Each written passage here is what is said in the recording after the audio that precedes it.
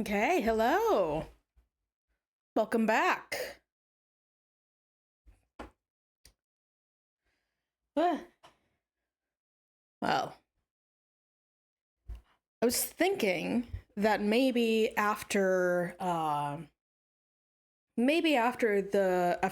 wrap up with reading Homestuck today, maybe I can watch the trailer for the animation pilot before I end stream. Maybe that would be interesting. Yeah. Okay, let's get started.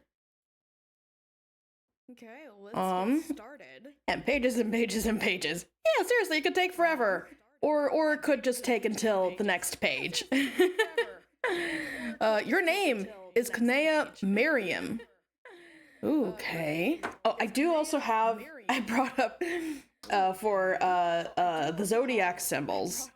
So that's Scorpio. So now I have a cheat sheet for the trolls, and I have a cheat sheet for the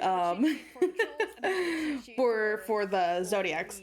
So I kind of have two cheat sheets for the trolls. Okay, hold on. Actually, I'm gonna bring up. I forgot to open my my troll cheat sheet actually. So just give me a second. I'm bringing that up. God, where did I save it? Oh, here it is. Here it is. God, where did I save it? Okay. Oh, here have that there. Okay.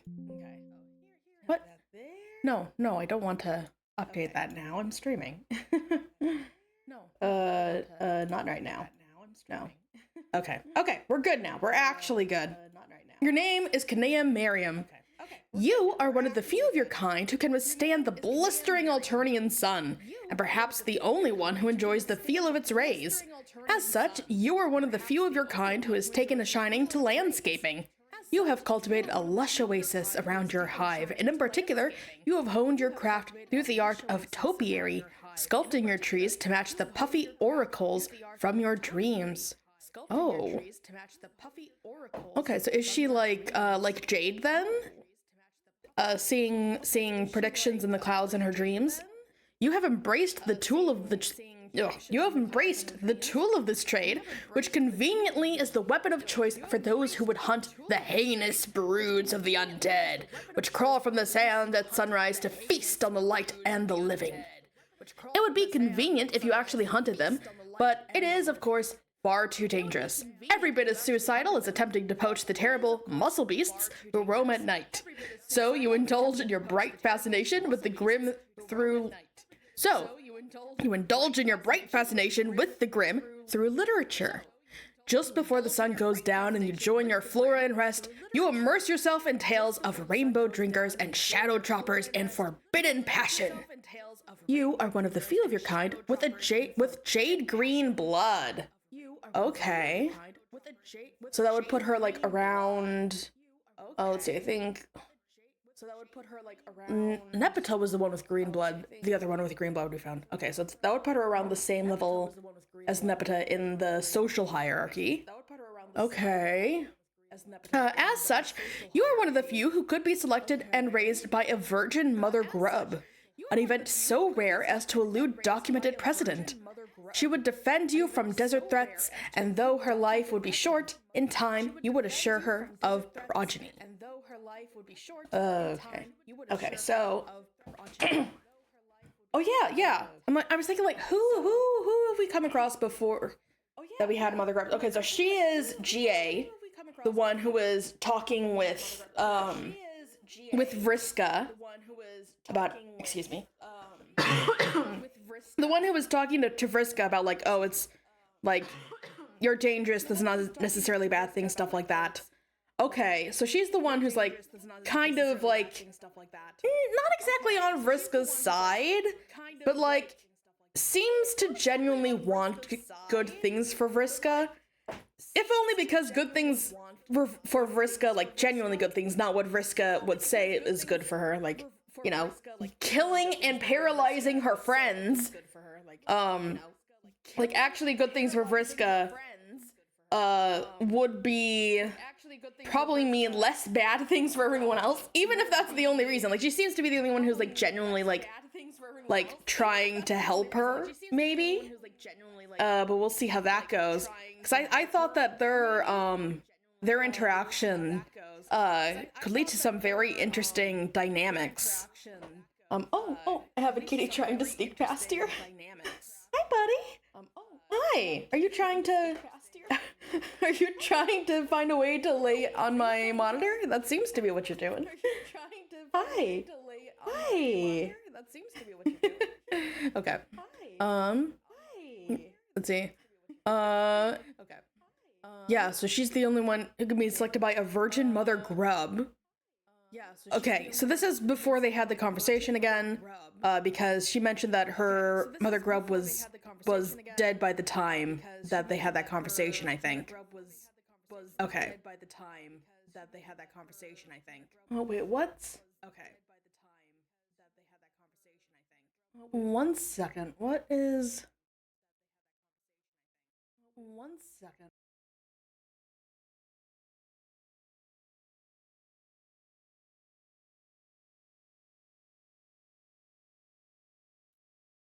Okay. Oh, I didn't... What? Didn't have it. Hold on. I gotta check. Am I actually going through here?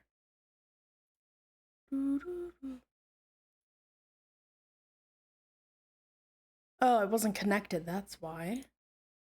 Okay. So you guys were probably getting an echo until then. Probably. But I don't know because my headphones weren't connected and I didn't realize. Okay, but I just noticed that on my, on OBS, it was showing audio coming through from the computer. I'm like, what? I'm not hearing anything. What's coming through? But I had on the tab I had open to monitor the stream, I didn't have it muted. But my headphones weren't connected, so I didn't realize that. So you guys probably had like a very delayed kind of echo from me there for a while. Oh wait, what? Now is my mic not coming through? Hold on. Okay, well, it looks like it's coming through OBS, but it's not coming through for the PNG tuber thing. Hold on. Oh, there we go. I just had to catch up with my headphones connecting.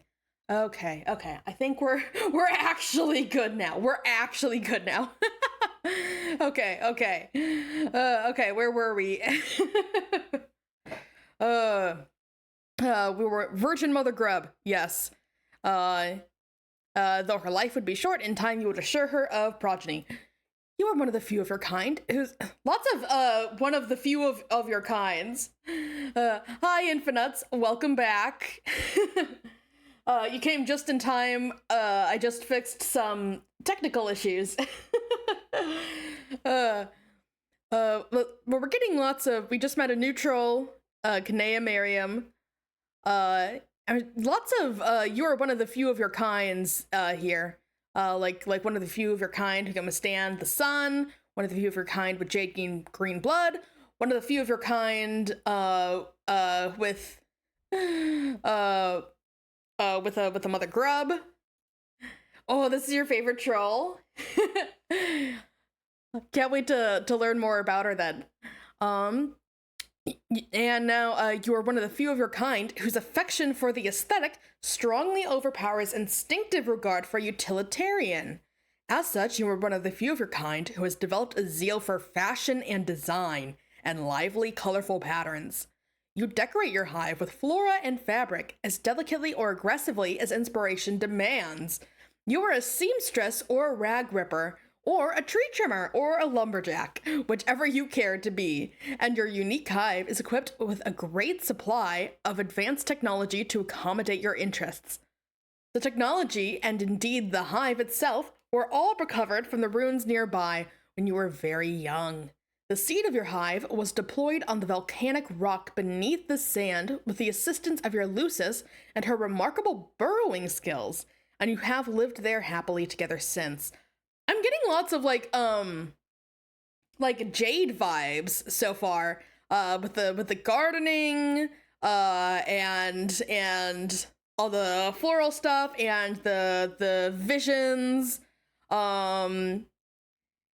Getting lots of like parallels to Jade so far. And with the volcano too, because Jade lived like right next to an active volcano, and so does oh god, what was her name? So does Kanea. So lots of Jade parallels here. You know the runes and the hive and everything here that is not sand and rock originated from the world of your dreams. You also know that one day you will visit this world while you are awake. That day is today. Okay, so yeah, she's like Jade, where when she sleeps, she goes to the other world, the world where like the spurb stuff is taking place. Okay. Your troll take is Grim Auxiliatrix, and you tend to enunciate each word you speak very clearly and carefully. What will you do? Equip chainsaw. Oh yeah, she does have a chainsaw. But yeah, very, very colorful room. Has a big bookcase. Lots of candlesticks here. But yeah, the white walls and stuff, and it seems, at least it's giving the impression of being pretty high. Yeah, lots of similarities with Jade. That's interesting. Okay, equip chainsaw. Wait, I just put together, like, she literally says that she has jade green blood. Oh, I did know that. The chainsaws were meant to be used for help with childbirth. Yeah. It seems insanely violent, but like kind of makes sense if you know anything about the insane history of women's health. But that makes me wonder, like, who was the first person who's like, oh, I'm having trouble cutting down this tree. Oh, well, maybe I'll grab this incredibly niche medical device meant to cut women open, and maybe that'll help me get down the tree. But yeah, like, I just realized, like, she literally says she has jade green blood. Of course she has a lot of similarities with Jade. Right, equip chainsaw. What chainsaw? You're quite sure there is no chainsaw leaning on that bookshelf. There is, however, a tube of lipstick on the floor. We're right back to what pumpkin? What pumpkin? Except now it's a chainsaw. The pumpkin's a chainsaw now. But it not just vanishes, it turns into a tube of lipstick? Okay, that's interesting. Fine, equip that then. Alright, let's settle. Oh, wait, her clothes just changed. No need to get hysterical. Oh, there goes your wardrobifier again. Never a dull moment in fashion when the randomized cycle's on. Yeah, Jade used the randomizer, the wardrobifier as well. Oh yeah, I was gonna check, like, what symbol this is. A Scorpio. That means nothing to me, but I guess but that's a Scorpio. Well, I guess it kind of makes sense. Like that bit coming off kind of looks like could be like a scorpion tail, maybe kind of whipping around. Item duality glitches. Yeah, that's interesting.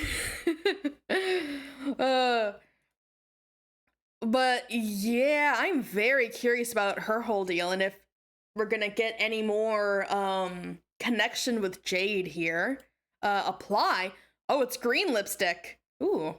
You can choose between your trademark jade or black, even though a troll's lips are naturally black, but they can always be blacker, and a lady with a true sense of style knows this. In any case, you think you'll mix things up and go with green for a while. Nice. But that is kind of true, like black and blacker, like there are like different types of black. It's pretty interesting once you start diving into color theory and realizing, like, oh, there are different types of black. No, Vriska is Scorpio. Kanea is Vertigo. Oh, Virgo. Oh, well, they are pretty similar. They both look like an M with a little bit coming off, but I didn't pay enough attention. Okay, so she's Virgo. Hi Mixolydi. Welcome. Yeah, lurking is fine. Lurking is fun. Yeah, but welcome back. We're having a bit of mix up with the zodiac here. But yeah, green lipstick. Nice. Oh, another randomized outfit. Answer CC. Oh my, it's the Pisces! It's the Pisces troll! Are we finally gonna learn more about the Pisces troll? Nice. Oh, and she has it like projected up here. Oh, that's interesting. Like she like everything's just projected. Projected keyboard, projected screen. She has no like actual hardware apparently. Okay, Cuttlefish Color began trolling grim auxiliary tricks. Hello. Oh, she has like a little Pisces emoticon there, it seems. Hey, Kanea! Glub glub glub glub glub. You seem more excited than usual, or less. I can't tell. Help me tell without saying glub. Glub glub glub glub glub glub glub glub glub. I am going to type this face now. Huh? Even though no one knows how to make a mouth do that question shape like that. Sorry. I can't really control the glubs. Oh, it's like a replacement for H. Okay. Hello, hi. Okay, haha, sorry. Okay, sorry. I can't really control the glubs. Yes, you can, but that's fine. You can glub to the content of your collapsing and expanding bladder-based aquatic vascular system if it means you are excited about something. I am excited. Okay, and puts a dash before E's. Okay, interesting. Okay, why? Everything we are about to do next is exciting. It is always exciting. I'm excited! Pachoo! It looks like one of your letters got away from you. Yeah, I really launched that one. You forked an innocent D loitering over there by the shout pole, minding its own business. Glub, glub, glub. Hey, let's stop being stupid for a minute. Yeah, sure. I'm just worked up about this game. It'll be great. I've been waiting a long time to get started. We all have. I thought so. I have been cloaked in a mood of perpetual anticipation for some time as well. We should compare notes, even though we are on different teams. Well, not really. Really? See, this is why we should be comparing notes. What notes would you like to submit for comparison? Well, I am going to join my team pretty late. I think I have to. I will need to connect after my goofball Moirail does, so I can keep my goggles on. His nefarious keep my goggles on his nefarious escapades. Okay, still getting used to this typing style. But Moirail, I think that was the name of one of the different relationship types that was mentioned at some point. Yeah, okay. I don't remember if we got told like what it means or not. It's a tough job, but it's important. Everyone has an important job to do. Yeah. Isn't that what you're doing too? Joining late to keep an eye on yours? I don't know for a fact that she's mine. Okay, yeah, okay. This new typing, yeah, the troll typing quirks are weird. Usually just takes me a bit of reading it to like get used to it. Yeah, how do you even develop a quirk like that anyway? It seems like it would take forever, like so much longer to type that way than just than just typing normally. You're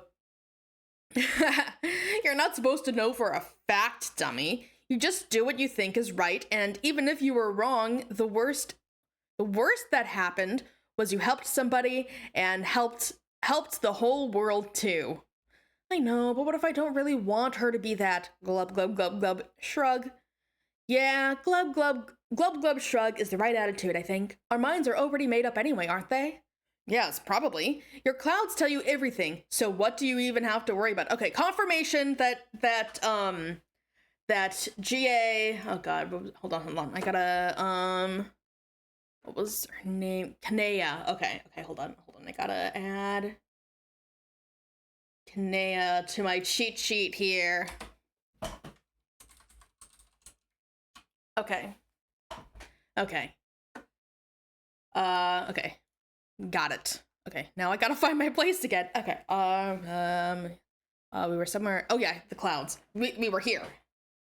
Okay. Oh yeah, I looked away for a second and I lost it again. Your clouds tell you everything, so what do you even have to worry about? They don't tell me everything, just as I'm sure she doesn't whisper everything to you. Okay, so the Pisces troll, I can't remember what what it actually stood for, but CC, the Pisces troll, also has a way of knowing something of what's going to happen, and someone whispering to her. Is she like how a radio was? Yeah, probably. Yeah, but then if I highlight and then go to my notes, oh, it does stay highlighted somewhat. Okay. Yeah, that'll work. I'll try to get in that habit. But yeah, but she says like, someone's whispering things to her. Does she like hear voices of the dead like Aradia did? Like Aradia does? Just maybe to a lesser degree because CC isn't dead yet. But yeah. That's true. Oh, shucks. Now I'm gonna get sad. She'll be gone soon. Oh, is it her Lucis? Though I guess it'll be a relief not to have to worry about keeping her voice down anymore. I wonder if any other kid on the planet has as many burdens in the fire as you. I doubt it. They aren't burdens. Oh, okay, I guess they are. But I love them, and I wouldn't have it any other way because this is why I'm here. On that note, I think I'm going to say goodbye to her. Maybe you should too while you have the chance. Even though I'll see her again soon, which still seems kind of strange to me. But that's why this is all so exciting! Kanea, bye! Hello, Hamburger Lol. Welcome. Kanea, check on Lucis. Oh yeah, I want to see her Lucis. We're getting another outfit change. You had nearly forgotten. Today her time would come. Maybe you should be there in her final moment. But then it isn't exactly final, is it? Death is pretty confusing without the finality. Yeah. Okay. Oh, it's too late. You better change back into your work clothes. No point in getting a good dress dirty. Oh, so her Lucis is already dead? Her grubmother? Aw, well that's sad. She didn't even get to say goodbye. Go downstairs.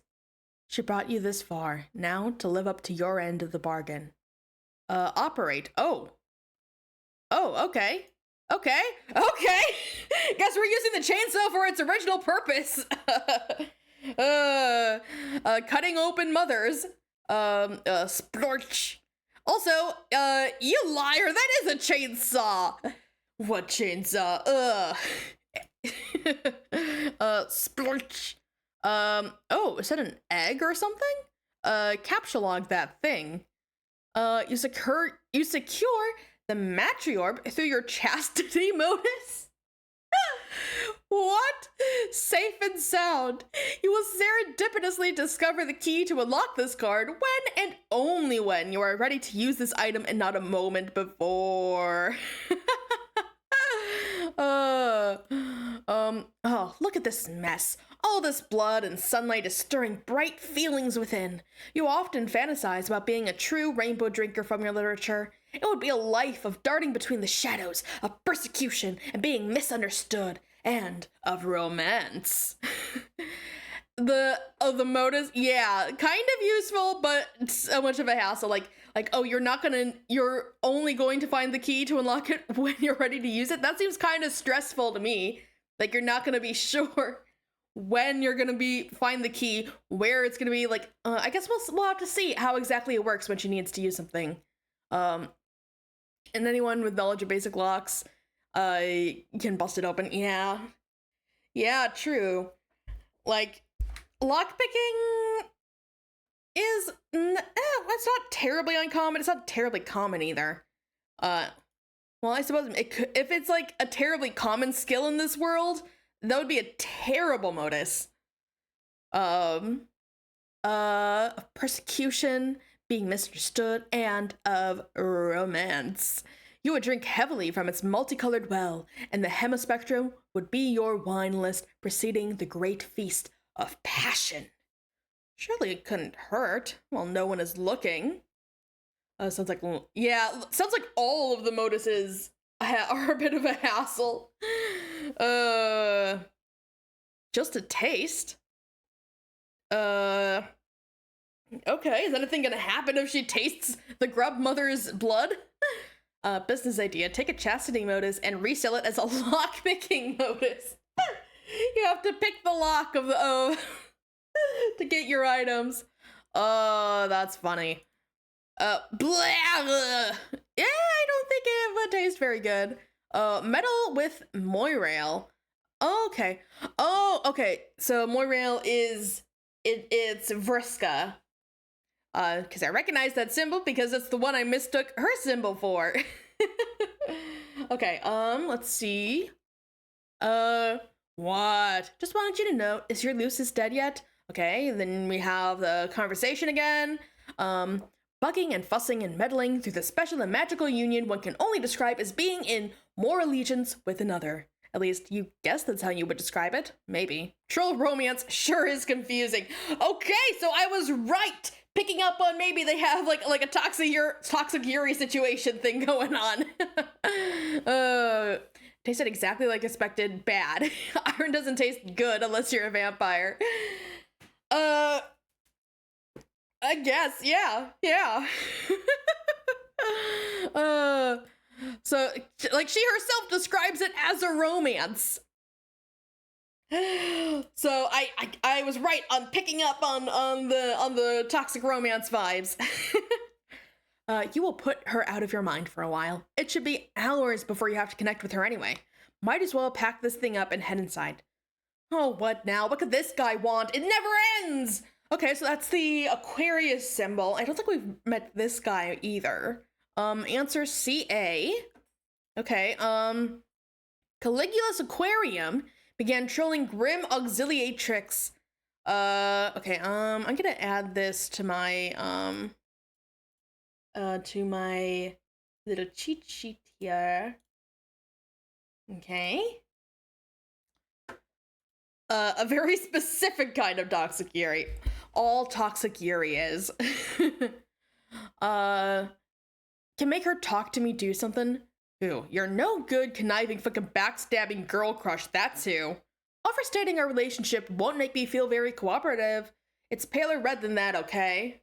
Psh, that's a fucking laugh and you know it. Everyone does. So help me out. Tell her to talk to me. I think she blocked me. You got to. Why do I got to? I don't got to, and every time you take my help for granted, I feel like I got to a little less. Whatever. You're so the village two-wheel device when it comes to auspicing. Ugh. You can't let a grudge go by. You won't stick your busy stem betwixt. So get with the program, fussy fangs. If your slander weren't so predictable, I'd block you too for saying that. Has it occurred to you she may have blocked you because you're very overbearing? I just said that aloud now in your silly accent and had a private moment of enjoyment.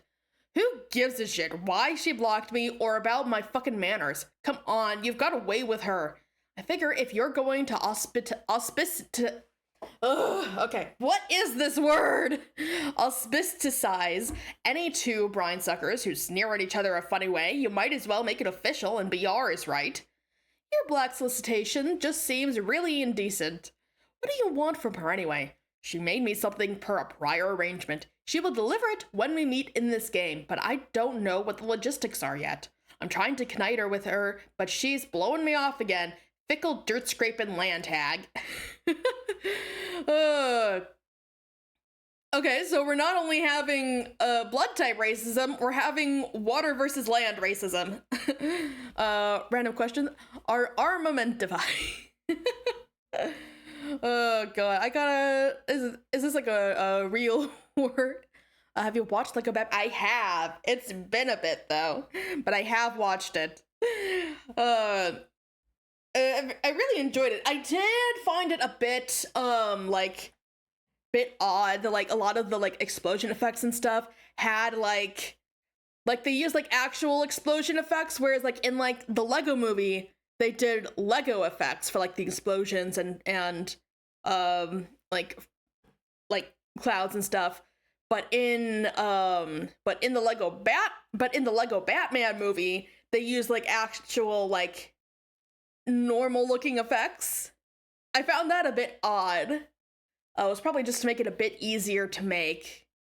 But trust me. Oh, it'll help in understanding what's going on. Oh, like is it like a Joker Batman situation here? Like they're like oh, we're enemies but also kind of gay lovers, maybe. Possibly. The original game, it's a great game, maybe the best Lego game. I haven't played any Lego games. Not a high bar. Are they not very good typically? I've never played any Lego games, so I can't say. One of the types of relationships is Joker Batman. Okay.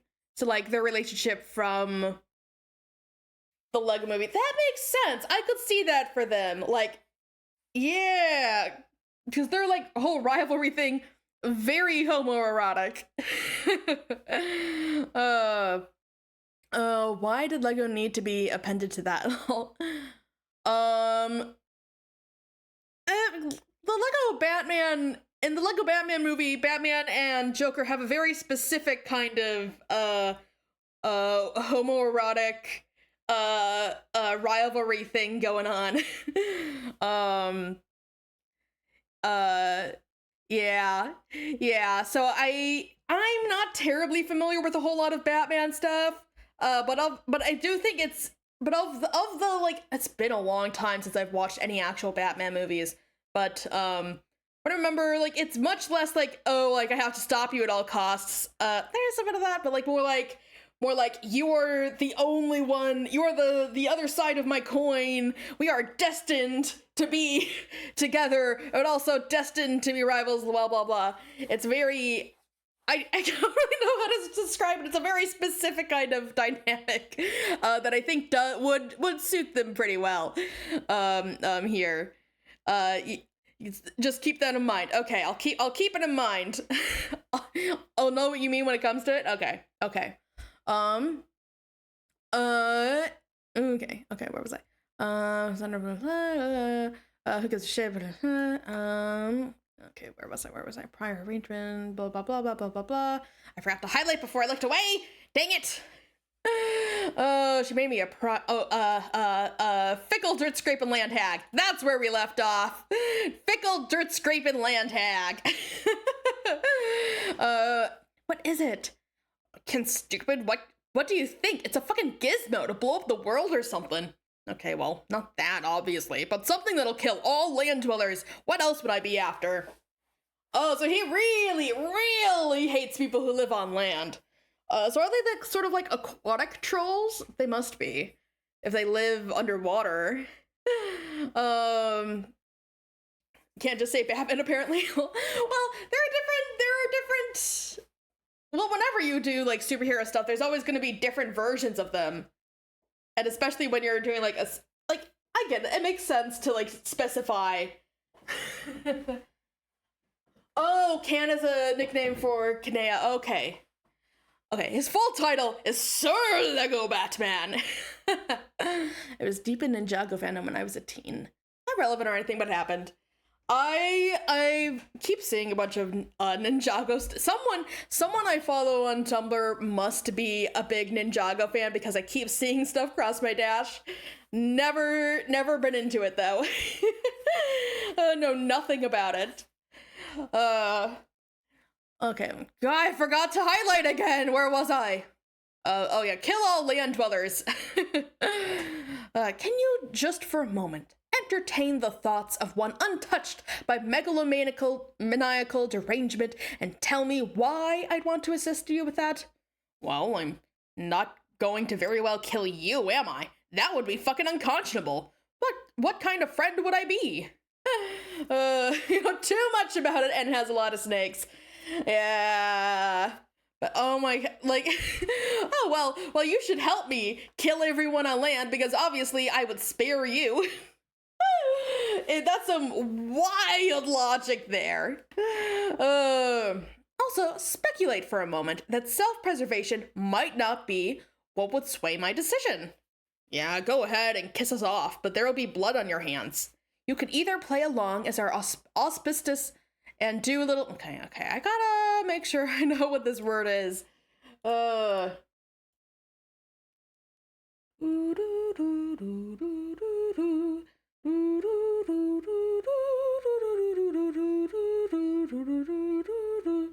Okay, I haven't even read anything. I just saw that the first link was MS Paint Adventures wiki, so I'm not going to read any further than that. So it is just a Homestuck thing, and it's not a word that that I just forgot existed. Okay, yeah, it's not a real word. I didn't read any further. I just saw that the first link was MS Paint Adventures, so I think it's just a Homestuck thing. Yeah. You can either play along as or auspicious and you can either play along as or auspicious. Assume all words in Homestuck are made up for Homestuck.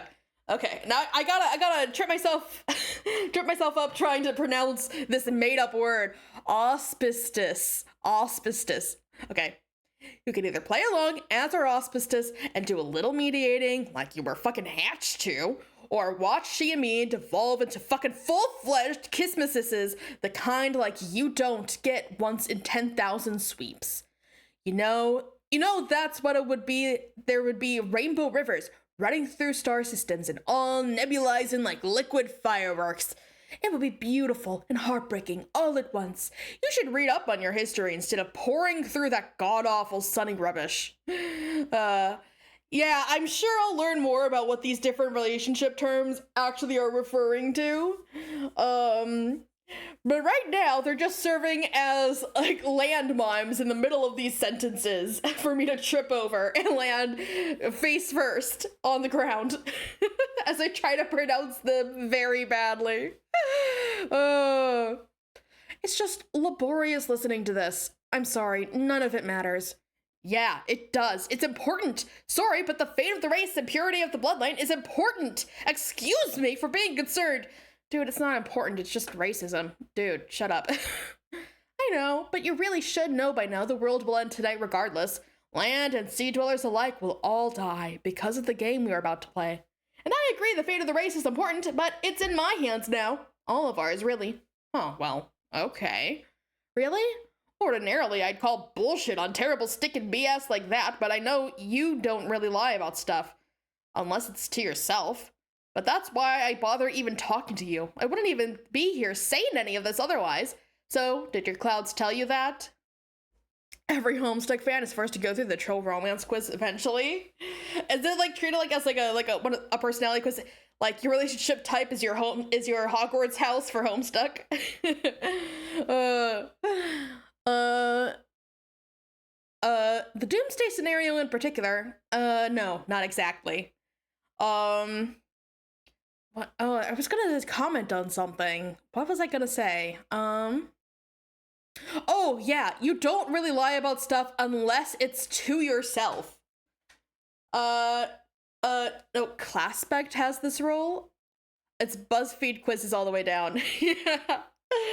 I would not be surprised. Yeah.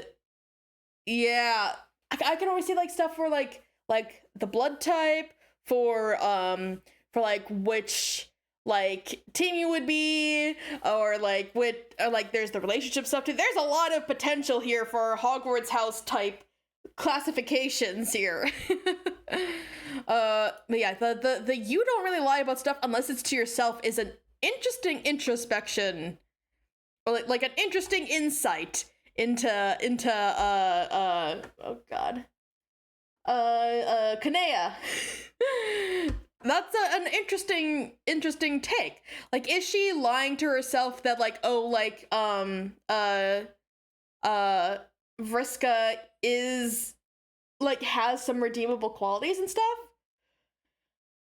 Which stray Specumus are you? And take this quirky quiz. No, but there is no good result. The one I got most of the time on the quizzes were Air of Light. Oh, interesting. I'm sure I'll find that more interesting once it's fully clear to me what that means. But yeah, the you lie to yourself thing is pretty interesting. The doomsday scenario in particular? No, not exactly. I got clouds and they don't tell me shit. They hide nothing but misfortune and monstrosities. Fucking pain in the ass fucking clouds. So, how do you know then? I have another source.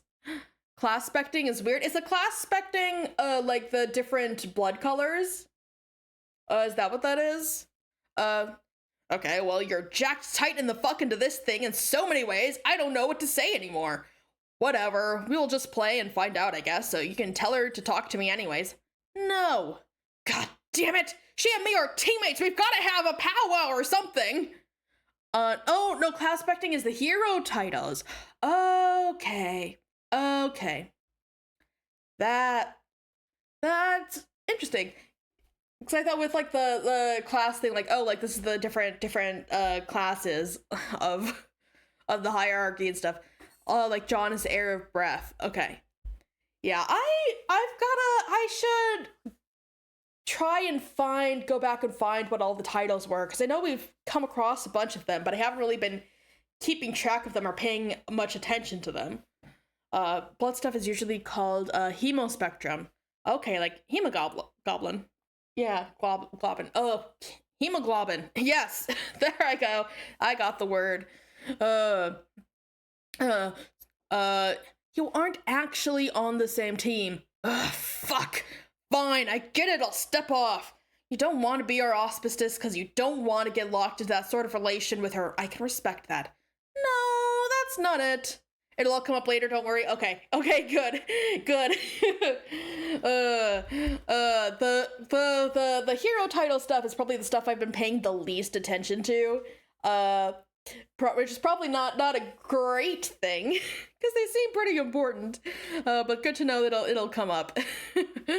No, that's not it. Yeah, it is. Your real feelings run pretty awful, Ruddy methinks. Everyone knows it. Especially that ass-blood Karkat. He and me have you so pegged about that it's upright silly. But it's cool, it's totally fine. Don't worry, I'll leave you alone and give you a shot. It's unbelievable. Her patience. You haven't dove into it properly yet, so it's okay. Okay, that's good. We're still early days. We're still like 2,000 pages out of 8,000. We're only like a fourth of the way through. We have a lot ahead of us. What? Whoa, wait, who? Never mind. Oh, what a bird. Like, oh, it must take incredibly patience to put up with your conversations. Okay, wait, did she talk to you today? What did she say? Or glub or whatever. Oh, so they're talking about the Pisces troll. That she must have incredible patience to deal with them. Something about longing to touch you indiscreetly.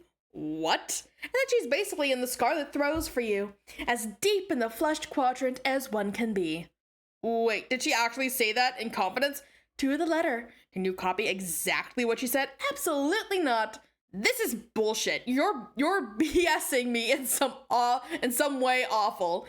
You don't lie, but you do tease, and I'll transfuse my kick-ass royal blood out with incontinent muscle beast discharge if I won't know when I'm getting hooked. Same conversation John and Karkat had. Basically, yeah. Yeah. Oh, but like he's like, oh, royal blood and whatever. If it keeps being consistent that their typing color is their blood color, then he has pretty purple blood. So then that probably means that purple is probably like like above blue then maybe. Because we know at the bottom is red. And somewhere near the and at the top, so what I thought was the top was blue. So purple must be above blue. If that's keeping consistent.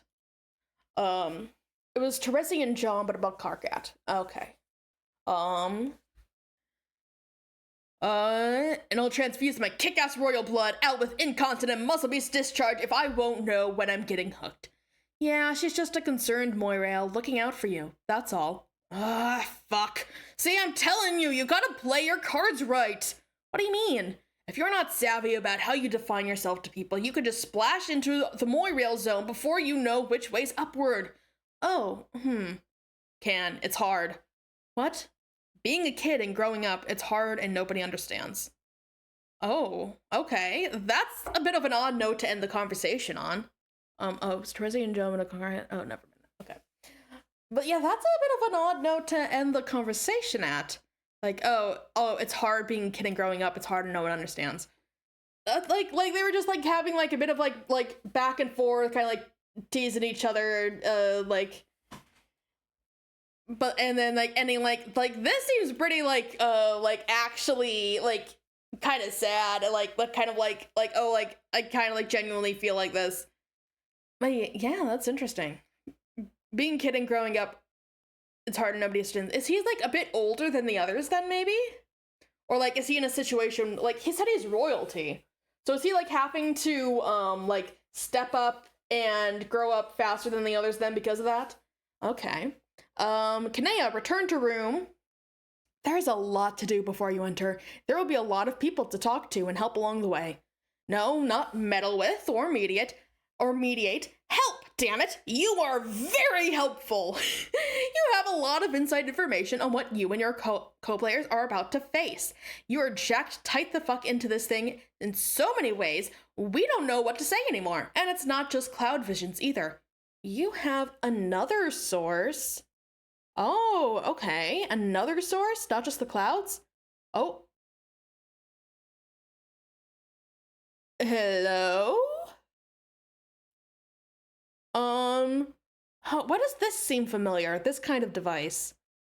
Why? Where have I seen this kind of device before? I don't remember.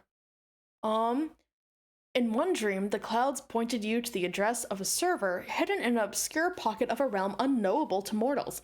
It contains a journal written by a young member of an alien species. It's Rose's guide. Of an alien species. She has documented her experiences playing the game you are about to play. Oh. Nice. You can only assume this took place a long time ago. This race is likely ancient, preceding yours by millions of sweeps, maybe billions. You like to try and imagine the adventures of these players. Were they successful in repopulating their race? Did they manage to protect their matriarch and hatch a new mother grub? Could they hold it together? Or were they torn apart by the complex social dynamics, the mate sprite ships, and more allegiances and auspicisms and kismicitudes? Oh god. We're gonna pretend I pronounced all those words correctly. That will surely plague your group along the way. You have little doubt they succeeded with flying colors. Maybe not. It is yet to be seen, but we know the trolls don't have as good of luck. But yeah, that's nice. We could, you have little doubt. Oh, this is how she's imagining Rose. Okay.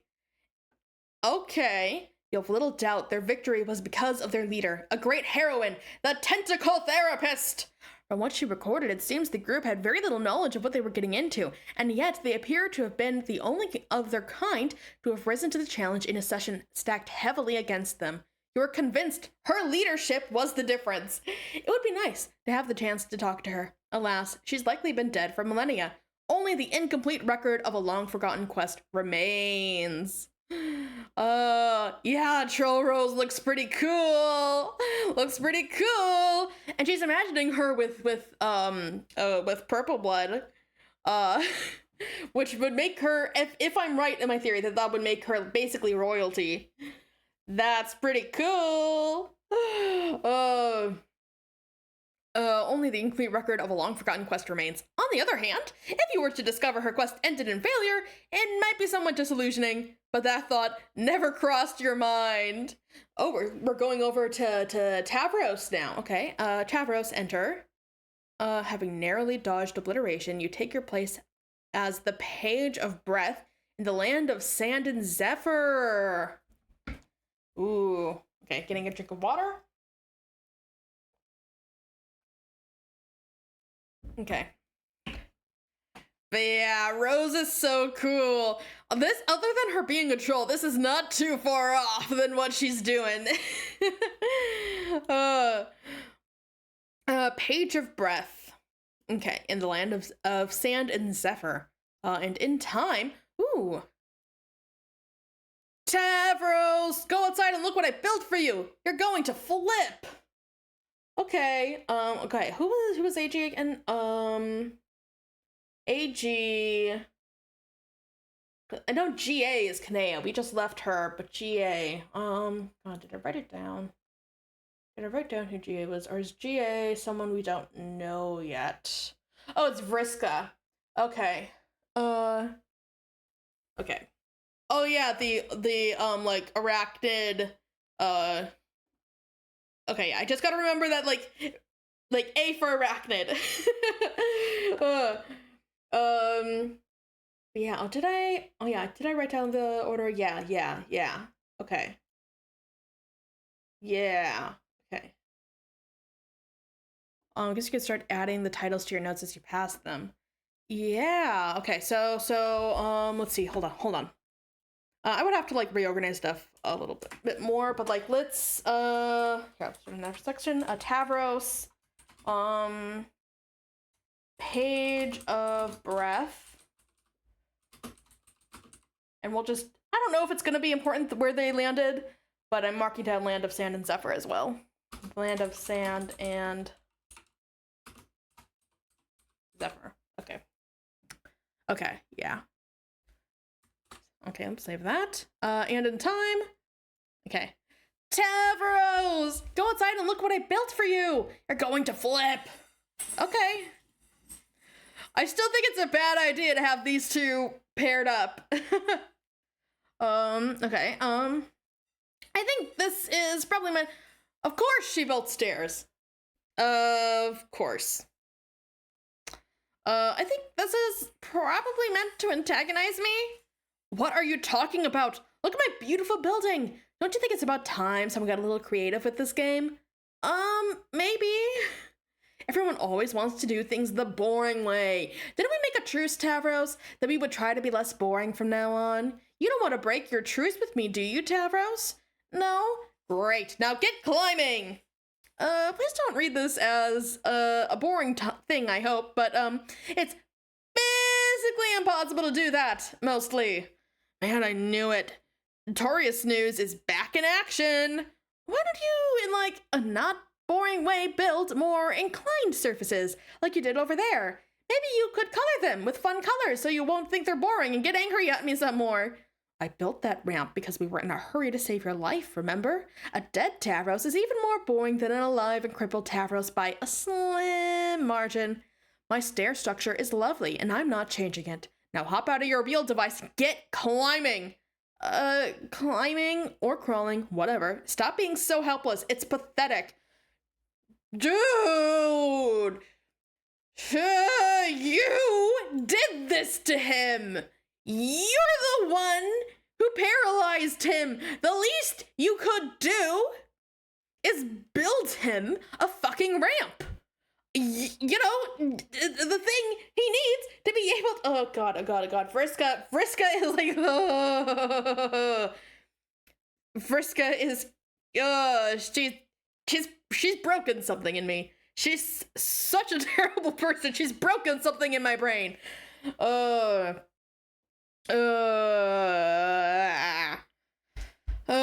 crawling, whatever. Stop being so helpless. It's pathetic. It'll take a long time. What's the rush? You're in the game, safe and sound. Look in the sky. Do you see any meteors? I sure don't. But there are imps around, and I'll be sort of defenseless, lying down on the stairs. You did not just use that excuse. We both know you can commune with these things. Hey, why don't you psychically command them to carry you up? Oh my god, that's a great idea! Once again, leave it to Vriska to come up with the creative solutions. I wouldn't really want to make them do that. I just don't understand why. We can't do this the easy way. What good would that do? What good would that do you? Whatever the purpose of this game is, it makes you work hard for it.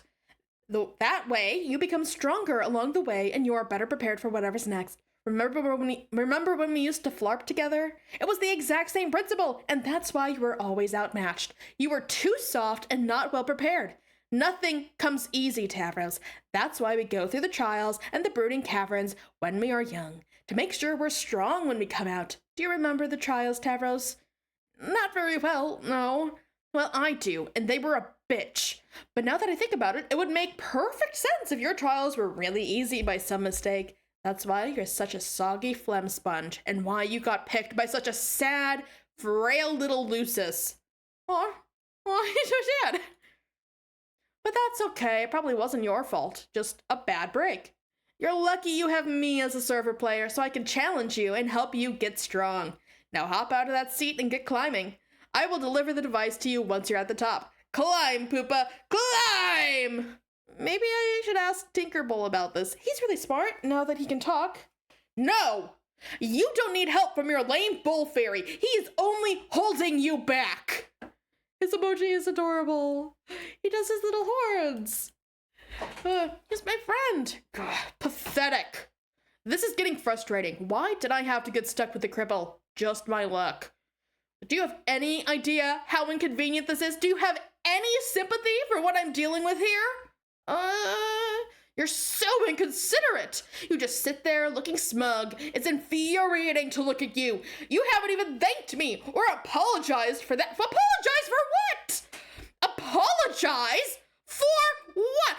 Vriska, have you apologized? Have you apologized to him for paralyzing him for life? Vriska!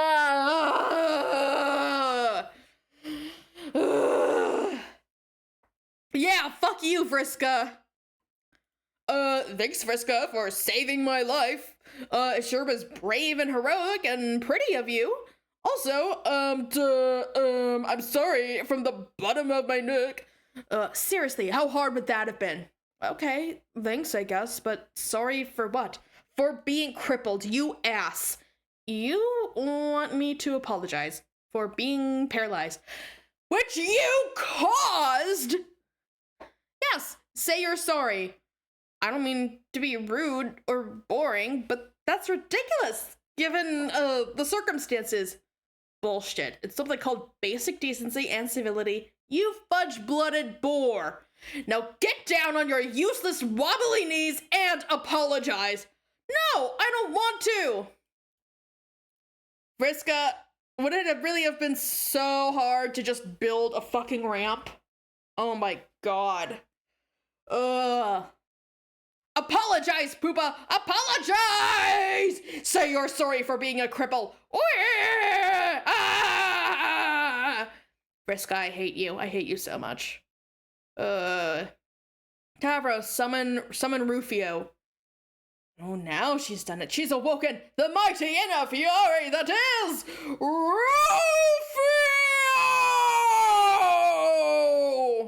But unfortunately, Rufio is not real. He's imaginary, a fake. Like a made-up friend, the way fairies are. You continue to be sad and alone. Oh, it is the saddest gift. Oh, look at him. Vriska, wipe that smug smile off your face. Oh. Kinea, mediate. Oh, Vriska.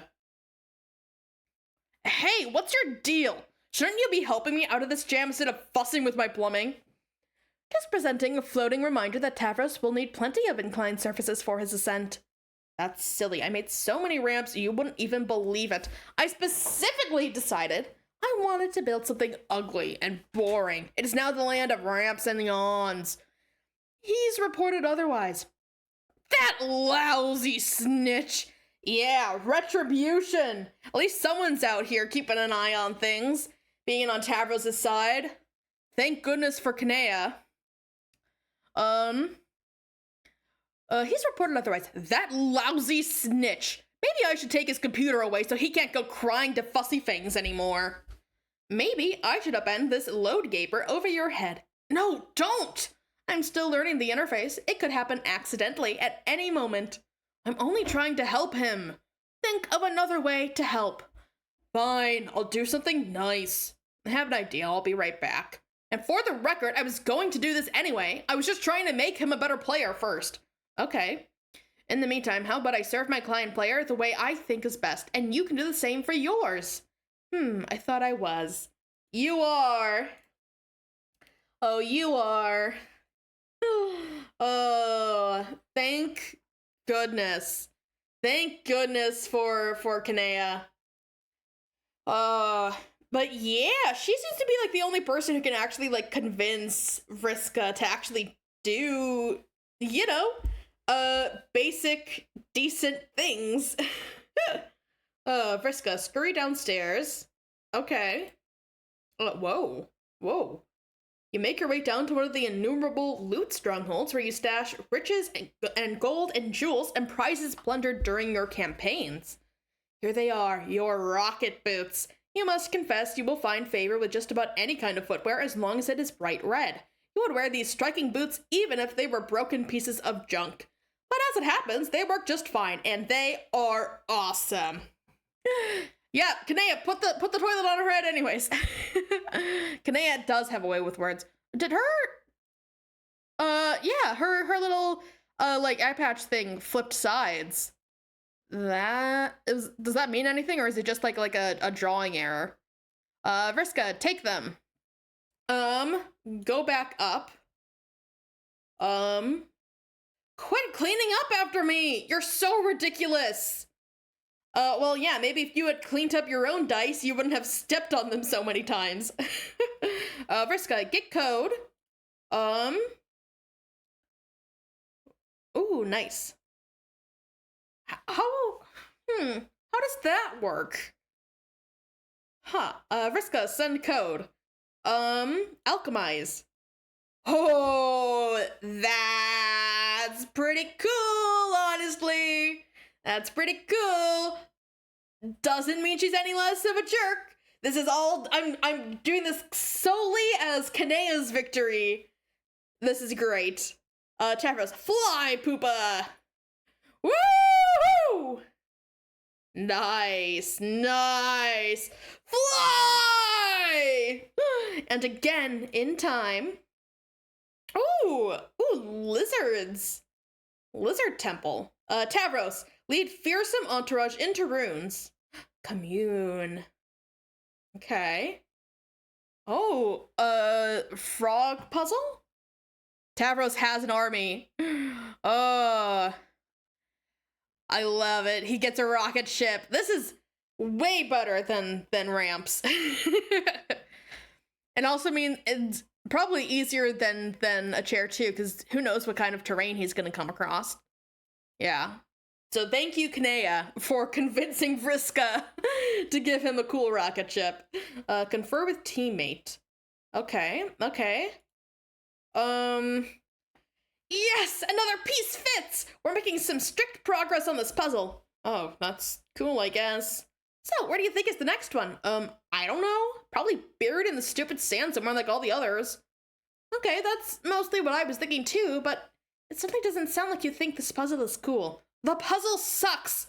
All these puzzles suck! If I have to help you put one more dumb slab of boring rock into another stupid wall indentation, I'm going to put an indentation in my desk with my face! But it looks like a frog, and that's kind of fun. Snore. These puzzles are for wigglers.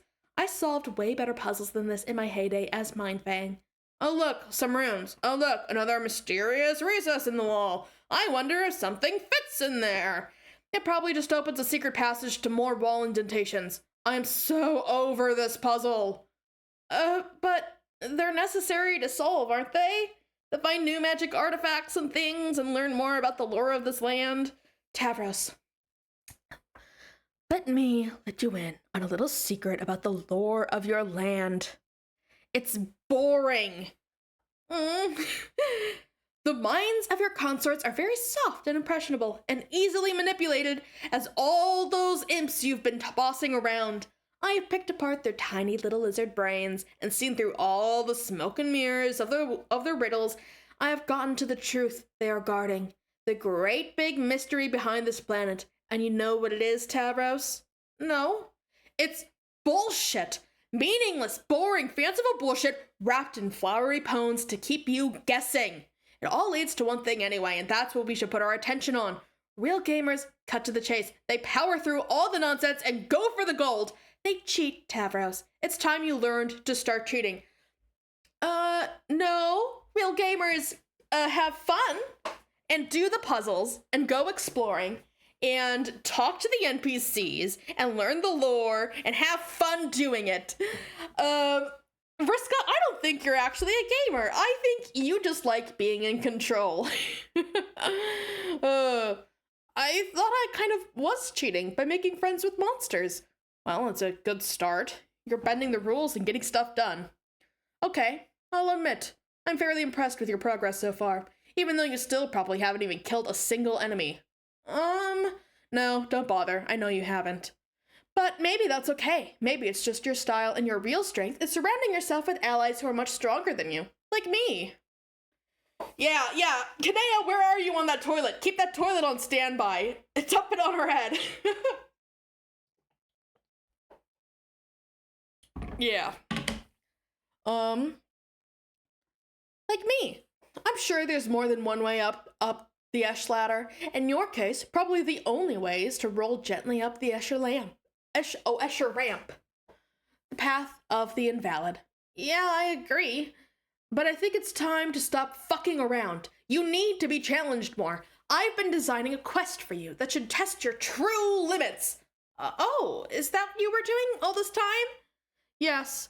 I mean, not that I don't appreciate it, but, don't you have your own quest to do? Yeah, well, after she got me in the game, Kanea just left me in the lurch. Probably because she's dealing with her own crisis now, which is just as well, because I was starting to get nannied hard. You wouldn't even believe it. By nannied, do you mean Kanea tried to keep you on task and not go off the rails? Nannied? So I had some time to kill. I drew you a map. Whoa. Here, take a look. It marks what will be your new destination, where you will find the ultimate challenge. More boring puzzles, ignore them. To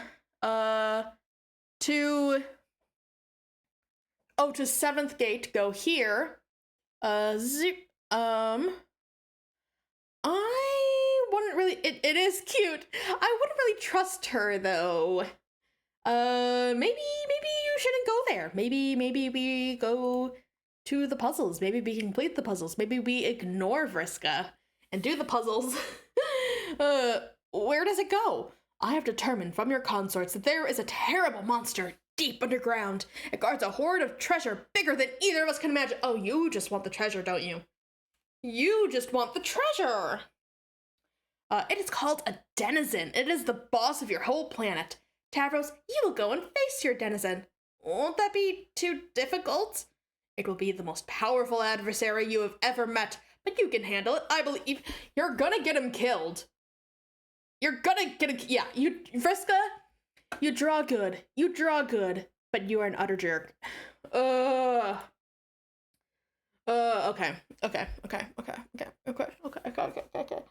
Vriska, you've already killed one of your friends, don't kill another one.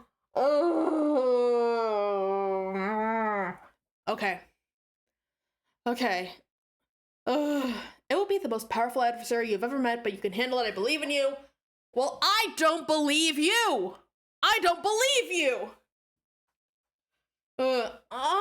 Thanks. I mean, I respect that you have lots of, piratey bravado about stuff, and you type fast about it, but I think this is foolish and not sensible. I will probably just get killed, realistically. Yes. Maybe. That's the risk you have to take by being a brave adventurer. But it's a good opportunity to apply your cunning. Maybe you can rally a huge army to bend to your will and overwhelm the monster? Who knows? It's up to you. This is it, Tavros. It's time to sink or swim. I should get Kanea's advice. Or maybe Karkat, since he's the leader. No! Oh god, every time. Always going and getting to others to bail you out. Anyway, Kanea's missing in action, and Karkat has his head up his nook with his new stabby hate friend. Neither can help you. Yeah, Kanea, where are you with that toilet? We need the toilet! It's just hard to figure out if you really think this is a good idea strategically, or if it's just more of the thing where you harass me but sound excited about it. Tavros, I know no one believes me about this. Probably not even a gullible dope like you. But I actually care about your advancement as a player. Everything I have done has been to make you stronger. You're right. Nobody believes you about this, including me! Including me! I don't believe that you actually have his best interests at heart here. Yeah. Toilet! Toilet already! Ugh. Kanea, we need you to knock her on the head with a big ceramic bowl of shit. Okay. Okay, I still don't know what to believe about that. Ugh, you're useless. I'm done talking about this. Now shut up and point that cherry vehicle of yours towards the X on the map. Next up, gate 7. Let's go. This isn't optional. You know very well that I can make you go to that gate whether you want to or not. But I would rather not have to come to that. What will it be? Advance or advance? Okay, I will go. Oh, one last thing. Equip your Boy Skylark outfit. This will be Poopa's last stand. I mean, sit. Vriska! Yeah, no, Tavros. Tavros, don't do it. Don't do it. Don't do it. Don't just believe her that the others can't help you. At least try to reach out to them. No, I don't want to. I don't want to do it. I don't want to do it. I don't want to do it. No. Well, we have no choice but to go to the next page. Point cherry vehicle towards X on map. Oh, and we immediately crash. You proceed through what seems to be your second gate into the land of maps and treasure. The Thief of Light lies in wait. What? Is this a new person? Is this a different person? Because this doesn't even seem like the same planet.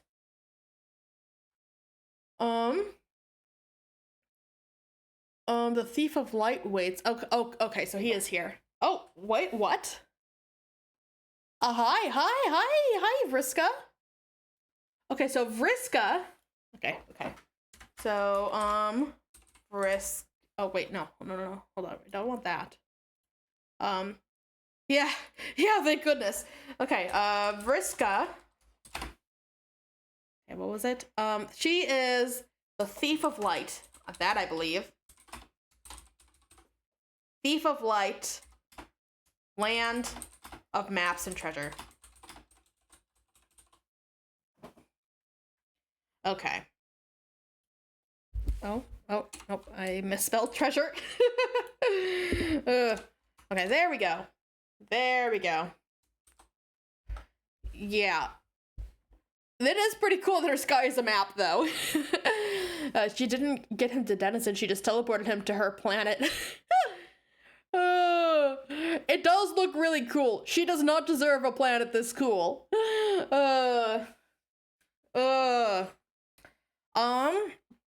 Vriska, wake up.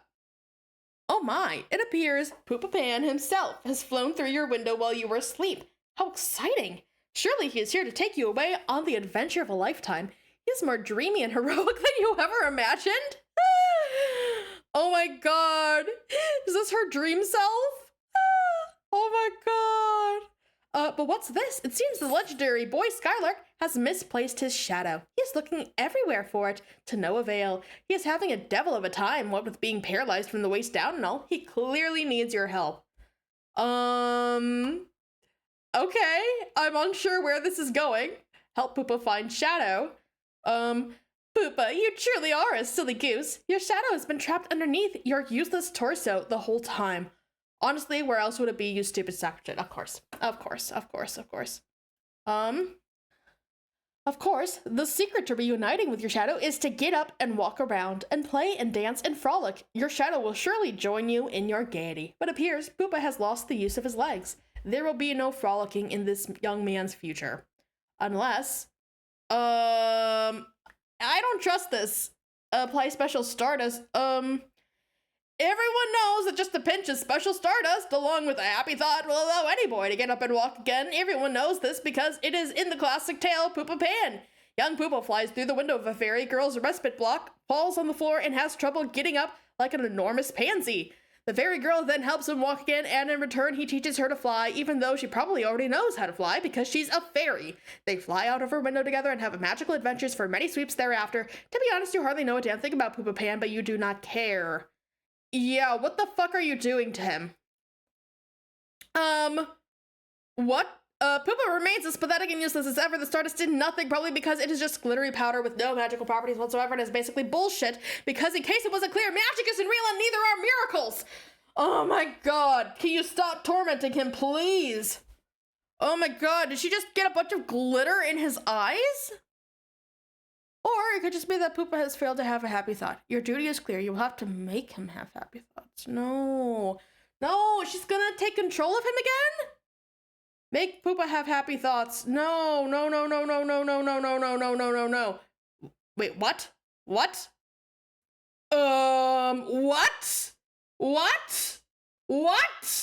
What? I mean, didn't she call him, like, back here, more dreamy and heroic? Vriska, I think your dream self has a crush on him. Oh my god. What the hell? What? First there was, Aradia, kissing, god, what was his name? The guy who made the robot thing, Equius, I think. Yeah.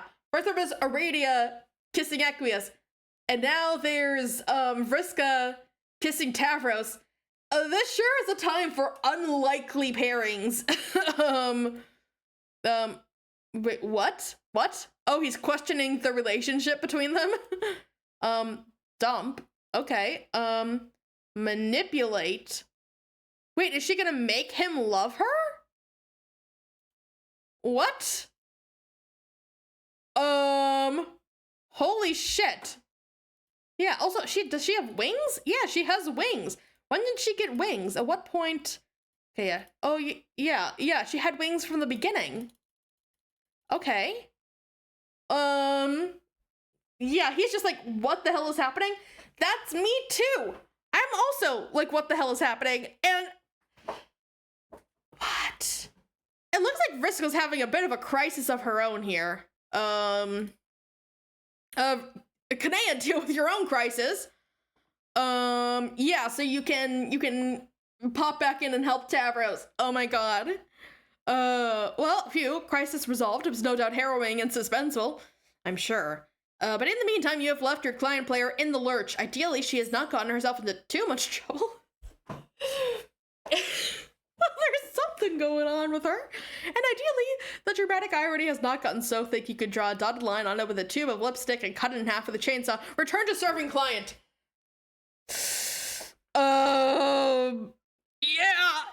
Yeah. So that's why she had you make this dress for her, and you just went along. That's what? You just went along with it like a sucker. You're such an idiot. Oh god. I have no idea what to think. What just happened? Can you spell it out for me? Because, I'm still very confused. There, sweetheart. Kanea, it's hard. Being a kid and growing up. It's hard and nobody understands. Try to understand. The problem is that when the subject of troll romance is broached, our sparing human intellects instantly assume the most ingratiating posture of surrender imaginable. But we will do our best to understand regardless. Humans have only one form of romance. Well, I'd argue with that. There's different types of romance. Here we go. We're getting the explanation here of the relationships. And though we consider it a complicated subject spanning a wide range of emotions, social conventions, and implications for reproduction, it is ultimately a superficial slice of what trolls consider the full body of romantic experience. Our concept of romance, in spite of its capacity to fill our art and literature and to rule our individual destinies like little else, is still just that, a single linear concept, a concept usually denoted by a single symbol, a heart. Yeah. Troll romance is more complicated than that. Troll romance needs 4 symbols. Red romance, black romance, concupiscent, conciliatory. Okay, their understanding of romance is divided into halves and halved again, producing 4 quadrants. The flushed quadrant, the calignous quadrant, the pale quadrant, and the ashen quadrant. Each quadrant is grouped by the half they share, whether horizontally or vertically, depending on the overlapping properties one examines. The sharpest dichotomy, from an emotional perspective, is drawn between red romance and black romance. Red romance comprised the flushed and pale quadrants. Okay. So these two, flushed and pale, is a form of romance rooted in strongly positive emotions. Black romance, with its calignous and ashen quadrants, is rooted in strongly negative. On the other hand, the vertical bifurcation has to do with the purpose of the relationship, regardless of the emotions behind it. Those quadrants are concupiscent, the flushed and calignous. Have to do with facilitating the elaborate reproductive cycle of trolls. Those which are conciliatory, the pale and ashen, will be more closely likened to platonic relationships by human standards. Okay, so we have, so like more platonic, more like sexual or romantic, positive, negative. Okay. There are many parallels between human relationships and the various facets of troll romance. Humans have words to describe relationships of a negative nature or of a platonic nature. The difference is, for humans, those relationships would never be conceptually grouped with romance. Establishing those sort of relationships for humans is not driven by the same primal forces that drive our tendency to couple romantically. But for trolls, these primal forces involve themselves in the full palette of these relationships, red or black, torrid or friendly. Trolls typically feel strongly compelled to find balance in each quadrant and seek gratifying relationships that each describes. The challenge is particularly tortuous for young trolls who must reconcile the wide range of contradictory emotions associated with this matrix while understanding the nature of their various romantic urges for the first time. Of course, young humans have this challenge too, but for trolls, the challenge is fourfold. Okay. So basically, for trolls to have like a full, like, healthy relationships, for them, healthy includes having negative, like what we would consider negative or even toxic relationships. So I guess that explains somewhat why Tavros is still willing to talk to Vriska and Karkat. But I still think, like, Vriska definitely takes it too far, and I still think he should definitely just cut off contact with her, if that was an option. But now, you know, they're paired as players. And I'm getting a drink of water.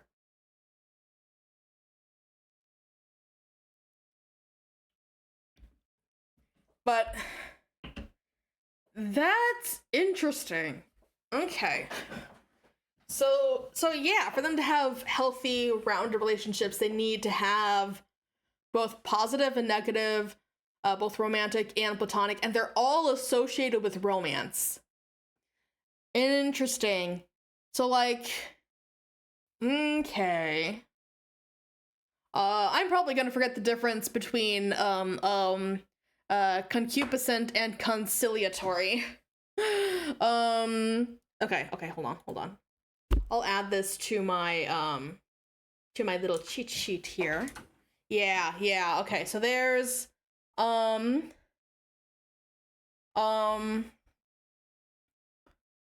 this is flushed, pale, calignous, ashen. Flushed, pale, calignous, ashen. And there's black versus red, red versus black, which is like positive and negative.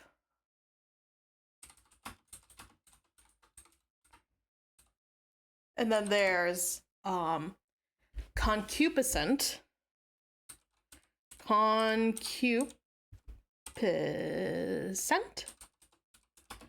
and conciliatory. My weird setup here is making it kind of difficult to type.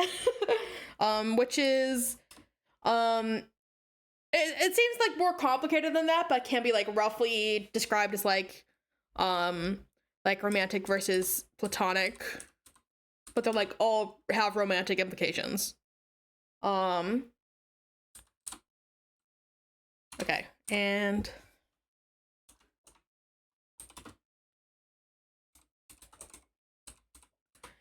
you're making your own Homestuck dictionary translation guide. Basically, yeah. Yeah. Yeah, okay. What to do facility the rabbit? Okay, so like, well, maybe less romantic and more like sexually, because it said it describes with like reproductive cycle. So like sexually versus platonic, and they're all have romantic connotations. Okay. Yeah, but I do like the idea of like, okay, so we represent romance with a heart. A heart is one of like the suits of like a card. What if we use the other suits to represent other relationship types? That's a pretty clever concept. I like that. Okay, but yeah, puberty for young trolls has gotta be a big mess. Examine flushed quadrant. Okay, we're using they are romantic. John's dad and Rose's mom, they are having a little something going on. When two individuals find themselves in the flushed quadrant together, they are said to be matesprits. Matespritship is the closest parallel to the human concept of romance trolls have. It plays a role in the troll's reproductive cycle, just as it does for humans. This is pretty obvious. Not much more needs to be said about this. Moving right along. Okay, so flushed is called matesprits. Okay. Right now I'm just kind of typing stuff down. I'll make it like more organized and pretty later. Okay, my thing. There we go. My thing woke up again. Okay, examine calignous quadrant. Okay. So like negative sexual relationship. Ooh, so the Black Queen and Jack. Joker Batman. Yeah, that makes more sense here. When a pair of adversaries delve into this quadrant, they become each other's kismesis. Okay, so this is calignous. So that's kismes. Kismesis.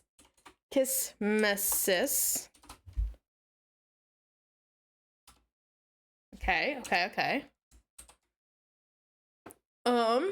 As one of the concupiscent quadrants, it plays a role in procreation as well.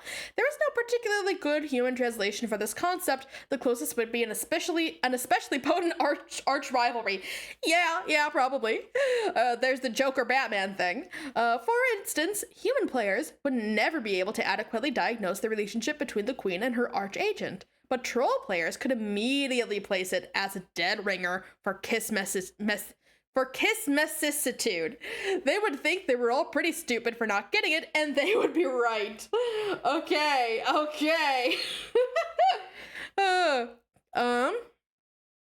Trolls have a complicated reproductive cycle. It's probably best not to examine it in much detail.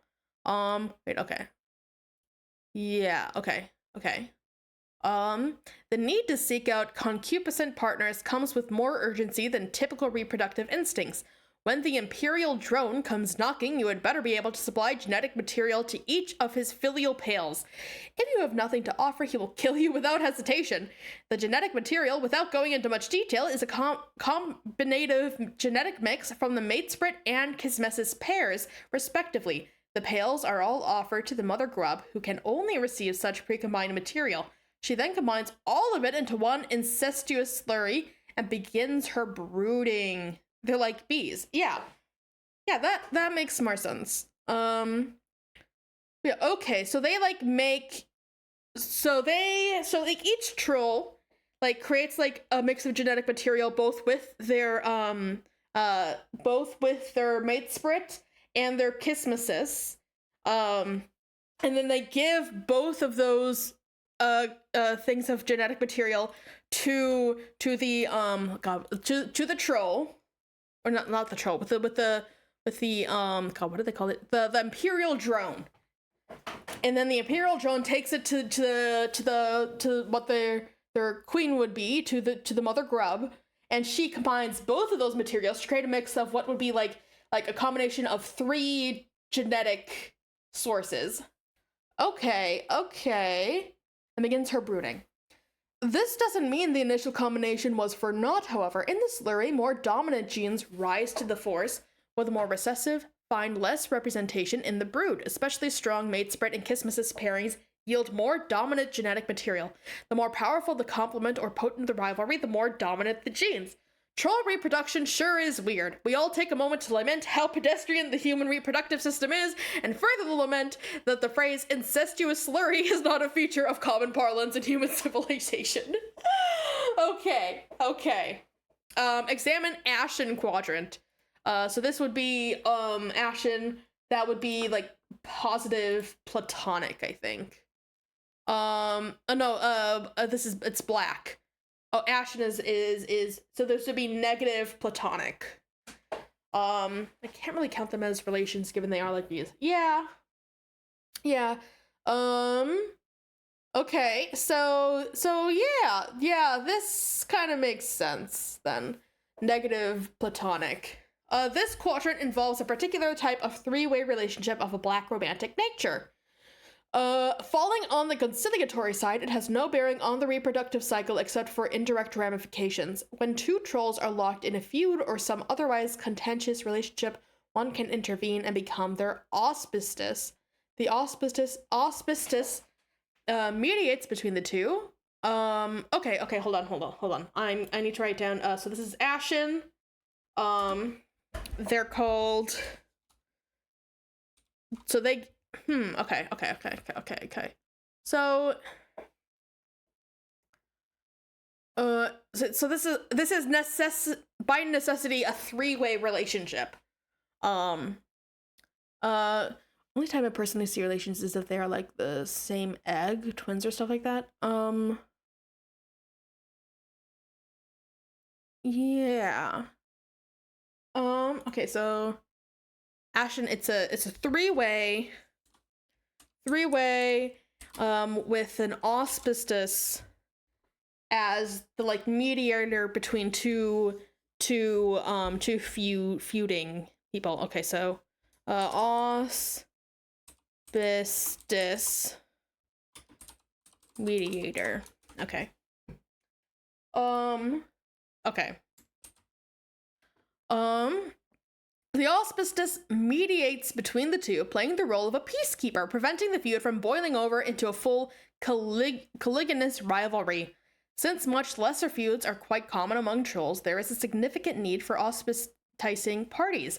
Without them, too many Ashen feuds would become calignous and begin to conflict with other exclusive kismesis relationships, leading to a great deal of social complexity and sore feelings, even more so than black romance usually involves.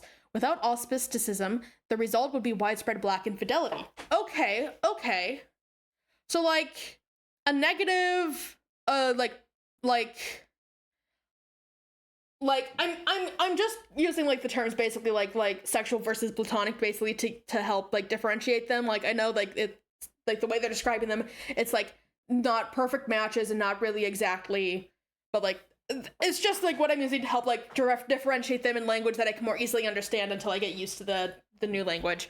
But like so like basically they're saying like, okay, like these the negative platonic relationships, the rivalries, basically they need to have a third party there, the mediator, to basically mediate for them. Otherwise otherwise it risks becoming a more of like escalating into a negative like sexual relationship, which is bad because they're typically exclusive, and that would lead to like infidelity and would lead to a lot of complicated stuff going on. Human minds cannot fathom this level of romance. Yeah. Okay.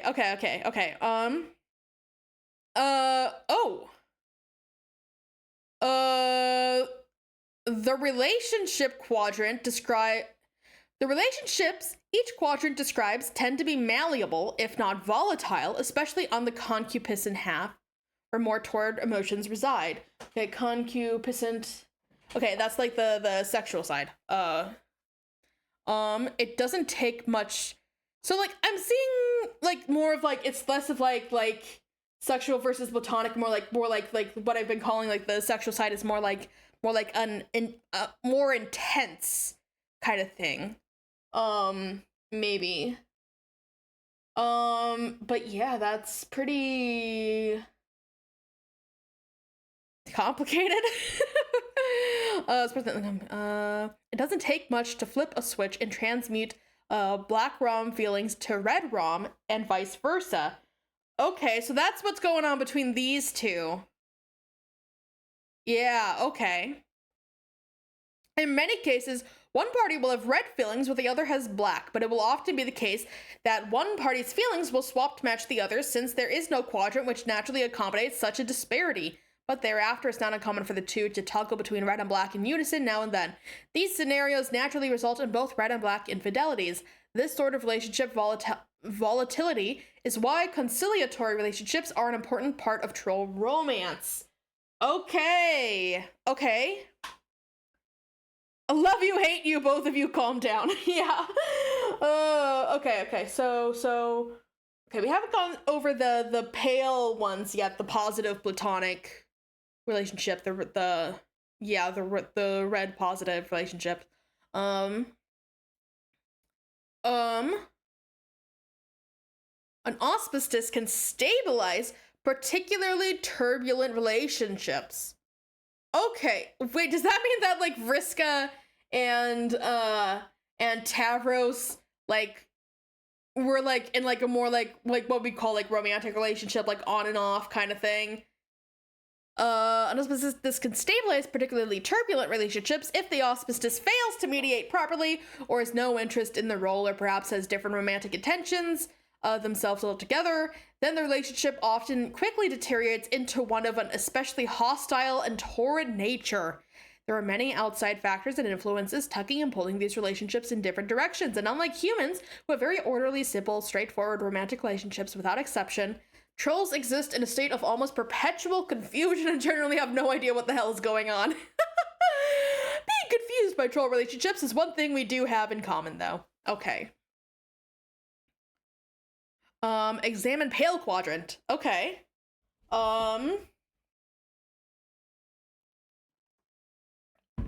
This quadrant presides over more allegiance. Okay.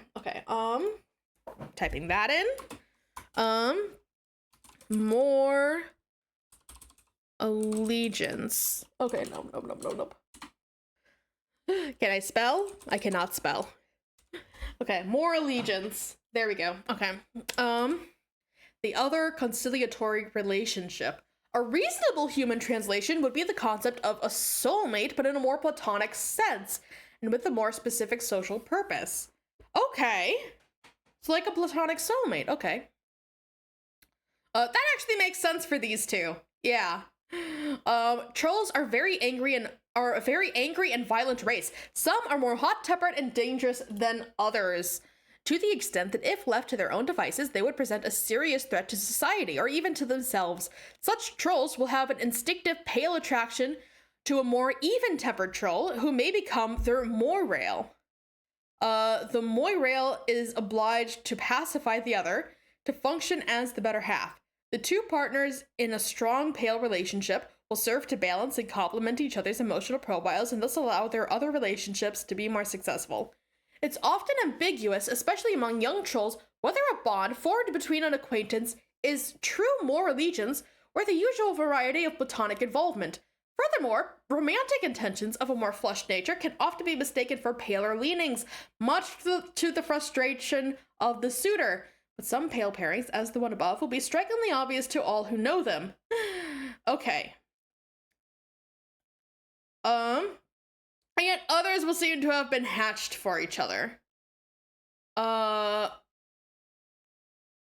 pairings, as the one above, will be strikingly obvious to all who know them. And yet others will seem to have been hatched for each other. Okay, so I'm guessing, so this, we finally see a full thing of the Pisces troll. And this is the Aquarius troll. Where is he? I thought he would be underwater too. Huh. He seems to be in like a desert area, maybe. Maybe a beach, actually.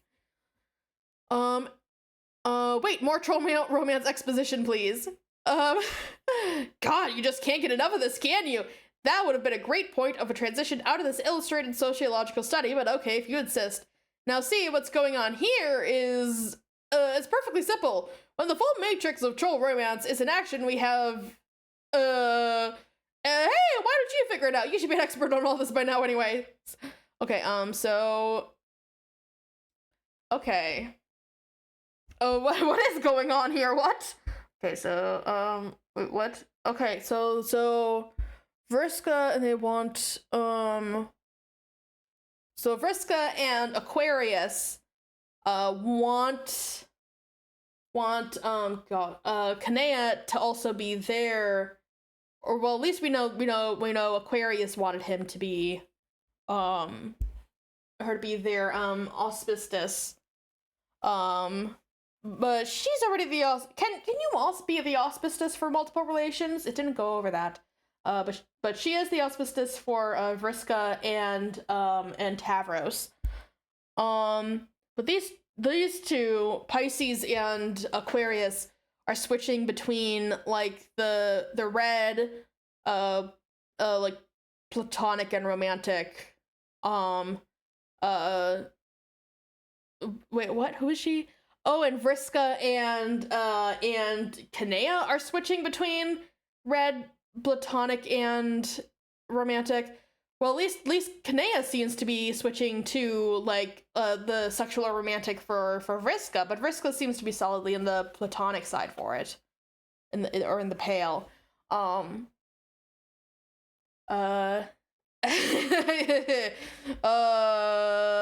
yeah, that's complicated. Okay.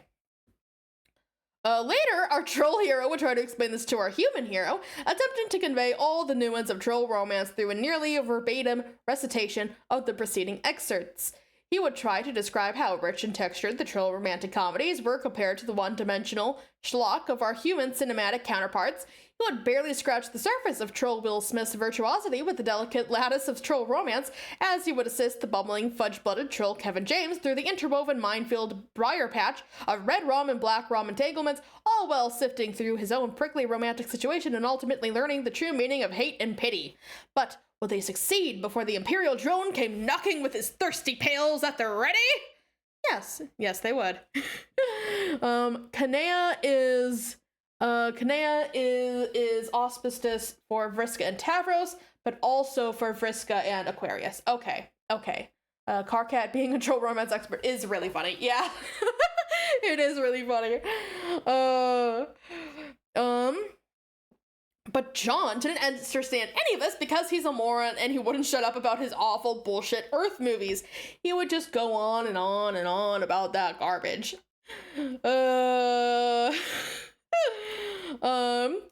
But if there was one theme to be hammered through his thick skull, it would be the troll's cultural preoccupation with romantic destiny. Yes, the romantic landscape is rife with false starts and miscues and infidelities, red and black. But every troll believes strongly that each quadrant holds one and only one true pairing for them, and it is just a matter of time before the grid is filled with auspicious matchups through the mysterious channels of troll serendipity. In short, their belief is that for each quadrant there exists a pair or triad of trolls somewhere in the cosmos that were made for each other. Wow, another great transition! You wonder if it'll stick this time! You have no choice but to take a stab at the rare and extremely dangerous 2x transition combo! Attempt 2x transition combo. Looks like it worked. So, who is this guy anyway? Oh, we get him before we get the cool Pisces troll? Okay. Take a drink of water. Okay. Oh, my thing fell asleep here. Okay. Yeah, who is this guy anyways? Oh god. Your name is Iridian Ampora. Irritant, do something awesome. We did see him a while ago. I don't think we didn't properly meet him though. We just saw like a hint of him, I think. Yeah, just his hand picking up that soda bottle. Do something awesome. Okay. Wait for it. Wait. Oh, okay, I'm waiting. Whoa! There she blows! Okay, that is pretty cool. That's pretty cool! Swoop. No,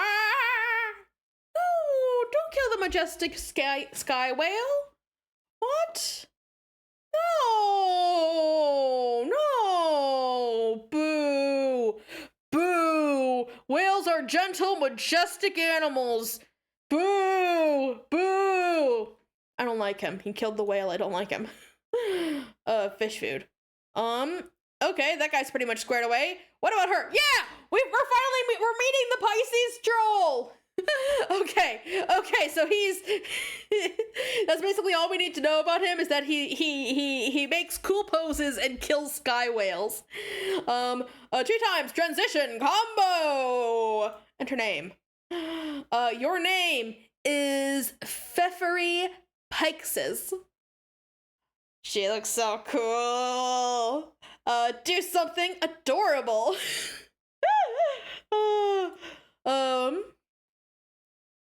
Okay, we're gathering up the whale fall, and we're bringing it over to over here. It's fallen. Oh no, there's a big tentacle reaching towards it.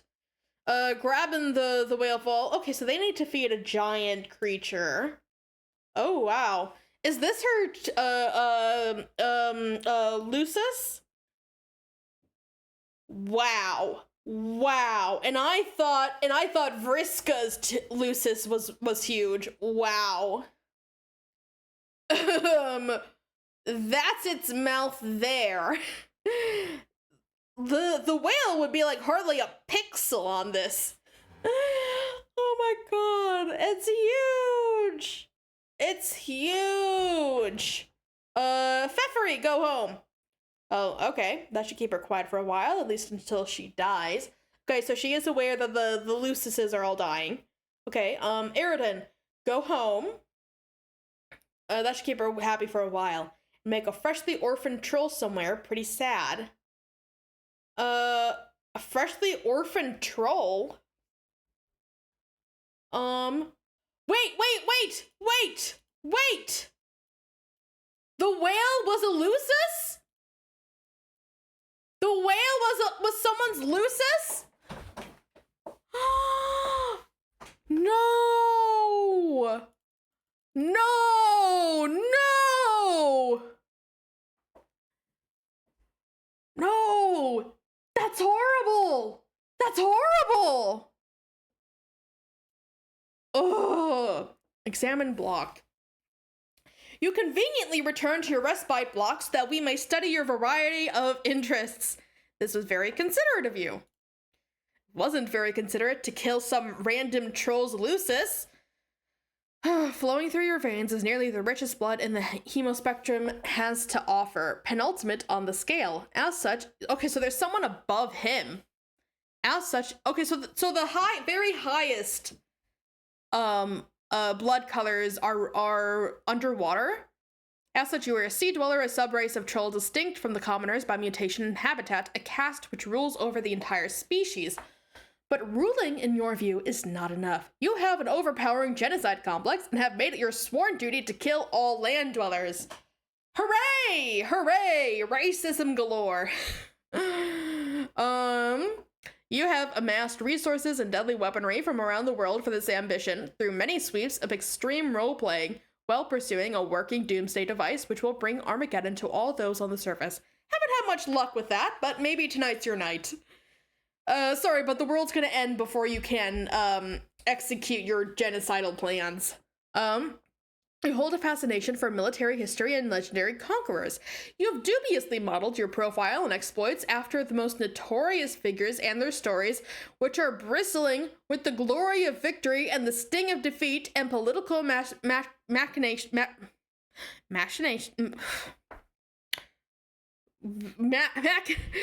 political machinations and political intrigue. It is an image you are careful to craft through exaggerated emotional theatrics, and your penchant for mass murder notwithstanding, people tend to regard you as a bit of a tool. Yeah. You also like magic, even though you know it to be fake. Like a made-up friend, the way wizards are. Made up make-believe fakey fakes. It's still fun though. Oh, wait until you meet Rose. She's a bit of a real wizard now. Your troll tag is Caligula's Aquarium, and you speak with a very weird and sort of wavy sounding accent. You hold off on doing anything for the moment on account of courtesy to fellow royalty. Okay. Which I'm guessing is Pfeffery. On the subject of courtesy, you have also returned to your block so we can get a better look at you. Again, quite considerate. Royalty sure is civilized. Okay, so does that mean that she's above him? That she's the highest? You are also a sea dweller. You have the most noble blood possible, the only of your kind known to possess it, and the only to share it with, Glubagolib, a deep sea monster also known as the Rift's carbuncle, emissary to the horror terrors, or in more hushed tones, speaker of the vast glub. This makes you the heir apparent for Alternian rulership, which ordinarily would place you in considerable jeopardy. Her imperious condescension would steer the flagship from the fleet and make an attempt on your life herself, if not for the protection of your monstrous Lucis. And if not forewarned of your race's extinction by the whispers of that Lucis, you would have big plans for the throne. All the plans. All of them. You would redefine what it means to be called in troll society. Under your rule, it would mean caring for the unfit and infirm rather than exterminating them, and you have put this idea into practice by culling the fauna of the deep. You tend to wild and beautiful aquatic hoofbeats, grooming and feeding them daily. You capture and cage cuttlefish by the thousands for their own good, and also because they are funny and colorful and you love them. They often swim through the bars of their cage, but that is fine. You run your whole palace as a sort of wildlife adoption facility, even if the wildlife's need for care is dubious at best, and the practice really just amounts to an elaborate role-playing scenario. It's still fun, though. Okay. You would also look forward to using your reign to unite the two races. You were told you would do this one day by your Lucis, even if it does contradict her message of extinction. Oh well, you suppose not all prophecies can come true. Your troll take is cuttlefish color, and you have a hard time not getting really excited about practicing everything. About practically everything. What will you both do? Aridin and Pfeffery, do something ridiculous! I do like her so far.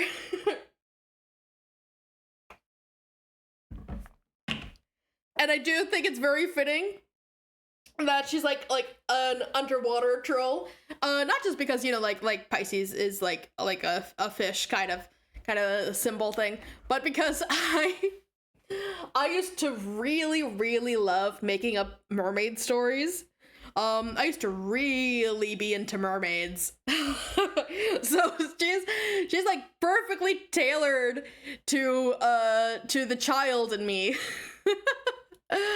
Like what's basically like mermaid royalty who wants to unite the races and take care of undersea wildlife. Perfectly tailored to child me. Yes! Yes! Fuck yes! Hell!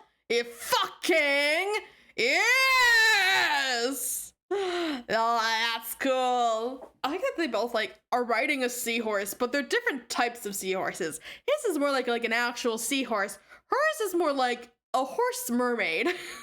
Aridin, bother Pfeffery. Beth. Hey. Glub, glub, glub. Yeah, Oh wait, no, God, their colors are too close together. Dang it, I'm gonna have to actually pay attention to, yeah, like a kelpie. Beth, hey, huh? Glub, glub, glub. Yeah, What is it? What? I'm wondering if you can forego the exaggerated emotional theatrics for once and actually tell me what's on your mind. Nothing's on my mind. Why can't I just fucking talk and glub at you for a reason I don't have? Well, fine, but you don't want to hear it. Yes, I do. We're supposed to talk to each other. That's what moirails are for. Oh, I love her emoji. It's adorable. Yes, I do. We're supposed to talk to each other. That's what moirails are for. Whatever. Glub, glub, glub, glub, sigh. You take the chip off your nub and tell me what's the matter? Well, yeah, well, okay. Since we are the palest of pals a guy could ever ask for, I will tell you. Even though you will only humor me as usual since you don't agree with my agenda. Any of my agendas, really. None of the agendas. None of them. Are you fretting over another one of these dumb contraptions? See? More condescension. You're going to make a hell of an empress. No, I'm not. But that's besides the point. None of your plots to kill the land dwellers ever work out, and every doomsday device you get your hands on will turn out to be a piece of junk. So I gotta keep trying. That's how all the great military masterminds became great, through upright perseverance. I think deep down, you stack these plots against you so you fail because you know it's wrong. It isn't wrong. I'm not going to explain it to you again. At this point, all you need to know is it's important to me, and I'm doing it for us. I mean our kind. Nobody understands, not even you. This is the last time I will say this. We are not better than anybody. Glub. I like imagining her just saying glub really angrily.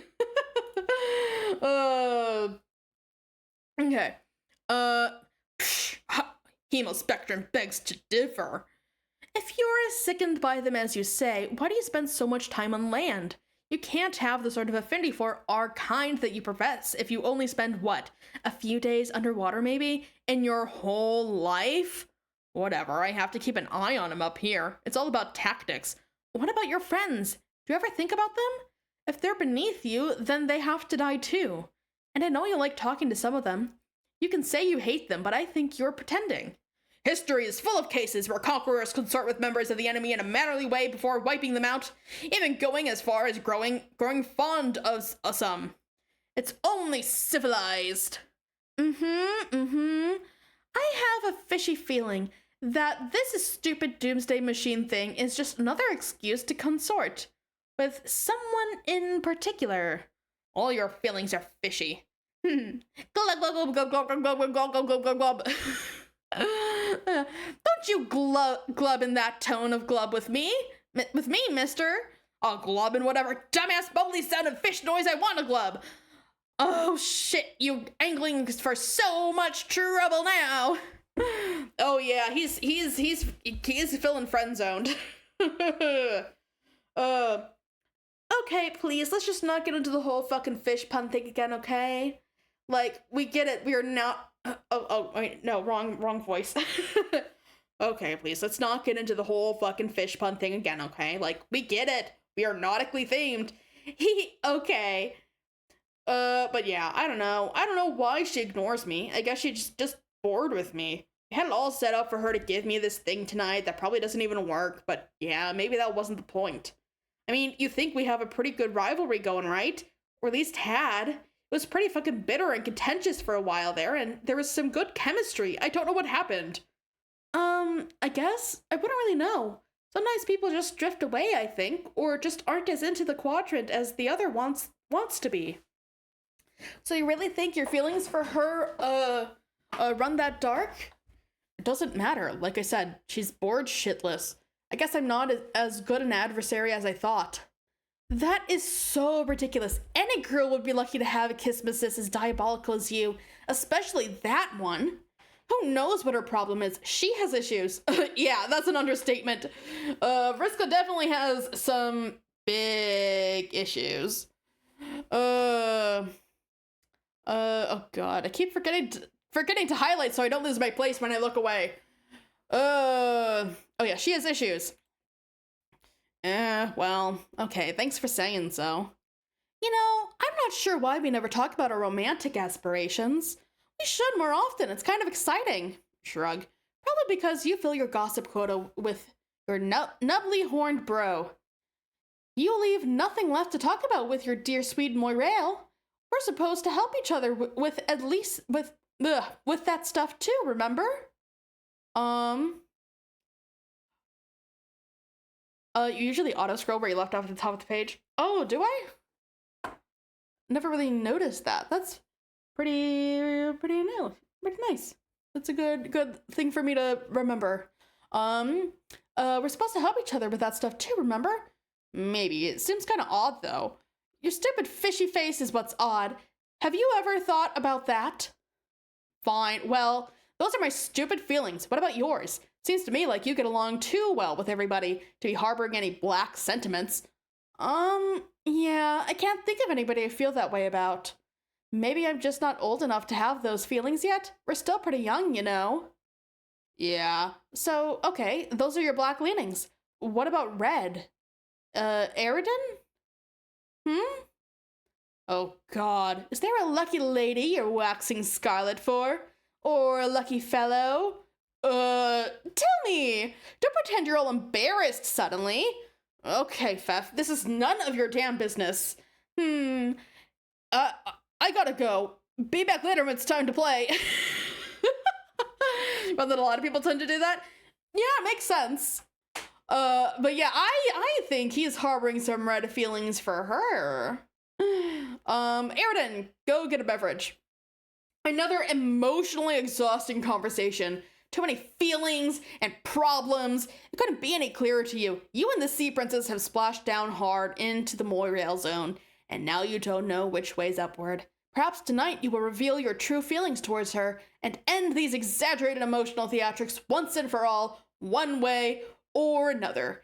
You need a stiff drink, but not this, Will. You're not that desperate. Oh, this page introduced you to Homestuck? Nice. Well, on that note, I think it's a good time for a 5-minute break.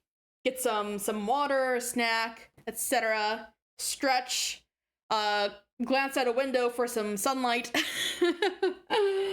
I will see you guys in 5 minutes.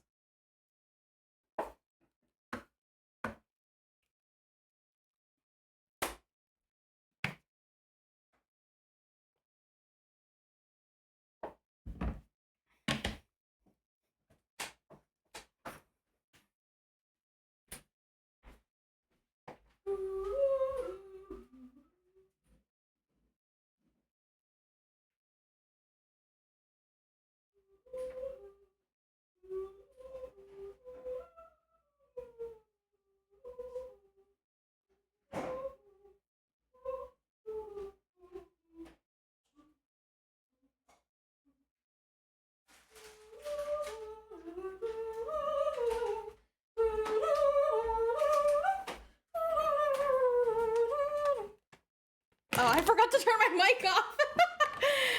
Oh.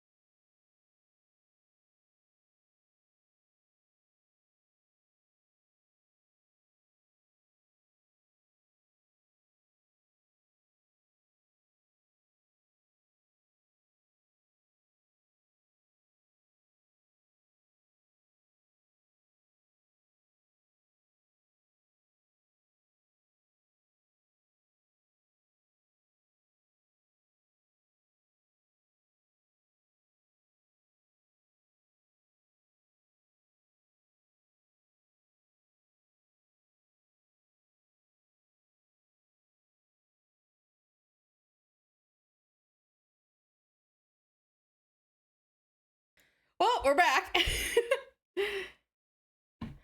Probably got a little bit of my singing in there because I forgot to turn my mic off. Hope everyone had a good break. Hope everyone stretched, got some water, hydrated, got a snack. Well, with that, let's dive right back in. Jamming to the Jeopardy, yeah.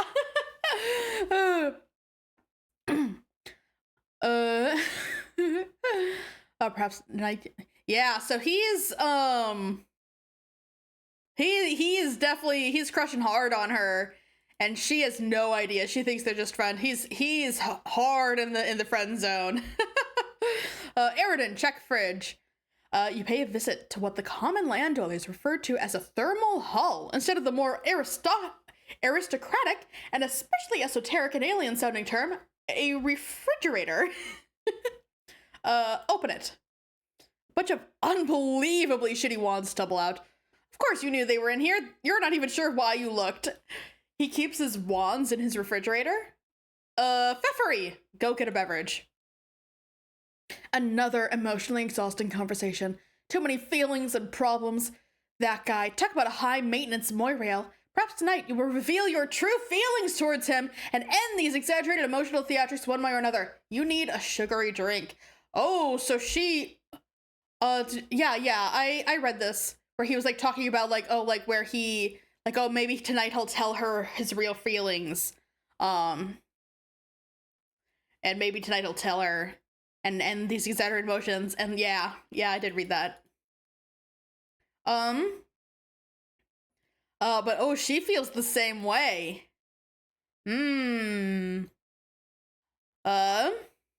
Underwater, psh.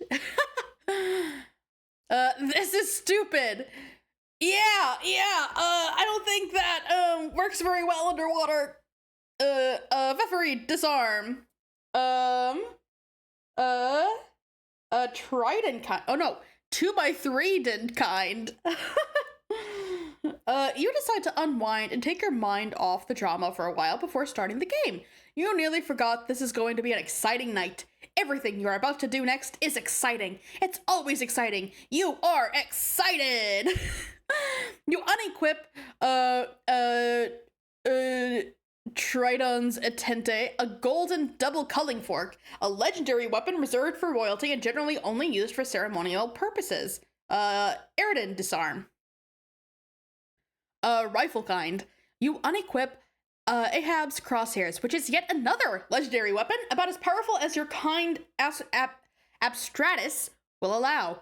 You plundered it from a ghost ship during a particularly challenging campaign. It was the same old Gamblinot's ship from which your accomplice at the time also plundered a set of extraordinarily powerful dice. You almost feel sorry for the adversaries you will face tonight. They will likely pose neither team much challenge at all, unless one of the links in the prototyping chain includes something especially huge and monstrous. But really, what are the odds of that happening? There are a few pretty huge and monstrous things. Oh god. We don't know what team either of them are going to be on, so it could be that if they end up on separate teams, and she prototypes her absolutely humongous undersea Lucis. Vriska's is also nothing to sneeze at either, though it has nothing on god. Oh god, I have to put in her name. Did say recently, Pfeffery. It has nothing on Pfeffery's. Hold on. I have to type this out. Pfeffery and Aridin. Okay. There we go. Okay, they're added to my cheat sheet. The cheat sheet has been expanded. Bother Vriska. On the subject of your old accomplice / rival, you guess you'll try talking to her one more time, even though you know she won't answer. You know she is bored shitless with you and your drama. You're almost starting not to care about the stupid doomsday device, which probably won't even work. She probably knows you know it won't work. She has probably put all the pieces together and knows it was an elaborate ruse to be in cahoots with her again. And she just went along with it, playing you for a chump. You're such an idiot!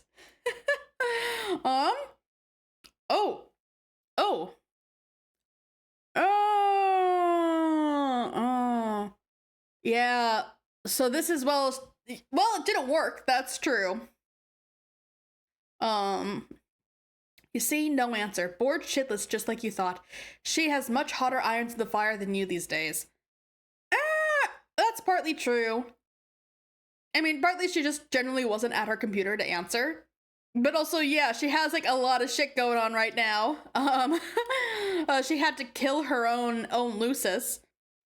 And has complicated feelings about that.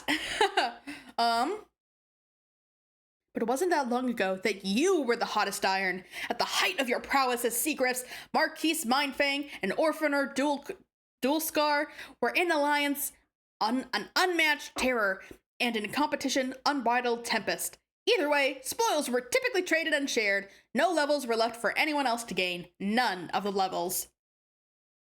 She would have the victims of her conquest walk the plank. Ooh, and feed them to her Lucis. While you would reap the custodial spoils and feed their Lucises to Pfeffery's Lucis. And while yet another partook not in revelry, but necessity. Yup. She had to keep her fed, to keep her calm, to keep her terrible voice down. If she were to raise it above a whisper, trolls would begin dying. First, the lesser bloods, those more psychically susceptible. Okay, so your blood type also determines like how susceptible you are to psychic powers. Okay. If she raised it to a shout, all on the planet would die, land and sea dwellers alike. And if she were ever to get really upset, she might release the vast glub, a psychic shockwave that would exterminate every troll in the galaxy. Okay, so there are trolls on more than one planet. They're like at least a galaxy-wide species then. Okay. Okay, interesting. In truth, it would be all too easy to solve the land dweller problem once and for all. You just need to lighten up on the feeding schedule for a while. Maybe you'd be a little too busy to bother with that hassle for once. Or maybe you could happen to be off your game for a spell. It happens, even to the best sometimes. But nah, it would make her upset. More emotions, more problems. That's all you need. Sometime later. But yeah, that's interesting that he knows a way to easily get rid of the land dwellers, and he chooses not to for her sake. The Witch of Life takes her place in the land of dew and glass.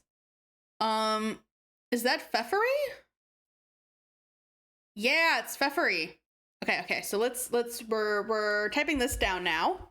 Okay, so we have Pfeffery is, I started typing that in the wrong place. I started typing that where I had the notes on the romance system. Okay, so Pfeffery is the Witch of Life in the land of dew and glass. Okay, that's so pretty though. She's living in a giant fishbowl, with like a rainbow pattern on it. That's pretty cool. Report to Eridan. Whew. Pfeff, are you in? Yeah. That took forever. I was getting kind of worried. Yeah, it was a pretty close call and got kind of complicated. But Solix finally came through, and now I believe the full chain is complete. Man, that guy, he's a fucking drama machine. It is fucking pathetic. Okay, so she's on the same team as Solux. Where did I have Solux? I don't think I made a note of what team Solux was on. I don't think we knew yet. Okay. But let's see. If we know that if there's most likely going to be 6 on each, I think we had 5 written down for red. So then they both Pfeffery and Solix must be on Team Blue then.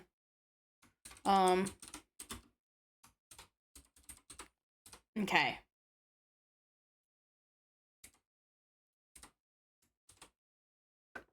Okay. But Solix finally came through, and now I believe the full chain is complete. Man, that guy, he's such a fucking drama machine. It's fucking pathetic. Your stupid fishy face is the drama machine that does nothing but whine and glub. Fuck, sorry.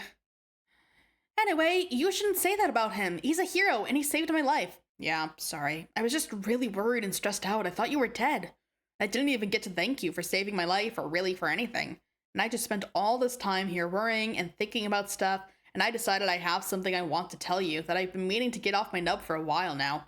Really? That's good. Actually, I have something I have been meaning to say to you too. Oh, what if, because we didn't really get like specific confirmation about like what she wanted to change about the relationship either. What if she wants to like change it to something completely different than what he wants to change it to? Oh. Oh, really? What is it? You go first. Okay, but this isn't easy to say. Yeah, I know. It's okay. Maybe I'll understand more than you think. We might even be saying the same thing. Okay, I hope so. I think now that we're both in this game and have left our world behind, and you can no longer pose the danger to our people that you had always planned to, I think it's not really necessary for me to be your Moirail anymore.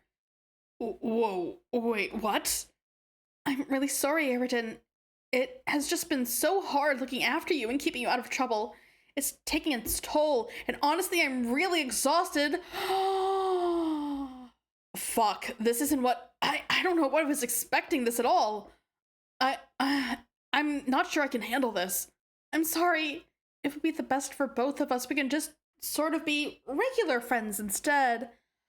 No! He's being worse than friend-zoned. Oh, this is worse. He was about to say like, I think maybe we should be mate sprits. And she's saying like, oh, let's not even be in a more allegiance anymore. We're just gonna be normal friends. You're not even on my chart anymore, buddy. Oh no. Oh no. And for her to basically say like, hey, the only reason I was in this relationship with you was to keep an eye on you because I was worried you were going to kill all our people. Oh, and that she like, oh no, that's gotta hurt. That's gotta hurt. No, please don't. Look, I'm being serious here. Don't do this. I won't even use my weird accent while I type, okay? So you know I've been really dead serious and honest about this. Okay, I'm being serious and honest too. See?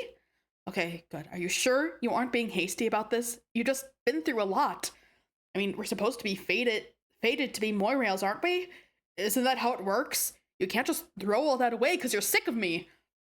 I'm not sick of you, Aridin. I still really like you. In order to be destined for more allegiance, both people have to be on board, don't you think? But I can't do it anymore. So I think it just wasn't meant to be all along. And really, you just don't need me anymore. You're free to do as you wish. We both are. I can't look after you anymore. I didn't ever need anyone to look after me. I was totally fucking fine. My ambitions were noble. And really, none of your fucking business, quite frankly, your majesty. And the only reason I put up with sticking my flipper in this fucking shithole quadrant with you was what? Never mind.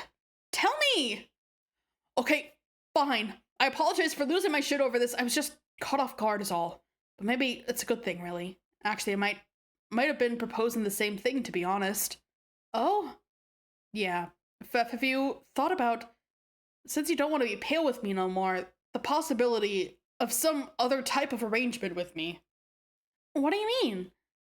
I mean, something a bit more kind of reddish, like brighter red. No, I hadn't thought about it. Okay, well, what do you think about it, now that you're thinking about it? I really don't know about that. Why not? I thought you said you liked me. I do, but I don't know if it's really in that way. Couldn't it be, though? Don't you think there's room in your collapsing and expanded bladder-based aquatic vascular system for those feelings? I never had a chance to consider anything like that. I've just spent all my time worrying about you and trying to keep you from killing everybody or hurting yourself. It took all my energy. I don't think I have anything left for those feelings either. Oh, God. What? I'm the biggest fucking idiot who ever lived. I can't believe I just opened up to you like a chump when I knew that what was coming. I'm one sad fucking brine sucker. Over emotional, sappy trash, you're right. I'm not better than anyone. I'm worse than anybody. Everybody. All the bodies. Stop! God. Will you just clam up for once in your life? Always carping and carping and carping. You go completely overboard with your emotions, always looking to reel in drama wherever you can. I'm up to my gills in it. I just can't stand in the strength and anemone more. Anemone more? I cannot believe that you are doing the fish pun thing while you're breaking up with me. Real nice. Whoops, I mean real nice. Sorry. But really, this shouldn't be as bad as it sounds. When all is said and done, I'm still your friend. We've left our world behind. Everyone is dead. And there's no use in worrying about it now. It's over. It's time to play this game and focus on building something new and exciting. So hang in there, Aridin.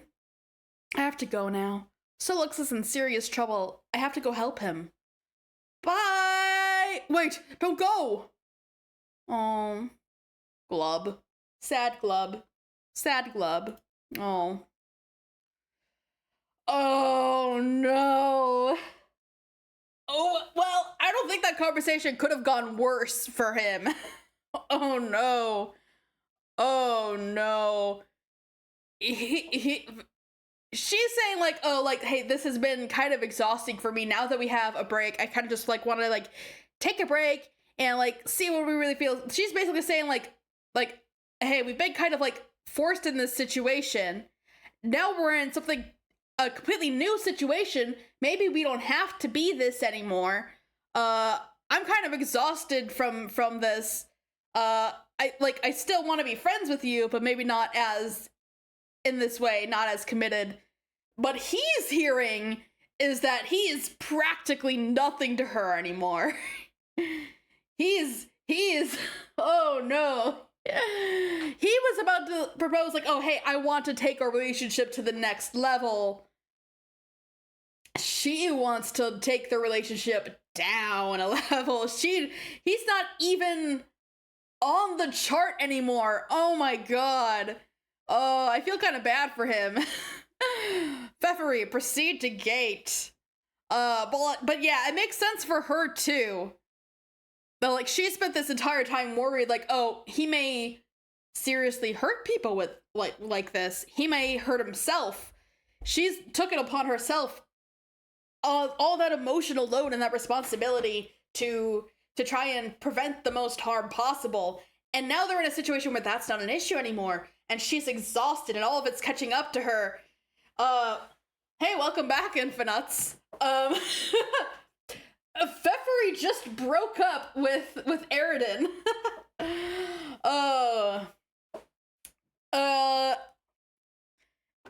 Yeah, she wants them to not even be pale anymore. He was going to ask if they could be red. She just wants to be casual friends. So she basically broke up with him. But yeah, it makes sense. She took it upon herself to take on this huge emotional burden of like preventing him from hurting anyone and preventing him from hurting himself. And she took it upon herself that it was her responsibility to stop that. And now they're in a situation where that's not a problem anymore. All of it's catching up to her. She can like relax in that aspect, even if they're in a new crazy situation. Yeah, I want to feel bad for him, but he kind of had it coming. Yeah. Like, it sucks for him, but like, he should have known. Like, their goals were so completely opposite that she was not going to take that casually. And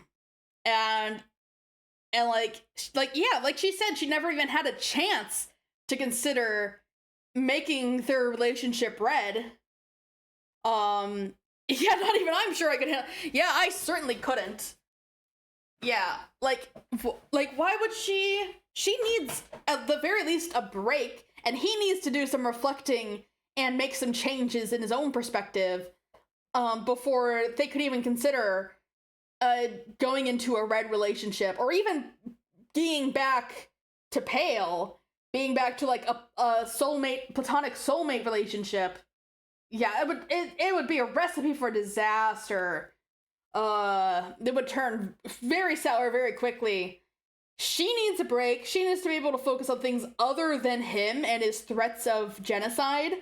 And he needs to rethink the whole genocide thing and like get some new priorities in order before that would even be a possibility.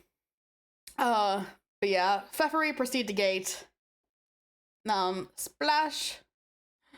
You're free! Yeah, for him, everything's crashing down. For him, it's like the end of the world. For her, she's free. She can now devote her energy to something else. She can focus on herself. She can focus on her goals. She's free. He's like, it's the end of the world. Check on Solux. Okay. Oh no, Solux is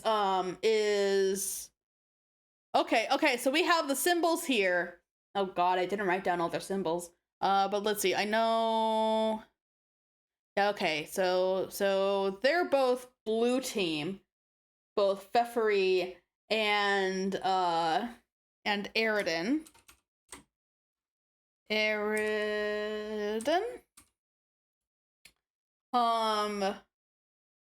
I think that was Solux. No, she's saying she said that she was going to check on. Oh no, Carcat is checking on Solux. So one of these is Carcat, one of these is Solux. We know Carcat is red, so that has to be Carcat. So then this is Solux. Solux is blue. Okay, so then we know. So then we know the whole. Then we know the entire lineup of the blue team. So that would be Solux, Pfeffery, Aridin. I'm not sure who these two are, but I know that's Aradia. One of these is Nepeta, and the other would be Equius.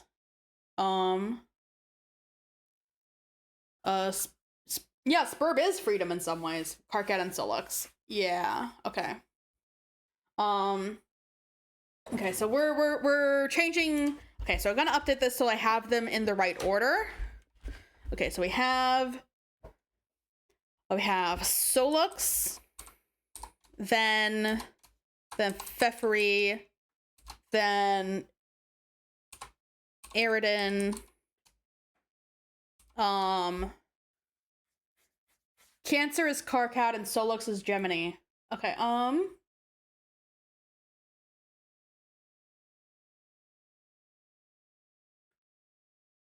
yeah, okay.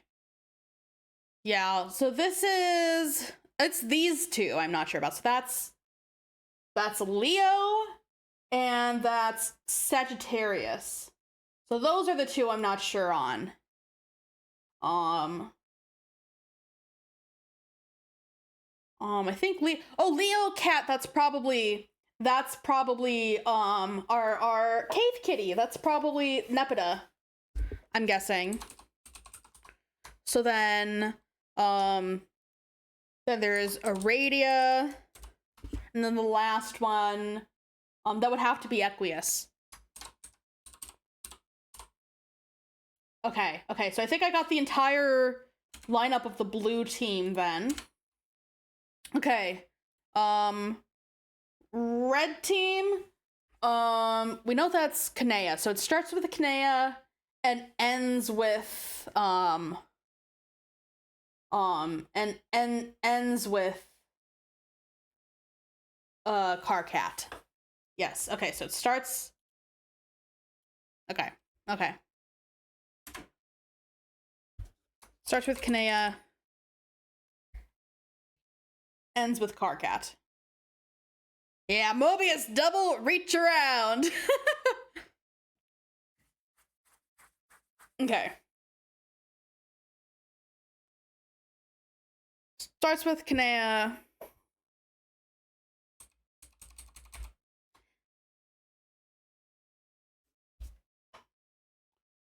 Ends with Carcat. Okay.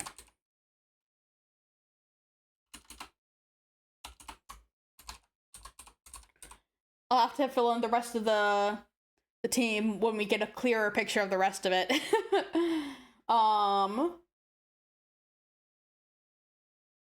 Yeah, okay. Carcinogeneticist. That's Carcat. Began trolling Twin Armageddon, Solux. Bro, are you okay? Hey. Oh god, what have I done? Solux? The arrow's point from server to client. Okay, yeah, I got that. Oh god, what have I done? Solux? Please tell me that's just honey. Please just be honey, please just be honey, please just be honey. Haha, okay, make believe time is over. Oh god, oh god, oh god, oh god, oh god, oh god, oh god, oh god, oh god, oh god, oh god. Oh wait, is he like bleeding out? Yeah, please just be honey and not blood. But it's too dark to be honey. Okay.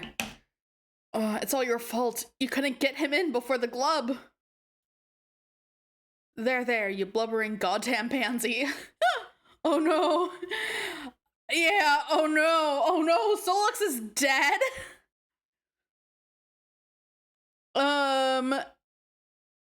Yeah, the honey looks too bright of a yellow. That has to be his blood. Land of Tense and Mirth. Okay, so who is this? This could be either Carcat or could just be some random place. Okay, but Land of Tense and Mirth. Okay. Gamzee, indulge emotional theatrics.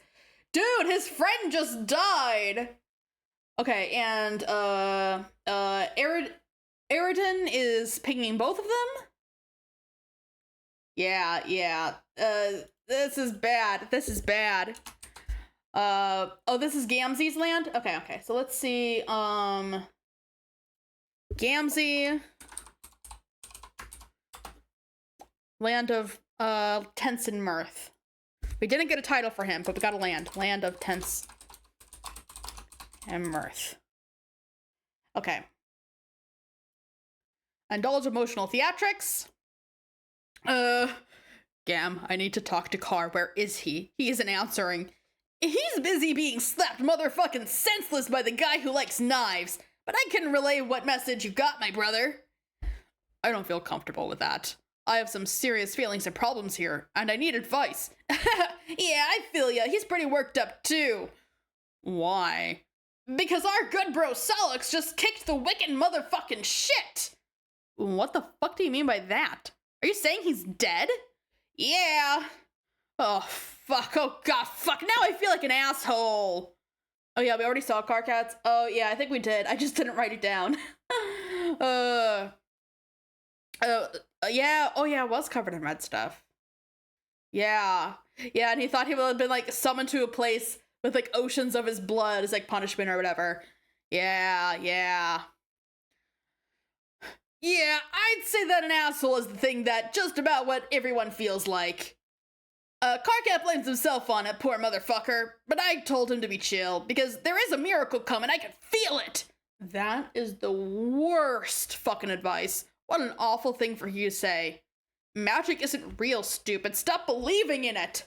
I've gotta believe in what my heart tells in me, even if it's a fake thing. Honk. This is a lot of pointless fucking rubbish, and isn't no emotional help to him or me either, for that matter. Put Carr on. I can't really think about intervening. The black frowning motherfucker kinda scares me. Are you sure I can't help brother up into his motherfucking chill? I don't know, probably doesn't matter. My feelings seem petty and meaningless now. She had better things to worry about than my overwrought bullshit. Like the dead guy who saved her. So forget it. Thanks anyways.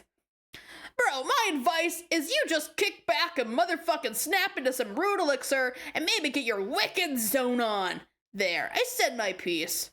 What the fuck are you blabbering about? Snatch an ice cold dog. Motherfucking chug that shit like you and the bottle was reunited lovers. Are you recommending a beverage to me or something? Is that what this is? Yeah, man. Slam a fago. I don't have a fucking Faygo, you stupid fuck. Why would I keep that disgusting shit on hand? Are you motherfucking sure about that? Oh god, you're right, I do. I totally forgot about it. You see, man, motherfucking miracles. Oh, I love Gamzee. He's like so unbothered. Or at least like he's chilling. That's his way of dealing with stuff. He's just chilling. Irritants, slam a Faygo. You're prepared to kick back and motherfucking snap into some rude elixir and maybe get your wicked zone on. It sure would be startling if what followed was a crudely drawn spit take accompanied by a non-short exclamation. It's the same one Gamzee accidentally chucked across the ocean. Oh, that's why he was throwing stuff into the ocean. He was sending stuff to him. I completely forgot about that. That makes so much more sense now. It's a miracle. Eridan. Blah! What? It's just soda. Not great, but not bad either. What's the big deal? We all need to settle down here.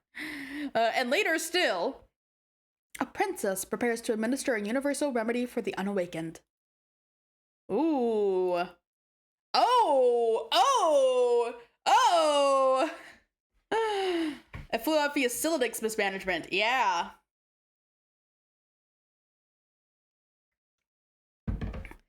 But yeah, talk about unlikely kisses here. Okay. Is that gonna work? Is it gonna wake him up? Oh, he's in dreamland.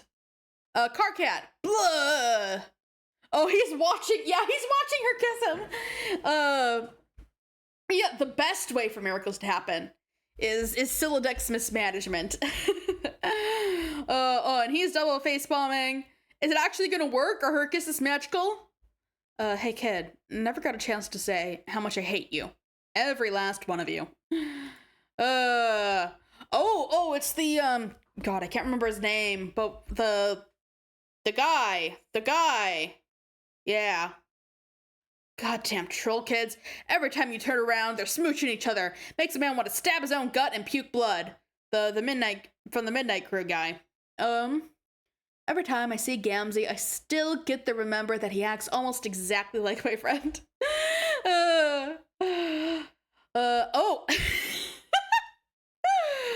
He's what? So the trolls. Wait, who is this? They have a green M looking thing. The only like ones that looked like M I thought were Virgo and Scorpio, which were taken by Kanae and Vriska. So this has to be a new guy. Yeah, we have this guy watching the Midnight Crew guy watching Carcat watching Solux get kissed. I need him to try fake or just do a Gamzee cosplay at this point. Oh, it's Hussey's it's his self-insert. It's like I'm a kid from the Never-Ending Story. I was chased by some bullies into this fucking attic, and now I'm watching more people, kissing and stuff, basically forever. How many metal layers removed this story can we get? This attic is spooky. I wish those bullies would just leave me alone. Later I'm gonna ride a long magic dog through the sky and fuck their shit up. Ugh, this troll paint is making a mess. This was such a bad idea. Oh, so it's just paint he's wearing cosplay. Quick, become more metal while AH is brooding. Yeah. Us watching the website, watching them kiss. Us watching another reader, watching the website, watching Hussey, watching Guy, watching Carcat, watching Solux get kissed. Lando stumps in dismay. He employs a daring execution of author tech to ladder to self-indulge behind his own back. It keeps happening. All MSBA readers make a solemn vow to do an acrobatic fucking pirouette off the stump and blow their brains out if it doesn't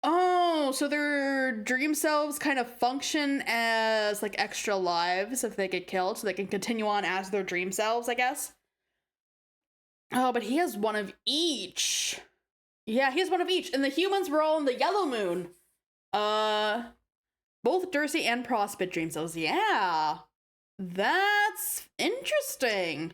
Okay. The only and there's of course Aradia doesn't get one. She's already dead. She's already used hers up. Oh, he can walk in the dream world. Rose and Dave were, oh, yeah, that's right, they weren't. Yeah, interesting. But you're kind of a special case. Okay, boy. Huh? You there, red and blue-eyed boy. Probably why Tavros liked it so much, yeah. Hello. Do I remember this? Do I remember this? I did not get the chance to formally greet you. I suspect this is what made you angry, but worry not. I have been brushing up on your troll etiquette. Pardon me while I consult the appropriate pages. It will only be a moment. Oh, this book is very thick. Just what you need. Another voice of the imminently deceased invading your head. Haven't they caused you enough trouble already? Get it out. Would be nice to have two dream cells, but I'd rather not go through the pain of changing my character. Yeah, fair enough. Troll etiquette sure is confusing. Get it out, get it out, get it out, get it out, get it out, get it out, get it out, get it out, get it out. Oh, jeez. Oh, no. Oh, no. Solux, blast off. You've wasted enough time on sleeping and dying. You've got to get back to adventuring while the adventuring's good. And also change into these stupid pajamas. Pachoo! Get back to adventuring. The revived Mage of Doom returns to the land of brains and fire for a surprise rendezvous with the Witch of Life. Oh, okay. So we got, so we've got Solux's thing now. Solux, Mage of Doom, Land of Brains and Fire. Okay. There's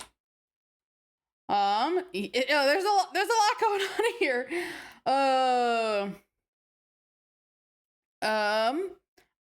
Hey, what the heck is going on in here? What are all these brains? Yes, I do have Witch of Life here. I do have Fereffi's already down. Oh, your character is a Dursey dreamer. Okay. I wonder if we're going to get, like, if there's, like, what determines, if your dream self is on Dursey or Prospect. Vriska, get back to adventuring. Somewhere on Lomat, the thief and the page plunder the untold riches of innumerable pointless side quests. Okay. Oh, she has her boots. Okay, so they have a whole bunch of cash there. Oh, who's watching them? The thief is proving useless, completely unresponsive to commands. You'll need to rely on someone else, someone less stubborn, someone craftier. Maybe not determined, but did you notice a pattern? I don't remember all the humans where they were. But let's see. He has both. Let's see. Does it have something to do with the color of their blood? Because they're both purple. She's purple. Then when we get to the lower ones, yeah, then they're all Dursey. Oh, is it? Oh, it's by their teams. Oh. Dave and Rose were Dursey. John and Jade were Prospect. Oh. Here it seems like it's determined by their teams. They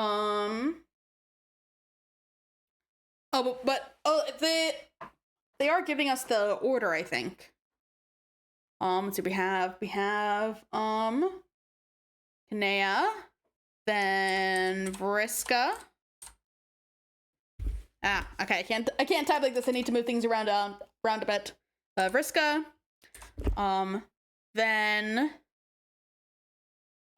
we have Tavros.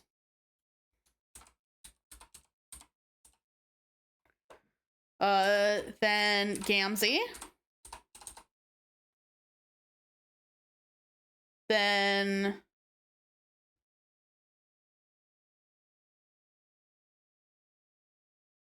I only had part of the team written down. I only had part of the team written down because I got it before. Yeah, they look so cozy. I want to get them as like actual pajamas. Gamzee, then Terezi and Karkat.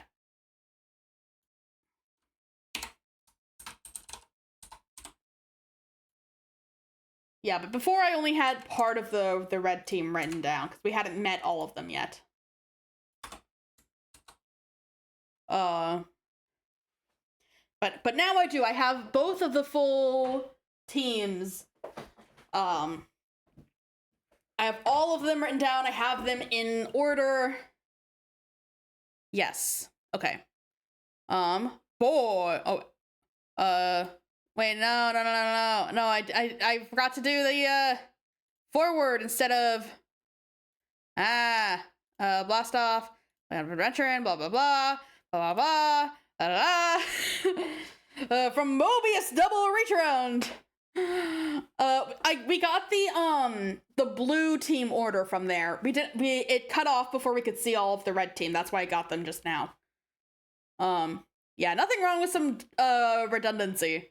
They get their cash, blah blah blah. Yeah, we probably did on last stream, but I probably didn't write it down then. Okay.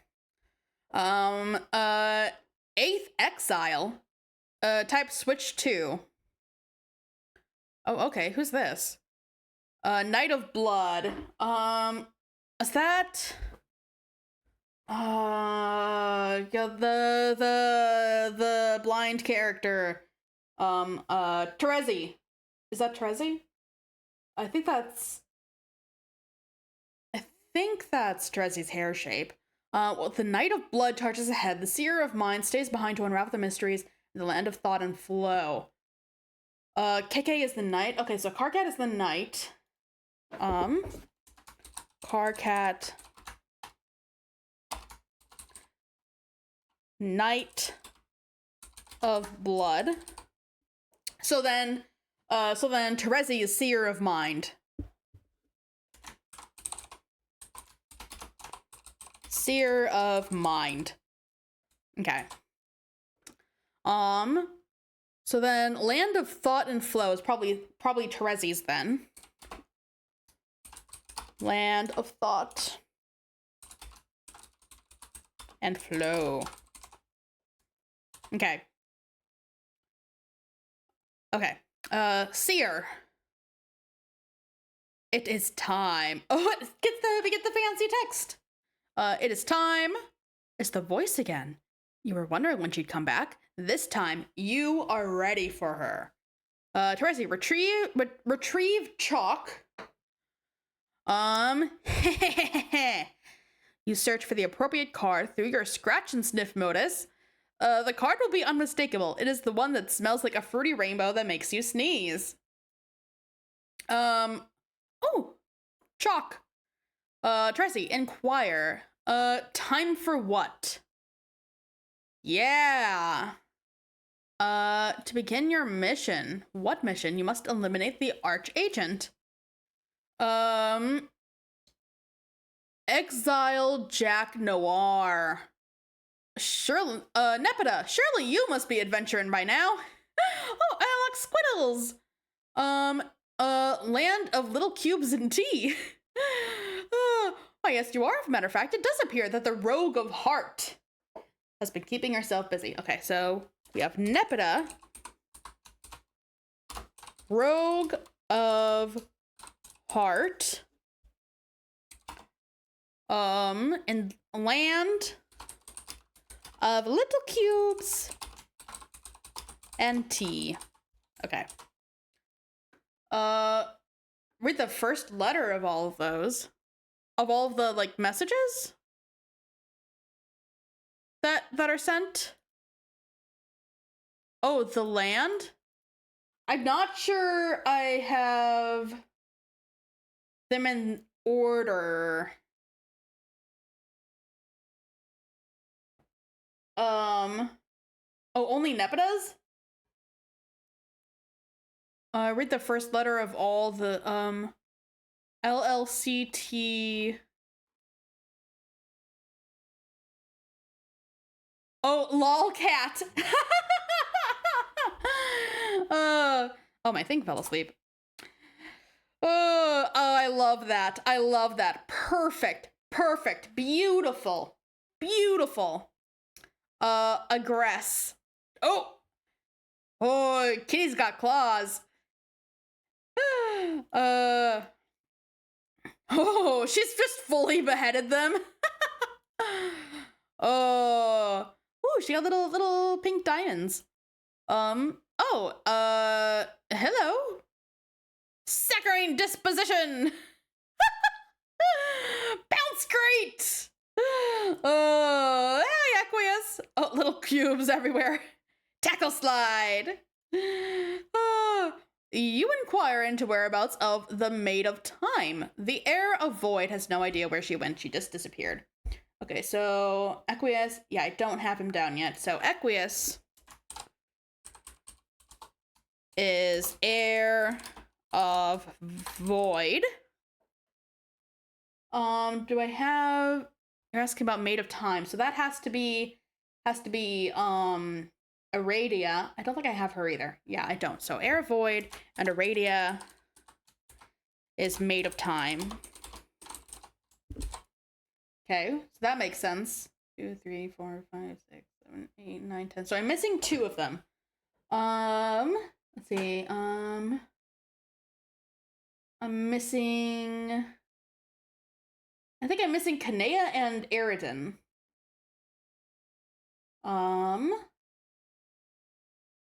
Yes.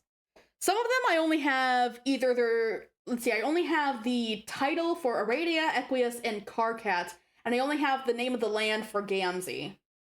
So those ones I only have, like, one, but not both. But let's see. Aqueous, get up and commence the adventuring. The underlings have been getting enormous lately. Must have been something one of those other clowns prototyped. Speaking of clowns... Okay, yeah, so, yeah, so they're on Team Blue.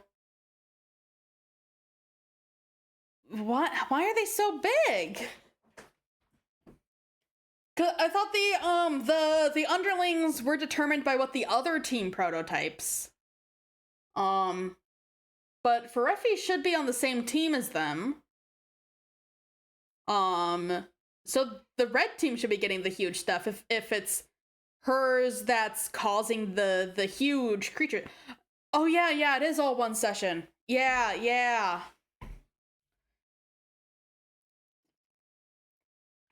Right, yes. Yeah, so they are... Yeah, okay. Enter Karkat. Oh, it does not appear to be a message from Karkat directed at you specifically. He has just updated one of the many memos on the trans timeline bulletin board he set up a while ago. You've since no longer bothered keeping up with the endless and mostly incomprehensible communique. The whole Mobius double reach around thing, yeah. But while checking the update, you can't help but skim through the first memo in the long sequence, which was written hours ago from your present perspective. Read first memo. Past carcinogeneticist, 12 hours ago, opened public trans timeline bulletin board. Team Adora Bloodthirsty. Out of memory buffer space at the end of stream. Understandable, yeah.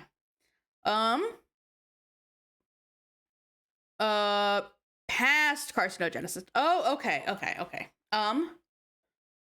I think I set this up right. Ugh, fuck, I should have come up with a better board name. But I guess that's the name it was supposed to have, since that's the name that I already read. Wow, that probably won't make any sense to anybody. Whatever, it's just a stupid name. Let's just do this. This is a public bulletin using Trillion's weird trans timeline features, which I don't even really fully understand yet. I know, I love the Adora Bloodthirsty team name.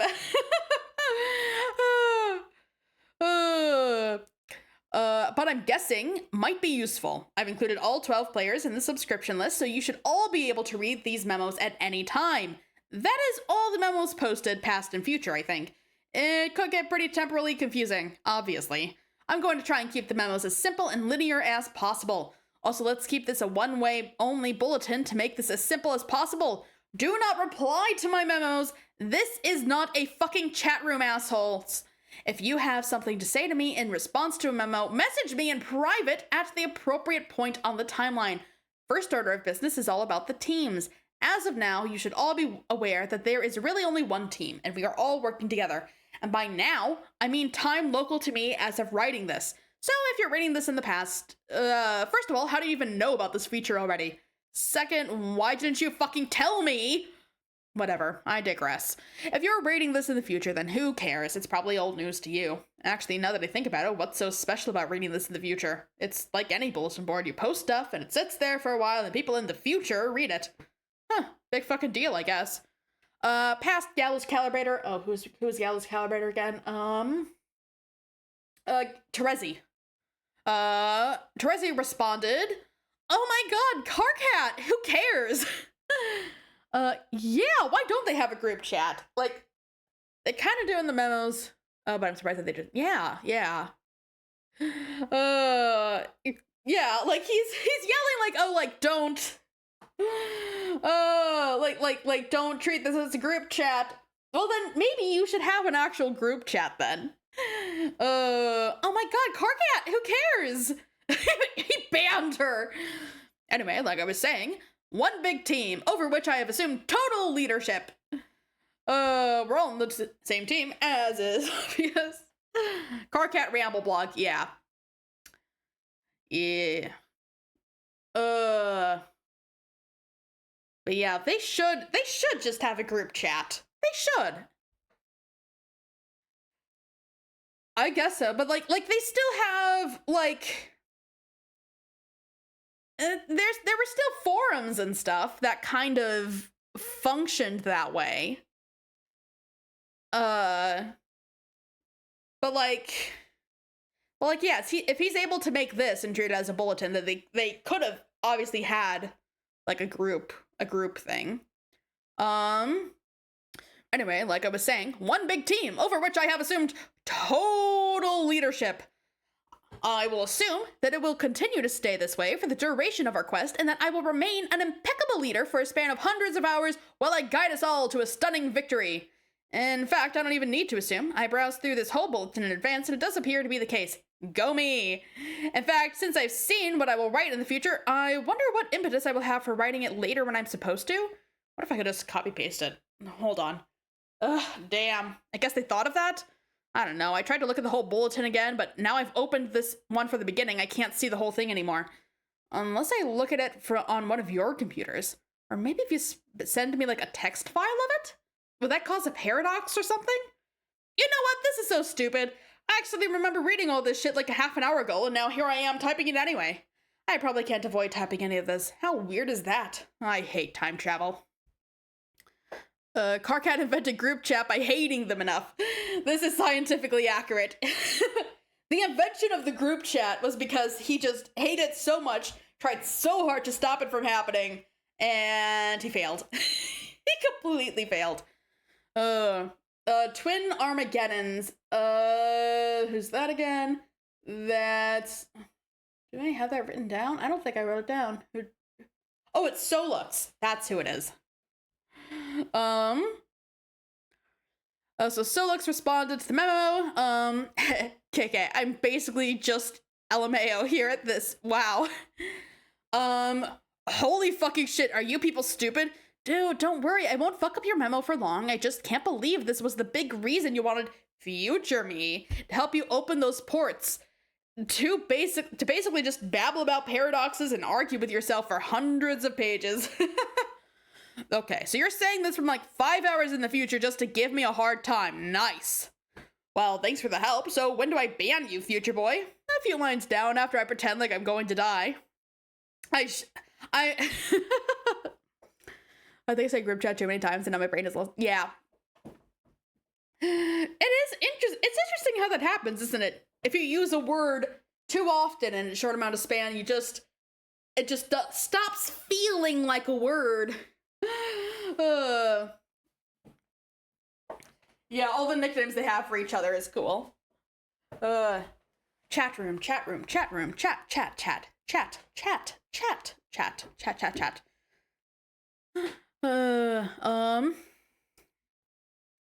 I'm sure for a laugh on account of my imminent banning. Fuck, how could you even do that to me? So cold, man. Are you really still sore on me 5 hours later for running that virus? God damn, get over it. It was your fucking virus anyway. You're to blame. Drew, this is a group chat. We're in a group chat right now. The group chat is real.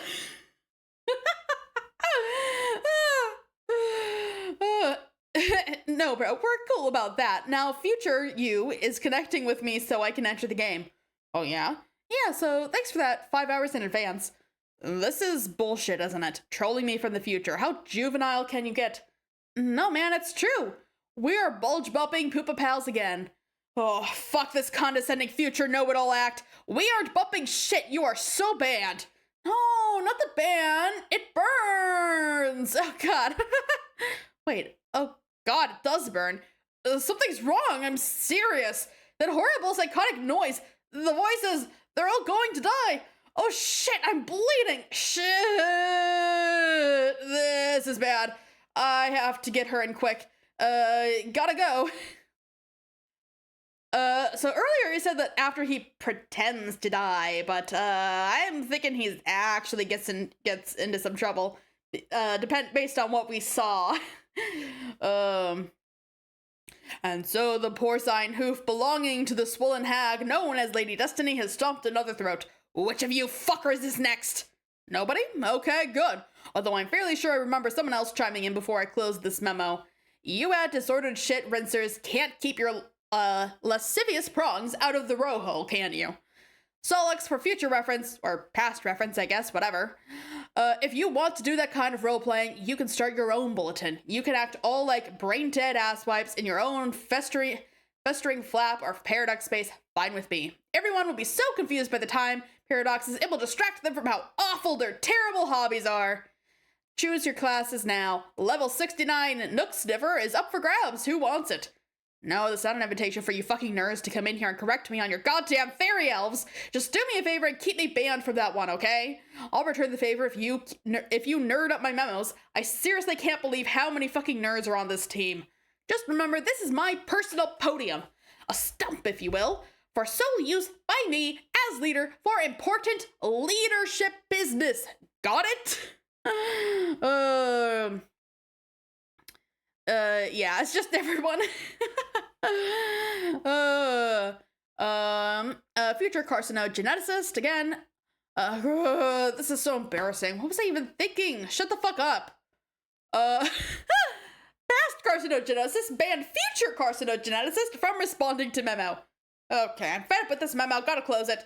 You'll hear from me again later when I got something else to say. I.e., just scroll down, douche. That's all right. It's all right there already because of time travel. I know, right? Anyway, just to reiterate, full steam ahead. Leader equals me forever. Obviously. Peace the fuck out, D-bags. Current Centaur's testicle. So that should be Equius. Right now, responded to memo. I'd like to add to this useless memorandum that I still don't recognize the validity of your leadership. Sweet mother grubs oozing vestigial third oral sphincter. How can you people be so stupid? It may be true that we're all playing in the same session, but I see no reason to disband the former power structure, especially if it means instituting a tactical midget with a short fuse to foul mouth and paralyzing insecurity over the color of his blood. That's all I have to say. Oh, I have a short fuse. That's very funny. You can almost hear me laughing over the sound of the robot you're probably beating to death. Or doing worse, too. Hey, you kiss your robots, right? Might as well clear the air as long as we're broadcasting this across the entire space-time continuum. Not usually. The funny thing is, in the future, everyone will recognize me as the undisputed leader, even you. You will be standing on the tippy toes of your idiotic metal shoes, taking delicate purchase of my nubby horns and hoisting yourself over my head to put your sweatiest tough guy smooch upon my twitching spine lump. It will be tender and deferential, like a pauper kissing a noble's ring. Just scroll down, read the logs.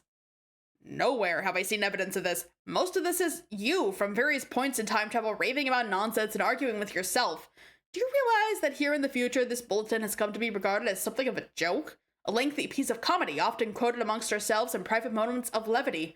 It seems I'm the one to inform you of this up front, which is likely why you persisted with ingratiating charade against better judgment.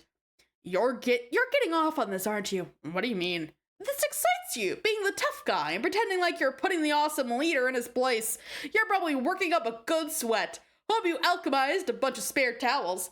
Hey, why don't you cross them with your spongy brain for extra absorbency? What? Why don't you and them with your okay. How do you know about my perspiration problem? I mean, aside from reading about it in this memo. Wait. Fudgesicles. I can't speak. And he's banned. Memo closed. Oh, alchemy. Why don't you alchemize them with your spongy brain for extra? Okay. Oh, and alchemy. That makes sense. Okay. So the different, about Queen, so both? Okay. Oh my god, dark text, I get it. Wow, dark text lady, I get it. No, I don't think so. Where are you then? Oh, sorry I asked. What? No. It's okay because, versus or alchemy, yeah. Equius, send Carcap bottle of piss to protest leadership out of embarrassment. Yeah. It's okay because I don't want to run out of red because red is the best and tastes the best.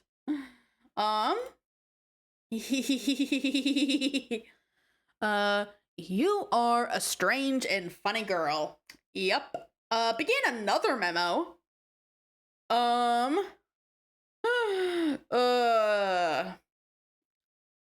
Okay. Current carcinogeneticist. Right now, opened memo on board Team Adora Bloodthirsty. I love that they're keeping the name. Taking a drink of water. Oh, there we go. This is as good a time as any to start a new memo. In fact, it's a better time than any because according to the laws of chat client predestination, I don't really have a choice, do I? Ah, fuck. It doesn't matter. It's still a good time to do it. People, we need to get organized here. Shit is getting serious. We are about to embark on Operation Regisurp, a cunning plan devised by double archagent Jack Noir to exile the Black Queen. We will need all hands on deck for this, even the idiots. And once again, a reminder, do not troll me in these memos from any point in time or it's an insta-ban. Also, a note to my future self, if you feel the need to say something smug, do me a favor and shove a throb stock in it. Just sit there patiently and wait for me to become you in the due course of time, thus improving your intellect drastically. Or intellects, plural. I forgot, there's a lot of you fuckers out there. All of you just zip your shoots, I mean seriously, like there's nothing better to do in the future? It's the future, for God's sake, a realm of endless fucking possibilities. Now, before we get started, let's take a toll of the situation at this point in time. My point in time. Who's in so far, who's not, etc. Future, Caligulous Aquarium. Can we play D&D? Hope you have good... Yeah, have fun with D&D. Thanks for joining us. Yeah, I hope you have fun. Let's see, the, Caligulous Aquarium, that's Aridin, yes. Yeah. Yeah, bye, Hamburger Lol. It was great to have you here. Hope to see you again soon. And I really hope you enjoy your D&D. Hey, sorry for busting in on the memo, but I can't get a hold of you. You're not answering. Oh, for fuck's sake. Yam's advice is fucking useless. All he told me was to enjoy a beverage. No, dude, don't drink that shit. If it were up to him, we would all drink Faygo at once in some ritualistic rap clown suicide pact. But instead of committing suicide, the thing that we all accomplish is becoming instantaneous assholes with awful taste. I mean, it's not even that bad. It's just soda, but whatever, this isn't the point. This isn't the venue for airing your future problems, Count C, dipshit. I know, I got a problem with Pfeffery, and I'm really kind of sitting here in bad shape about it, emotionally speaking. Okay, well, I get that. I hear you, bro, but this is still not the right place for this, so I gotta ban you. He's banned. But seriously, just get in touch with me in private about it, okay, man? We'll get your shit straightened out. Okay, everyone good? Just gonna sit here for a minute, local time, and see if anyone else has any shit they want to scrape off their bulge on my clean nutrition plateau. Yeah, it's their breakup arc. Aridin is having an existential crisis about it, and Pfeffery is living her best life. Nobody? Great. Wonderful. I now will officially declare the nonsense portion of this memo to be over. This decree shall be binding and lasting. Back to planning Regisurp. Bear down, everybody. This is fucking important. There is a queen on the loose, and we've got to show a bitch the door. Future Arachnid's grip. 6 or 9 hours ago responded to memo. Unfucking believable. Carcat! I'm sorry, but do you have any idea how funny this thing is? I mean, this whole thing. I can't stop laughing. Hey, can future you mind prevent me from hitting the ban button? I'm genuinely curious. Go ahead. Try and stop me, I dare you. I'm not gonna try. I'm just here to say this whole thing is ridiculous. We didn't really need you to pretend to be a little angry general to get any of this done. We kicked the queen out of there no sweat. It was easy. In fact, I did most of the work myself right before I found all the treasure and scaled all the rungs. Yeah, the censor. Future Arachnid's grip. And it's censored because it's fag. Oh, all of them, you say? Fascinating. Hey, forget the ban button. Use your mind powers to help me locate the desperately attempt to give a shit button. Whoops, we both failed. It doesn't exist. Hey, I'm gone. I just think you should relax. You were wound up so tight through the whole adventure, and now here in the present, you're about to explode. It's insufferable. Everybody, did you hear that? Super Future Vriska has an important life lesson for us all. We don't have to worry about our present responsibilities and obligations, because as it turns out, in the future, all that stuff already happened. We're off the fucking hook. Time to relax. Let's all crawl into our cocoons and get busy stimulating our autogenerous Shane globes. First one to start a wank fire gets a shiny boondollar. This is an order from your leader. And she's banned. Later, fag. Too bad the acronym wasn't HAG instead. It would have suited you much better. Instead of that nonsense word, maybe its association with you will colloquially cause it to take on a negative connotation. What do you think? Maybe fag will be the new bird, even though it really means nothing in our language. Also, I'm claiming it now. It is okay for me to say that word. I'm gay. I can say it. I can reclaim it. I'm claiming it, and I think it's hilarious in this situation. It's okay. It's okay for me to say it.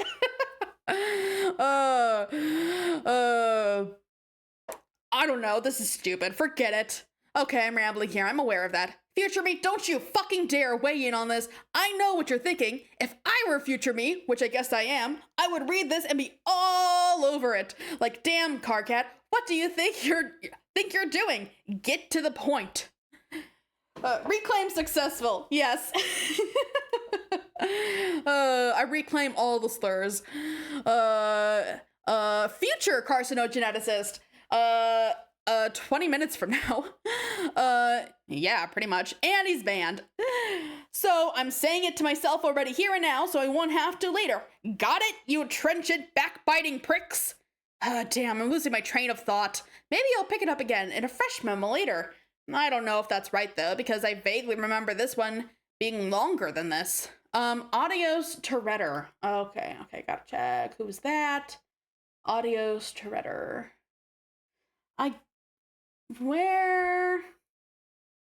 Why are all the usernames so much harder to look through than the actual names? God, who was Adios Treader? Oh, it's Tavros? Oh, it is. There it is. Adios Treader responded. Past. Yep. I see it now. Hey! Oh, son of a bitch. I thought since it looks like you're saying you're out of important memo stuff to say, maybe you can help me here? Since I don't know where you are now, but maybe help me about a thing that has to do with a girl, like a romance thing you might know about. You people are imbeciles, all of you. I am not posting these memos to counsel you on your past and future dating problems. Why are you all such basket cases? I don't even know what to say anymore. Sorry. Should I ban you? What's even the point anymore? One of you stooges will be right on the last one's heels with another sob story. Just hurry up and tell me what your problem is, bro. Okay, so I'm sort of lying on Vriska's floor right now, like in her block, lying down, because I can't walk. Oh no, shit, really? You can't be serious. When did this happen? Anyway, she tried to kiss me. Well, she didn't try, she actually did. And then kind of dropped me. And also, we were wearing costumes. Wow, I'm not explaining this well. This is so fucked up. What have you gotten yourself into? Yeah, my thoughts exactly. And now, to make it a lot weirder, there's like an angry voice in my head. I don't think it's Rufio this time. Rufio's not that angry. He's also imaginary, like a fake made-up friend. You know, like the way fairies are. God, I remember reading this bullshit, or skimming it at least. How could I forget? More loony block theater, and here I am drawing the curtains for you guys like a dope. Anyway, I think Vriska is upset about it, and she's not talking or anything. What do I do? Okay, well, I can advise you and stuff, but you do realize this is a public bulletin? We should be having this chat in private. Everyone can read this, even her. I mean, fuck, she was just here talking, you dummy. I know I read that, but that's future her, which doesn't seem so bad. Maybe future her can read this, and I guess, no, I'm sorry about it. I didn't mean to hurt her feelings. Well, fine, if you want to broadcast a trans timeline apology, then fine. But you should realize the future is kind of a wide open thing. I mean, she could read this like 2 minutes in the future as well as 600 hours. At that point, you would essentially be talking to present her, completely defeating the purpose of your spineless message in a bottle apology. Oh, yeah, I didn't really think of that. Past directed script responded. Hi. Carcat, shut up! This does not concern you! Okay, whatever, my memo, but whatever. Wow, hi. Tavros, it's okay, really. You don't have to feel that way about me. So you don't feel that way about me. That's fine. I shouldn't have expected any different. I can deal with it. I'm not a wimp like you. I roll with bad breaks all the time. No biggie. In fact, I already have dealt with it. I was over here dealing with it while you were over there on the floor fooling around with your computer after a cute girl tried to kiss you for some reason. As it turned out, fooling around with your computer to go cry on future Carcat's shoulder about this? Yeah. You're a strange and funny boy, Tavros. Oh god, this is completely hilarious. Now I see why everyone has been ripping on my memos. Because everyone's using it for their drama. Carcat, I said shut the fuck up. Anyway, though totally unnecessary, your apology is accepted. Okay. Now pick yourself up off the floor so we can wring some fucking treasure out of this miserable magic rock. Yeah, I'll try. Actually, never mind. I'll be over there to help you with that too.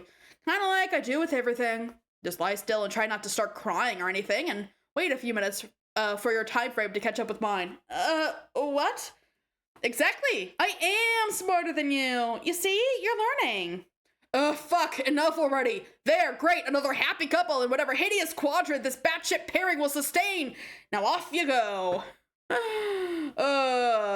Yeah, Vriska needs to get her shit together. And they're both banned. Holy hell, this is exhausting. I don't even know what I was talking about anymore. Okay, maybe I'll take a minute to collect my thoughts and get back on topic here. Future carcinogeneticist, 609 hours from now responded, "No, you won't. This one was particularly nauseating in retrospect. I'm shutting this down." He banned his past self from responding, and it goes the memo. Hey, Runt. Get up, Runt. Get up with those goddamn chilly legs of yours. Go kiss the girl. Kiss the girl. I said get your ass up and go kiss the girl, you pipsqueak.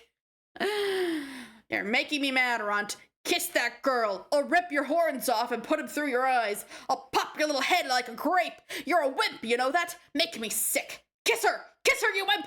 Get up and kiss the girl. Okay, what about paralyzed? Do these people not understand? You're having trouble bringing yourself to get up and kiss the girl. You kiss that girl this instant! Do you not know what paralyzed means? It means cannot move. It means physically incapable of moving his legs. Oh my god. Okay, skip. You cannot do it. You cannot kiss the girl. Mostly because you can't move your legs, Duddy. It's not your fault. Thief, you will need to be strong. There is important work for you to do. And in time, though prone to distraction and obstinacy, she would, but not alone. Oh, ooh, I can't remember what she's called, but I know she was like the super dangerous lady from the 8-Ball team in the Midnight Crew comic. To bring every circle, yeah, Snowman, that's it. To bring every circle closed, her partner and rival would have to be guided in tandem. The thief and the seer were to serve as twin lashes of the scourge, cracked by a quasi-royal against her own former kingdom to settle the score, to make him pay. Scourge's black inches would rip red miles through Dursey, and the bright rivers gushing from its wounds would wash her mutineers down the drains of exile. In time, they would have to answer for their treason. Patience would be necessary, but then she'd recently come into all the time in the universe. So is she the former Black Queen? That's what I'm... quasi-royal. Well, she doesn't have her ring and stuff, so maybe that's what it means. So she's the Black Queen then. That's cool. Okay. So Snowman, continue briefing. Okay, then what? Find the ring before he does. Where is it? Retrieve the ring from the royal vaults. Yeah. And then destroy it. Ooh.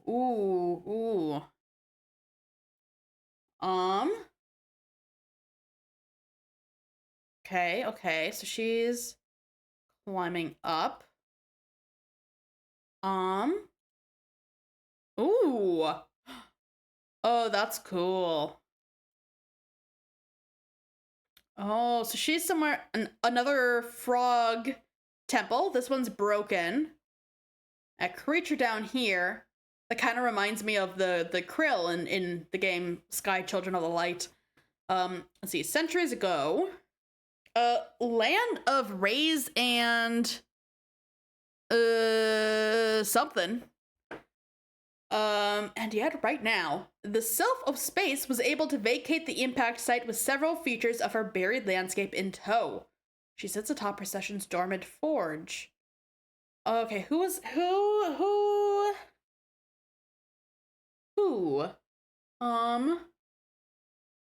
Is this, Kanea?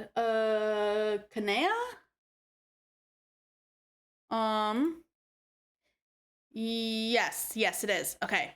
Yep, okay. Kanea. Sylph of Space. Sylph of Space. Land of Rays, and I'm just putting some question marks. Land of Rays and something. So then I think the only person I'm missing then is Aridin. Let's see. 1, 2, 3, 4, 5, 6, 7, 8, 9, 10, 11. Yep, I'm only missing Aridin. Often the answers can be found by clicking one page later. Reply to memo. Yeah, usually. So I'm only missing Aridin.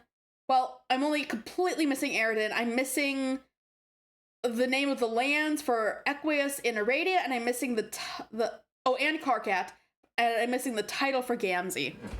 Okay. Okay, where'd my cursor go? There it is. Okay, reply to memo. Show pester log. A future carcinogeneticist, almost 600 hours from now. Fine then, since past me just banned current me for the preceding memo and doesn't appear to give a shit about my future wisdom, as usual, looks like I'll just have to start another memo from scratch. Hey, past me, go have a blast killing the king. I'm sure it'll be awesome. In fact, it was awesome. Bang up job with that, dude. Too bad it was all a huge waste of time. Oh, what's that, Pastel? You didn't read this and figure that out ahead of time? Or maybe you just skimmed this and it didn't get through your thick bulge? What a shock! Memo within memo to present self. Put forth more concerted effort to impress upon everyone in the past, myself included, what a bunch of fucking idiots they all are. I am learning a valuable lesson today. It turns out you can't alter the outcome of decisions made by morons, no matter how much you yell at them. All you can really do is give them a hard time and try to make their lives just a little more miserable, which sounds like a more noble pursuit than changing destiny for the better anyway, frankly. Losers should be forced to face the music even for the mistakes they haven't made yet. Their punishment is being allowed to make the mistake in the first place. Talk about poetic justice! And then getting soundly berated before, during, and after the mistakes are being made is just the mucus on the grub loaf. Karkat would be in a black relationship with himself. Oh, absolutely. He would absolutely if he could. The sweet, tangy mucus. This is dumb. Why did I ever think these memos were going to be a good idea? Nobody cares. I mean, nobody's even trolling me anymore. And I'm leaving myself wide open, too, saying some pretty dumb things here. Guess maybe I wrote too many. Filled too many of them with long arguments with myself. No one's going to read through all this. All the valuable information is just getting lost in the yelling. You stupid, stupid idiot. Now, fuck you. Why'd you even start another memo, then? I guess there are a couple things I want to get off my chest, okay? Oh god, now I'm arguing with current me. I didn't even notice I was doing it. This is really fucked up. I gotta pull it together. Think back to what we might have done wrong. But the thing is, as much as our past selves are a bunch of stubborn, unlistening assholes, I can't even really identify any mistakes we made. It was all pretty much like clockwork. A 600-hour campaign to complete a game like this is pretty good if you ask me. And I have asked me. Turns out me agrees. I can't shake the feeling someone else must be responsible for this. It doesn't seem like it was something that was supposed to happen in our session. Solix has the same intuition about it as me. He thinks there's something fishy about it. It's really insufferable the way her fish puns have rubbed off on him. It kind of makes me want to vomit. Anyway, he says he's working on tracing the origin of this disaster. If I find out who's responsible, I will... I don't even want to think about it now. Waste of good, fresh rage. I'm a little tired of all the old things I've been angry about. It's gotten so stale lately. In a way, I'm sort of looking forward to having something new to be pissed off about. It's not like there's anything else to live for now anyways. So you have 25 days to complete a normal Spurb session. Neat. Just short of a month. Interesting. So I'm keeping my prongs crossed. It'll be like fucking 12th Perigrees Eve up in here. Last Sweeps Eve was probably the last happy memory I have, in fact. What did you guys do for the last holiday? Anyone? I remember my Lucis had been gone for days and I was starting to get worried. But then he finally returned, triumphant. He brought the fresh behemoth leaving into our hive, and together we decorated it. And I don't know, that's all I can say. I'm getting a lump in my squawk blister. I guess I'm done. I'm gonna go lie down now. On the steel floor of this frigid meteor drifting through the black uncaring void of our null session. Null. Kinda like this memo, I guess. Later. Current Grim Auxiliatrix. That's Kanea. Responded. I don't think we did anything special. Whoa, hey, what? Last 12th, we stayed in, and I read stories to hear her. And I read stories to her. It was nice. Oh, that's cool. This is the first time you've responded to a memo that I can recall. You took it right down to the wire. I was just about to close this thing. Yeah, I know. I wasn't sure if I was going to. But then I noticed a conversation in which I was a participant, which, as it turns out, is the conversation taking place now. I scanned it briefly and then perused other memos for my presence. I found none and returned to this one, but my part of the conversation was gone. I regarded this as a prompt to begin typing and record my contributions live. That is pretty much how it works, isn't it? Pretty much. For a while, it was frustrating. When I discovered the feature, I kind of breezed through all my future memos, not really reading all of them carefully or thoroughly. Then I looked at it again and the whole board was gone, because it was time to make it in the first place, so I did. And then I kept making memos with only foggy recollections of what they contained, while all these other chumps from different times kept giving me shit, including myself. But it was all good, because I eventually became my own future selves and got to be on the other side of the conversations, and could do my past selves the service of informing them how stupid they were being. Stopped bothering trying to remember how any of these memos went. Honestly, the last few weeks have been a blur to me. Just nonstop yelling at myself, haggling with past to future knuckleheads, killing monsters and solving puzzles, cycling through all the gates of planets like 100 times, zigzagging down to the battlefield, out to the Vale, over to Prospect, back to Dursey, and on like that until we thought we won. But we didn't win. We lost. We lost as hard as fat guys fall. What exactly happened? Did you read the memo just before this? No. Give it a read. I'm done ranting about it. I'm done ranting about all that for now. All right, in a moment. But yeah, that's how Trollian's timeline stuff works. You'll get used to it. Or not, since apparently this is your only memo reply. You are pretty shrewd in sidestepping this whole clusterfuck. It seems like a logical way to engineer a system wherein one simultaneously functions as the reader and author of the transcripts. It's temporally sound construction. Then you're the only one who thinks so. Hell, you probably would have been a better maid of time than the one we were stuck with. She's who's the maid of time? Aradia. Oh, she is completely shit-hive maggots. Don't even get me started. I think we are given roles to challenge us that don't necessarily suit our strengths. At least I was. I have no idea what I'm doing here. Okay, so let's see. Kanea was sylph of space. Sure you do, or you will. Trust me, you'll do just fine. So what prompted you to respond anyway? I mean, aside from being strong-armed by conversational predestination. Oh, at this point, I'm not even sure if I'm inclined to ask anymore. You might not have a choice. Do you remember this memo was much longer than this? There is a good way to go, I think, yeah. Then might as well spit it out. It's such a silly question. Red or black? What? Your problem. Your problem. Does it pertain to red ROM or black ROM interests? That's not what this is about. Come on, people have been using these memos to sift through their romantic problems for weeks. I am a fucking veteran at this shit by now. Seriously, I don't mind. It'll be a welcome reprieve from shouting at myself. I'm not sure what to say about it. Didn't you want to at least get a sense of what this conversation was about when you skimmed it? Not really. If I were thinking about it, I probably wouldn't have wanted to anyway. Don't you think it's better to have unrehearsed conversations, even if the subject matter is awkward? Yeah, I completely agree. It's good you didn't read it. We can avoid the sort of verbal slapstick routines I'm sick to fucking death of by now. I'm so tired of people being all coy and telling me what we're about to say before we say it, and then we wind up fucking saying it anyways. And then we prove to the invisible Riddler that is father time beyond a shadow of a doubt. What a bunch of fucking idiots we are. Do you have any idea how old that gets after a while? So really, tell me. I know what's on your mind. I got a sense for these things. R or B? Okay, read then. But I guess not really read enough. Well, isn't that always the case? Story old as time. Even in places where, strictly speaking, time didn't exist until recently.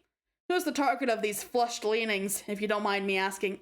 It's not the asking I mind, it's the telling. In a public forum. I don't think anyone's reading.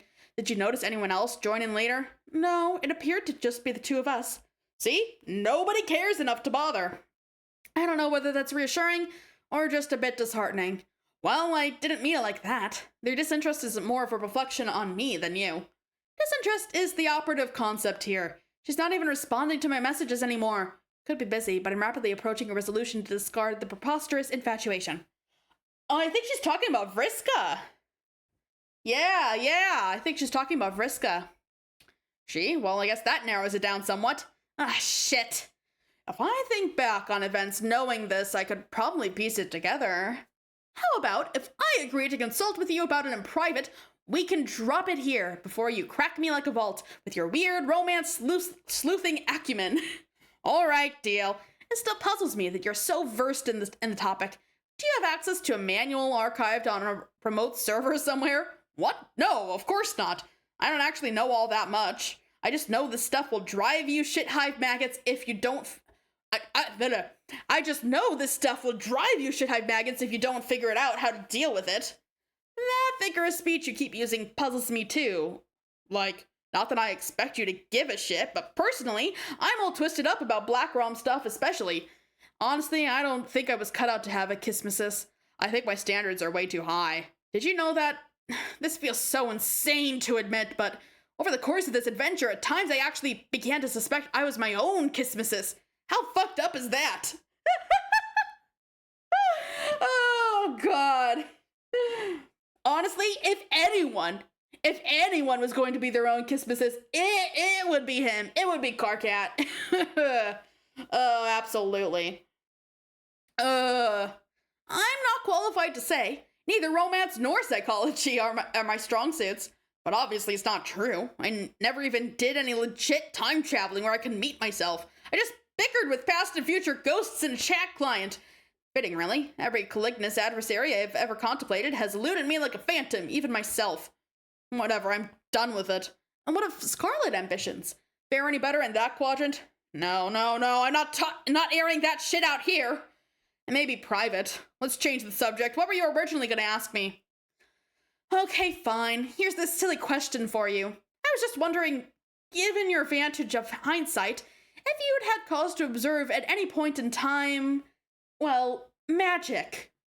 Like real magic. I guess what I'm asking is magic a real thing? Wow, you're right. That's kind of the dumbest fucking question I've ever heard.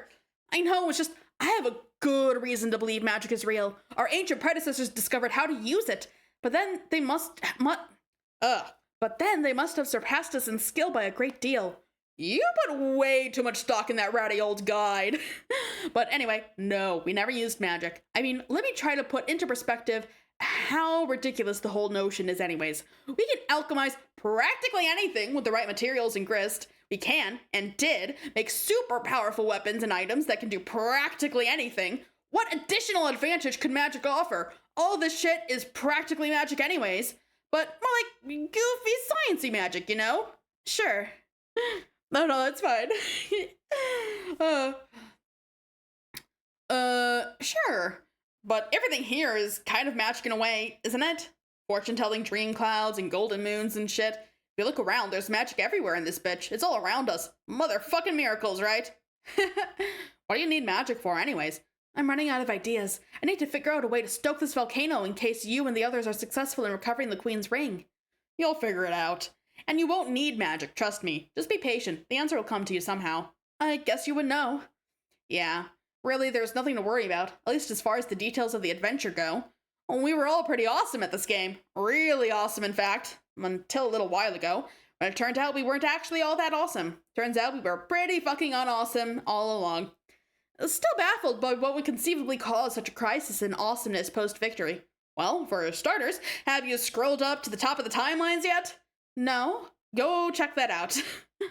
This world is like a chocolate marshmallow where the chocolate is science and the marshmallow is yeah. And the marshmallow is magic. Yeah. There's really no separating them, I guess.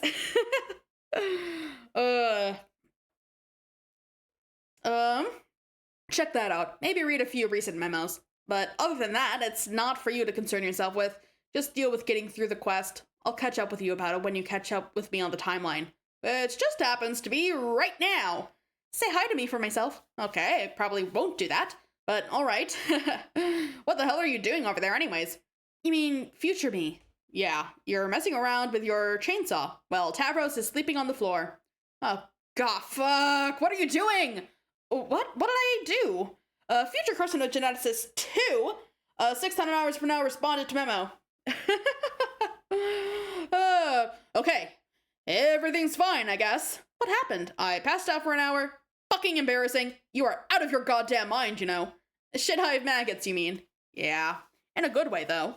Okay, I'm shutting this memo down for my past self since he's currently lying unconscious on the floor an hour ago. See you in the future now. Till then. Okay. All the characters in our campaign can cast magic with almost no strings attached. Yeah. I mean, that's kind of how it works here, isn't it? Whoa, what the hell? What? All the timelines get basically, like, cut off, and then there's chaos. What? I mean, there's the guy... Like the demon guy, head of the gang or whatever that's, like, coming at the end of the universe. Is that what this is? Terezi, fly up. Ooh. Oh, that's cool. She's got some cool wings. Okay, she's flying up. Pew! Dragon Sprite. Sniff. Hey, Terezi! Hey! Hi, Terezi! Hi! Sniff. Hey! For my first trick, I shall give everybody with epilepsy a seizure. Yeah, pretty much. I hope they're a bit better about that with the animation.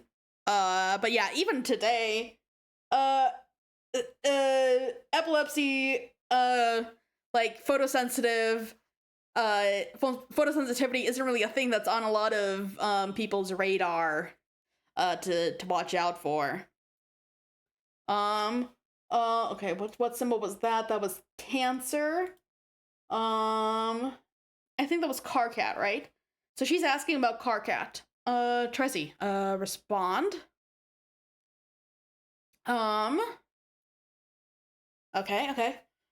Okay, I got your message. Thanks for not hassling me about it and wanted the memos to get my attention. I appreciate that. Unless you did, but it was a future memo I haven't written yet, in which case, you, have a big time fuck you about that in advance. No, I didn't bug you about it in your stupid memos. They were annoying and I'm tired of getting banned for no reason. Posting them at all is the reason. You're not supposed to reply memos, period. That's the reason. Maybe I'll start my own bulletin board, and everyone will be allowed to reply anytime they want, except for guys with nubby horns. Oh no, they'll not be able to reply at all. Grumpy car cats will be expressly forbidden from Rainbow Rumpus Party Town. Sounds lame. Yep, Homestuck is all about flashing images. They're everywhere. Sounds lame. By the way, that will be the name of this board in case it wasn't clear. Yeah, I got it. This is an empty threat because if you made a board at any point in the timeline, I would be able to see it right here and read the whole thing already. Wait. Oh god, you actually did! Yes! Future Terezi is looking pretty cool right about now. Look, I don't care about the Fruity Rumpus asshole factory. What's all this about going after the Queen's ring? Well, the thing that is all about it... Well... The thing that is all about it is, we have to go after the Queen's ring. It's a new mission. But, well, we're still in the middle of trying to pull off the Register with Jack. Why don't we take it one mission at a time? Yeah, about that. The whole point is to destroy the ring so Jack doesn't get it. Why would we do that? Jack's an ally. Also, the mission sort of involves exiling Jack too. This is bullshit. We're not exiling Jack. He's cool. Carcat, he's not that cool. Yes, he is. He's a total badass with a fuck ton of blades and shit, and he's helping us out. Okay, I think it's pretty cute that you sort of look up to him like that. But seriously, I do not get a good feeling from him. He kinda stinks.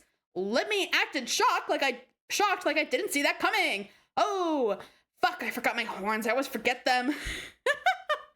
Oh, wait, that's his horns? I guess they are kind of like rounded and nubby. No, well, sort of. He doesn't smell bad, actually. He smells really clean and shiny and dark, like an oil slick. And there's a tiny hint of licorice there, too. It's more like the way he moves. I smell his smooth motions and the way he squints his eyes, and it gives me this really nervous feeling. What a surprise. You're dragging your schizophrenic nose into this. What an outstanding character witness. Objection, your tyranny. The bottom line is, I'm not going to exile Jack because you believe you could smell malice off an interpretive dance. Carcat, he's a jerk. He's stabbed you on more than one occasion. Some of those stabbings were accidental. Okay, well, I know for a fact the third time was accidental. Anyway, you've beaten the shit out of me a few times yourself, but I didn't draw blood. I mean, I could have to satisfy my curiosity, but I didn't as a courtesy to you, since you still want to keep it a secret from me, like a petulant little wiggler. Hey, I promised I'd tell you, I just wasn't ready. Well, it's okay. I know what color your blood is anyway. No, you don't. Yep, I totally do. Lies. I've been very careful. Not like all you classless shitbags who slop your blood all over the place every goddamn minute like it's some weird fetish. What? Blar. Hold on. What is it? I said hold on. Sometimes it's hard to pick out the letters from the hollow projection. I need to get a closer look. Are you licking your glasses again? I hate it when you do that. It's fucking disgusting. Nop. What would ever get you that idea? Tracy, get a closer look. She is. That is better. It's so much easier to read your color this way. Your drab, dirty pavement gray on top of bright candy red, like a shiny lollipop. Does that sound familiar, Carcat? Yes, I'm extremely familiar with this sort of nonsense, but now sure. Okay, so she does know the color of his blood. She wasn't bluffing. No, I mean gray on red, like the way your skin conceals your blood. What? Candy red, like your planet. You have a strong cherry cough syrup in your veins. It is completely delicious. Who told you? Did Jack tell you? No, he doesn't talk much. I figured it out myself. How? I got a closer look. Remember? No. You're playing so dumb. You know exactly what I'm talking about. They were fighting earlier in the comic. Are they? I don't remember that. I cleaned up my wound and changed my shirt before I even met you. I've been extremely careful, so you're gonna have to fill me in. It was when I got close enough to smell it under your skin. Please, Carcat, do not pretend that you forgot about our little moment. Whoa, you mean during... Oh, fuck. Okay, shh. Let's not talk about this. Not here. This isn't a memo. It's a private correspondence just between us, remember? I know, but damn it, writing all those memos has made me paranoid. It just doesn't feel secure chatting about it over the client. I don't know. We could talk about it in person. How in person do you mean? Uh-oh, look at my eyebrows getting carried away here. Carcat, help! They are out of control! Those are eyebrows? I thought they were horns. They're horns too. They're whatever I want them to be. Don't change the subject by being cute. Well, apparently I just can't fucking help myself, can I? Nope. How can you even smell so damn well anyways? You give me a hard time about being coy about shit, but when it comes to your crazy senses, you're so vague. It's like trying to decipher the daily horoscope riddle, or the riddles for all 48 signs combined. You are a relentless subject changer. Fine. It's okay if you don't want to talk about it. God, you are so shy for an angry guy who wants to be a big shot leader. It's ridiculous. Look, we'll talk. I promise. Why don't you just say some stuff about yourself for a change and cut me some slack? Okay. So she knows what his blood color is. She knows that he's like weird bright candy red. And they met in person at least once. And she got close enough to where she was able to smell it underneath his skin. How the hell did she get this crazy sense of smell? Because that's not a normal sense of smell. I'm sure I mentioned after you met my sprite, I learned from her through my dreams before she hatched. Yeah, but it's still so vague. That's the whole point. How about a straight answer? Okay, I'll try. When I went blind, that's when I first woke up, and my Lucis helped me wake up. Sort of. You mean on Prospit's moon? Yes, but except for a very brief moment, I was blind in my dreams too. The dream self-image I project can't see because I guess deep down, I don't really want to. Why is that? Is it out of spite to Vriska? I know I'd probably be cool with it out of spite more than anything. No, not that there wasn't some satisfaction in being okay with it. Oh yeah, understandable. Equios would probably try to assassinate Karkat if he figured out he was following the lows or the low, or just fall in love with him, no exceptions. Oh yeah. During their little moment.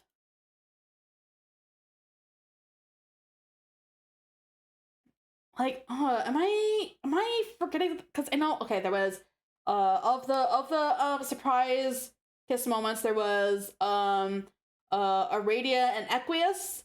There was Vriska and Tavros.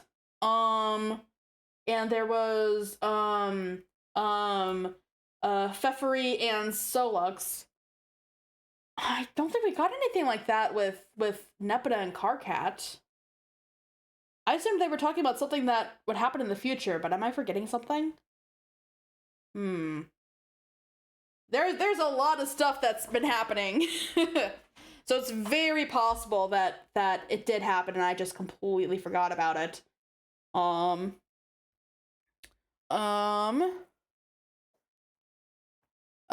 I know I'd probably be cool with it out of spite more than anything. No, not that. Not that. Not that there wasn't some satisfaction in being okay with it. Grateful about it even, and making sure she knew that. But that's not it. The day it happened was the first time I ever heard from my Lucis. She woke me up, and ever since has been teaching me a different way to see. A different way to perceive everything, I guess. Not just in a sensory way. Okay, so why did you never tell me any of this? You wouldn't have gotten it. Even now, you still don't really. Oh, you weren't answering the question. Oh, your stream is buffering? Oh. Oh, you're behind. Okay.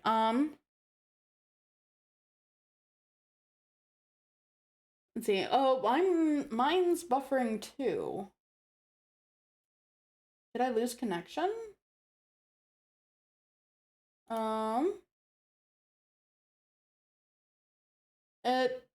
It shows my bitrate should be fine. Okay.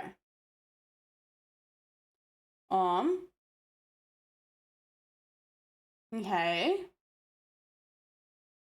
Okay. Yeah, it should be fine. Okay. Yeah, it's Twitch. Twitch is giving us issues. Okay. Okay, so why did you never tell me any of this? You wouldn't have gotten it. Even now, you still don't really. You have not even seen Skaya yet. Oh yeah, the question was, like, she was talking about, like, oh, when they met and they got close enough to where she could smell his blood under his skin. I was trying to figure out, like if they're talking about something that we'll see in the future, or if, like, that happened and I just forgot about it. Yeah, a lot of things are intentionally vague. So yeah, so I'm just kind of ignoring it for now, and I'll see if it comes up. You haven't even seen Skaya yet. How am I supposed to wake up? I don't know. Something different does it for everybody. How many of us are awake now? How much of the future did you see before we started? In the clouds, like Kanaya. Also, how did you go blind anyway? What did she do to you? I don't know why you're so cagey about that. I still don't see how she could blind you without being anywhere near you. Obviously, she can't control you, so what gives? Carcat, shut up! God, how about if I tell you all about that stuff next time we are in person? In fact, I will tell you about it when you wake up. Until then, I will keep tabs on you in your tower while you sleep like a little honey pajama poopa nestled in his cocoon. Wait, let me guess. Do I look adorable? Actually, you look kind of like a big pile of smelly barf. Yeah, she said during our little moment. We haven't said anything so far that I think. Yeah, okay, so we haven't seen it yet. Okay. Wow, what the fuck? Of course you do, dumbass. Oh, then good, I guess. Okay, I've got to fly. Don't worry about the ring mission. You can stay busy with Regisurp. I will organize this new mission myself. Later. Wait, Trezzy, please don't tell them about my blood. I will tell them later, once they respect me as a leader. Okay, I will keep that secret if you keep this one. I tell you, which is that between you and me, Carcat, I think they already do. Bye. Bye. Aww, she said that she thinks they already respect him. And he wants to be the leader so bad, so that they respect him enough so that when they find out about his blood color, that they still, like him, be friends with him and stuff. Yeah, that makes sense. But yeah, I think Equius especially, and maybe even, and Eridan too. Equius and Eridan are the ones I think we would have the most to be worried about. Oh,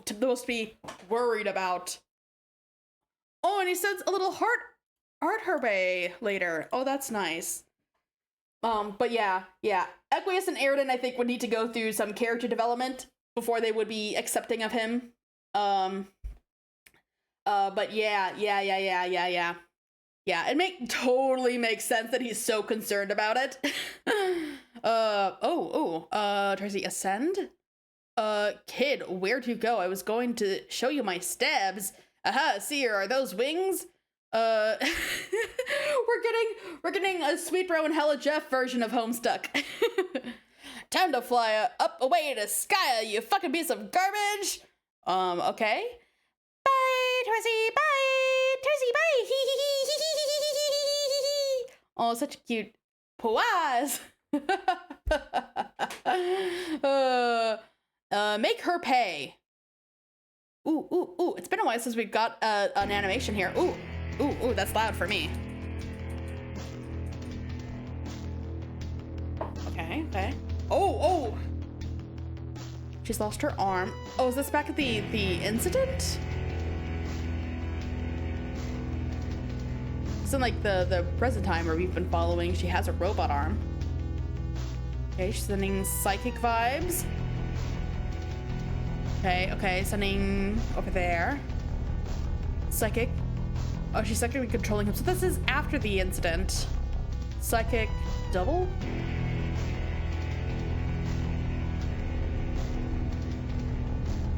Because he's already in the chair, so this can't be long after his incident. Psychic double reach around. Oh, and then the dragon. What? Oh, and the dragon's waking her up.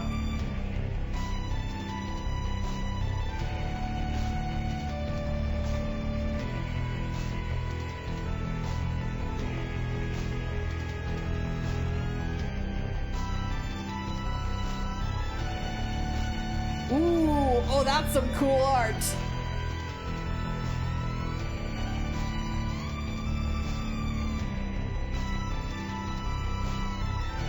And she's seeing the visions of future doom.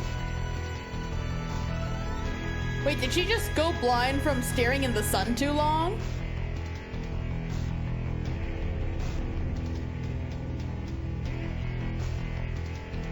Ooh.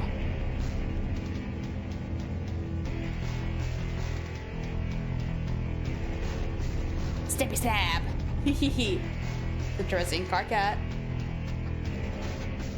Gansey, Breffy, and okay, third.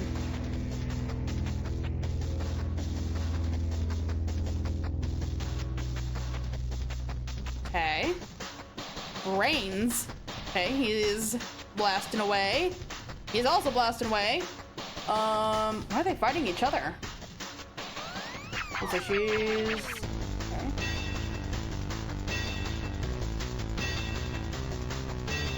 Ooh.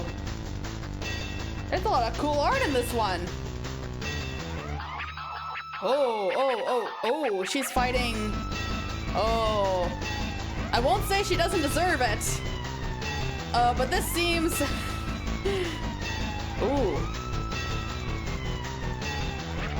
Whoa.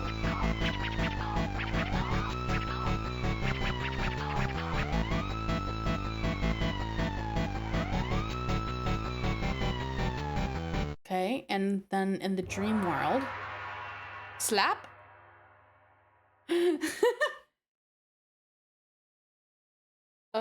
And oh, more thing. Who is that supposed to represent? Okay, we gotta watch this again. We gotta see. Okay. So April, she's. Okay, so she's all bloodied up. How did she lose her arm? Her eye. Oh wait, yeah, the thing exploded. The orb. Yeah. Oh yeah. Yes. I forgot about that. Oh wait, no, hold on. Oh, there we go.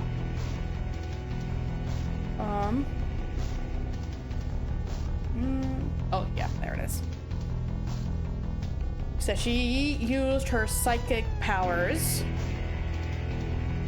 She sent his mind away in the dragon egg. It's like a double reach around. Okay, so then she reached the dragon and took the dragon's psychic ability and it used it to wake her up. She is walking in the dream world. Okay.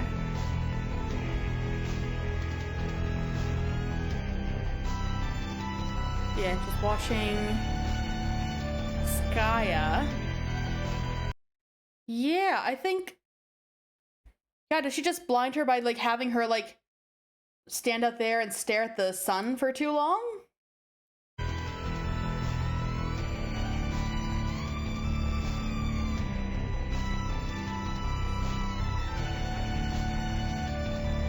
Yeah, I think that's it.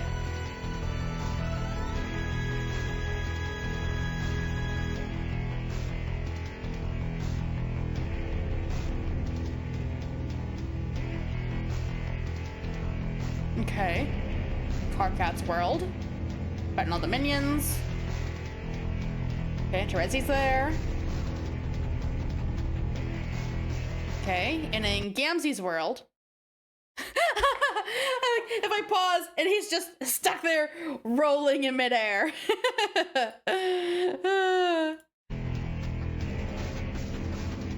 And the brain world, a brain world with, because there's oh gosh, I lost my notes. I need to bring them up again. Yeah, Ferefi and Solux, and they're in a sort of brain world. Okay, Equius and Cave Kitty. Okay, there's Tavros.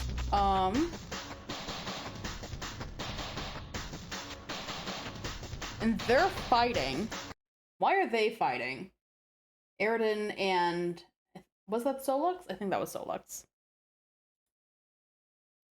Okay, and over here, in Vriska's world, she's having fun, just absolutely annihilating all the imps. Oh, and then Aradia shows up and is absolutely beating the shit out of her.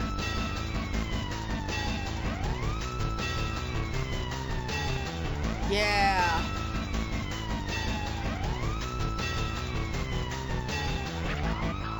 Oh, and poor Tavros is just watching this all go down.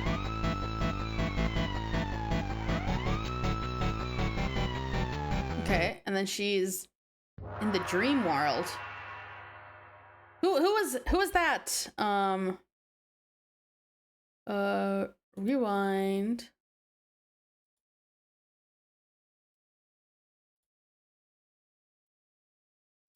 Right? Okay, that doesn't actually. Okay. Okay.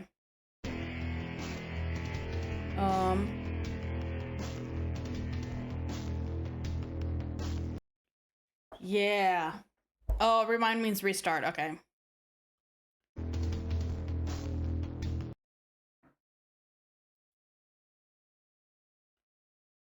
Okay.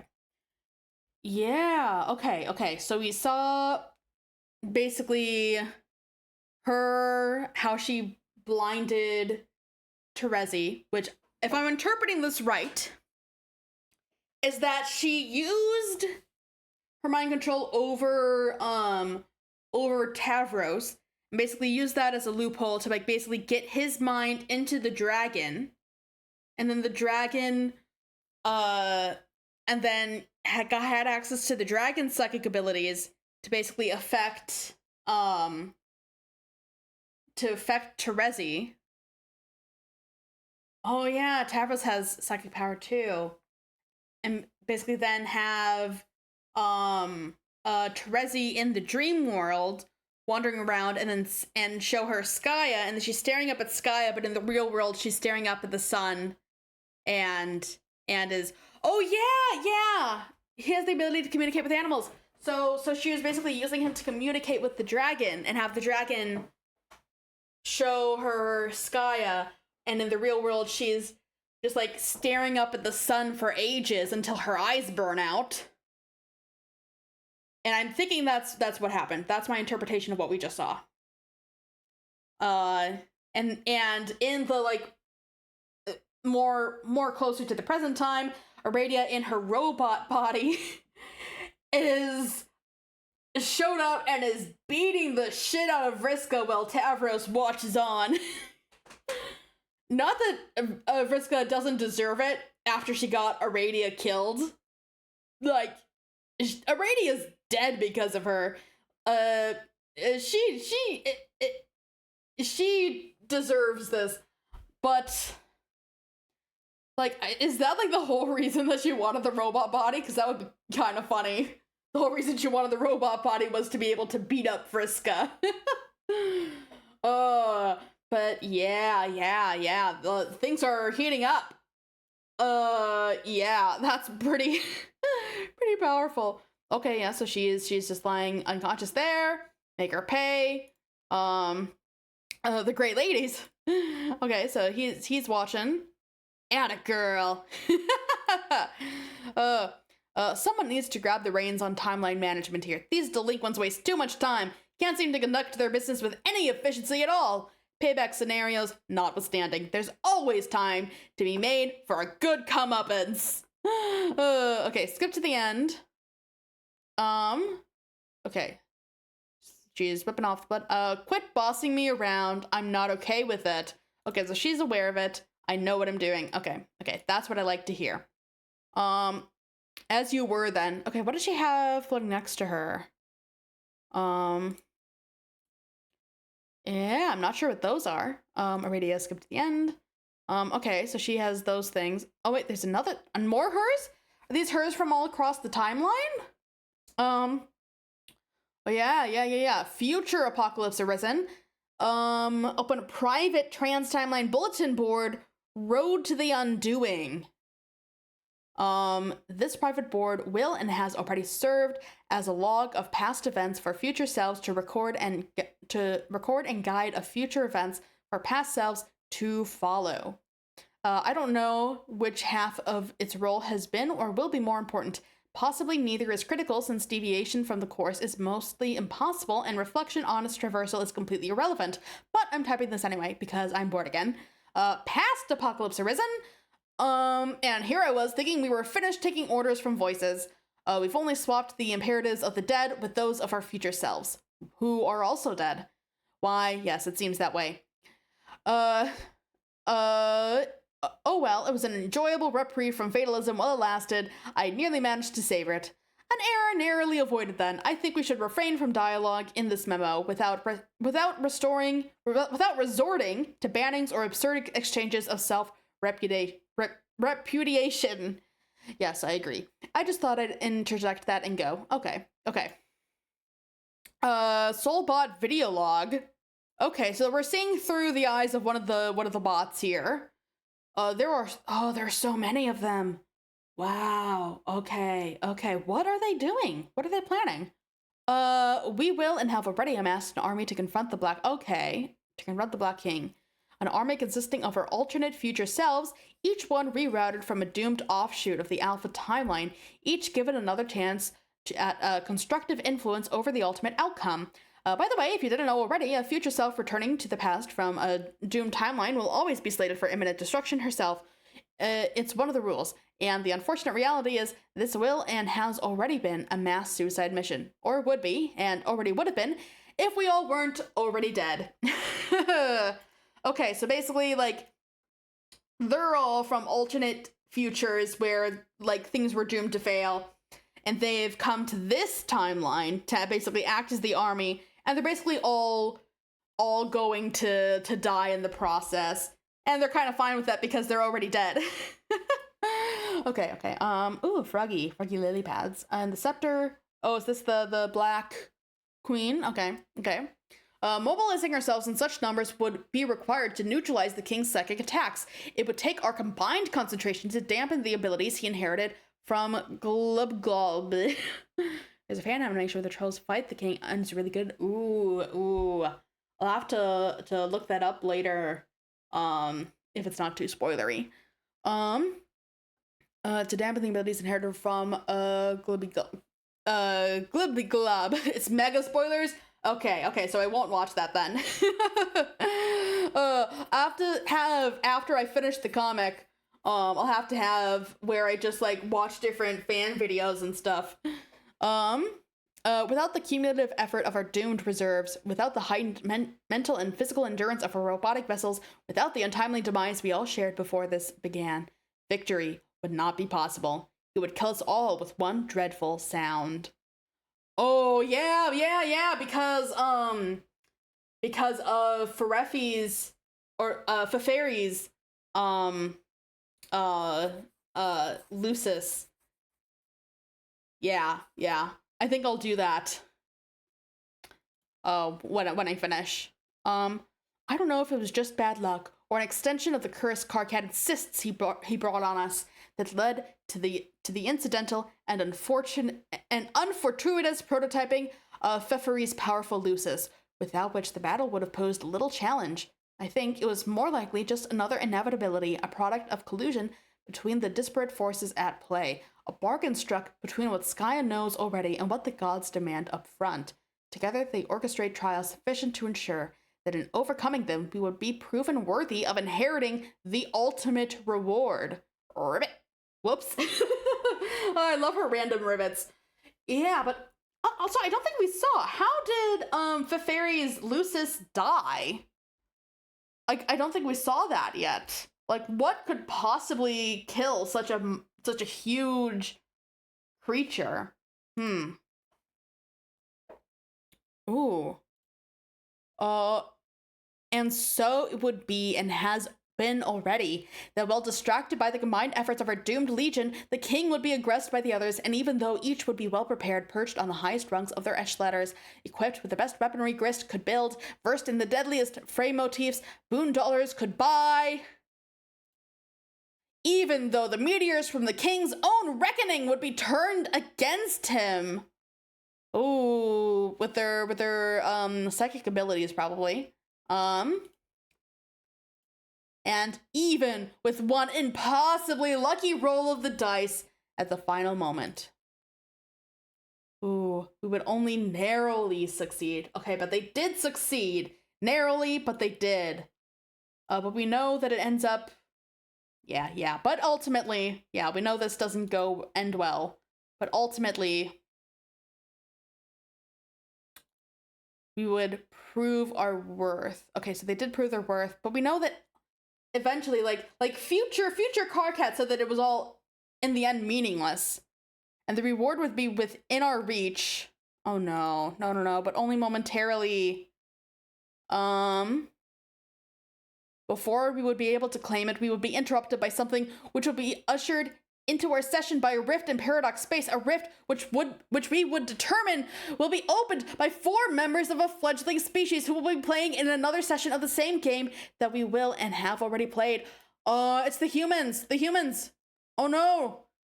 Their rift will lead to the great undoing without necessarily causing it. Not directly. Such rifts are themselves supposedly benign, useful even. They are cataloged phenomena within the game itself, with the provided means of creating them and a wide range of scenarios for which it might be prudent to do so. The Incipisphere locals have a more formal term for them.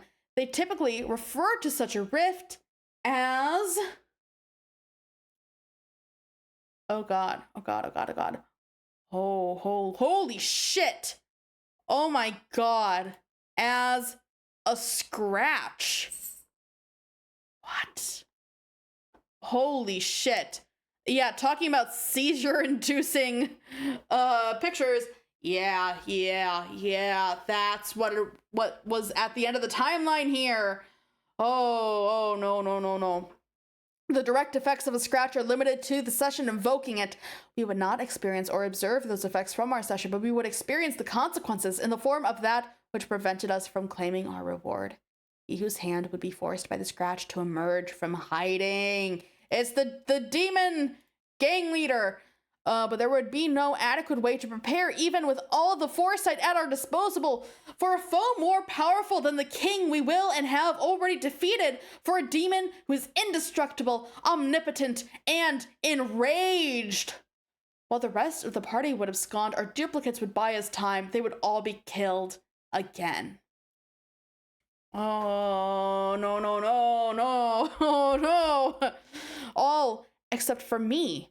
This is just as well, I suppose. What would we even do with all those copies anyway? Okay. Oh no. Oh, it's a little bit of a glitch there. Is it gonna happen again? We're gonna see it again? We would return to the site of our hatching, so to speak, where we would hide amidst a veil depleted by the reckoning and waiting, drifting in the wide orbit of our soon-to-be null session. Yeah, all the bots were doomed to die. Paradox Space had to get rid of them one way or another. Yeah, at least the way they died was buying them enough time to get out. Oh, banished from the universe we left behind. Not even their world, just their universe, their whole universe. Oh no. Oh, everything. And yet, in being denied the ultimate reward, he would be barred from entry. What does that mean? Barred from entry? Ooh, constellations. We would be barred from entry into the universe we created. Wait. So is this saying that them reaching the end and like the rift opening up and stuff and that basically their presence there then created a new universe when they escaped, which would be like our universe, the Earth, and really like the astrology constellations we know were basically based on them?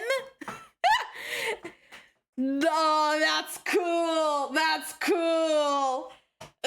so cool. Oh, I love that. Oh, that's so cool. Oh, but yeah, this sucks. Like they were barred entry into the universe they created. Man, so where are they? Like, are they just stuck in limbo somewhere? End of Act 5, Act 5, Act 1. What? Act 5 has multiple acts? What? Holy shit. Oh, red curtain, then blue curtain. Oh, man. Okay, I gotta get some water here. Oh my god. Holy shit! We had some revelations here. Okay. So the big demon that appears at the end of the universe, which we already knew was coming, and we knew that their whole thing was doomed from the beginning. But wow, that whole thing of basically them like indirectly creating the universe that the humans come from. Yeah, prepare for the act system to get messy. Oh god. Oh god. I Oh.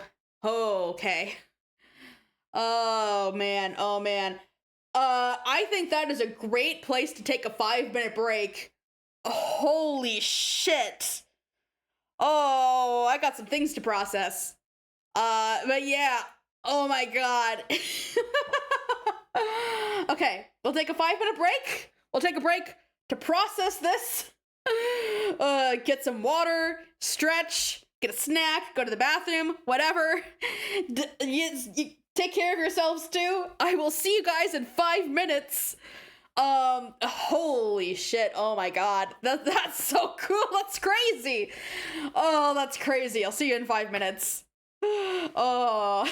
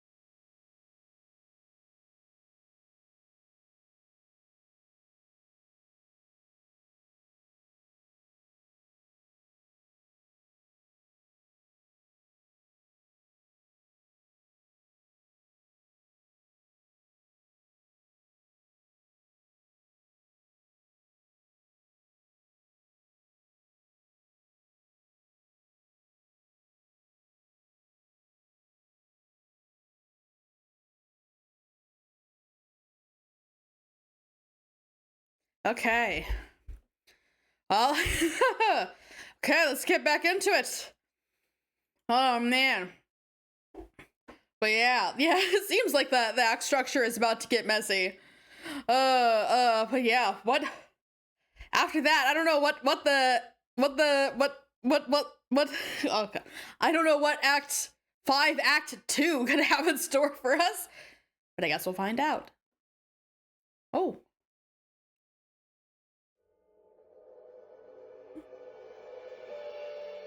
Okay. Okay.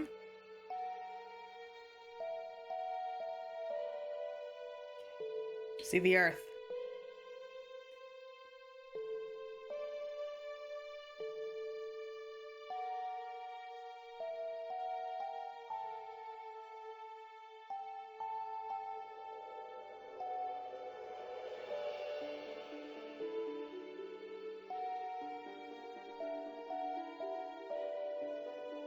See a beautiful, peaceful neighborhood.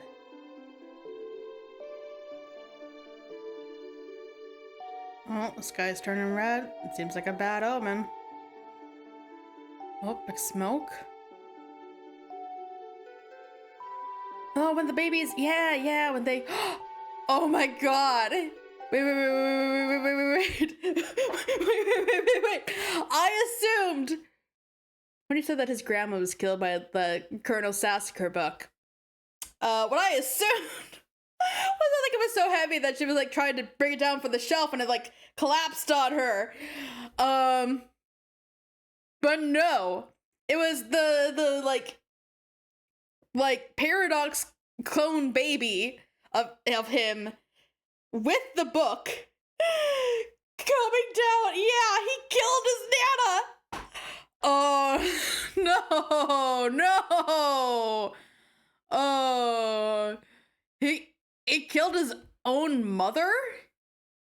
Did we see like I thought he just like didn't have a mother because he was like created from like ectomom in this case. Yeah. Oh.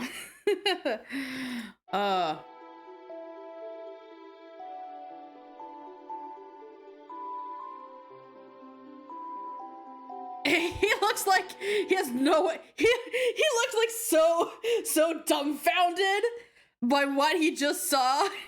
Yeah, it's ecto-complicated. Oh, he's pissed.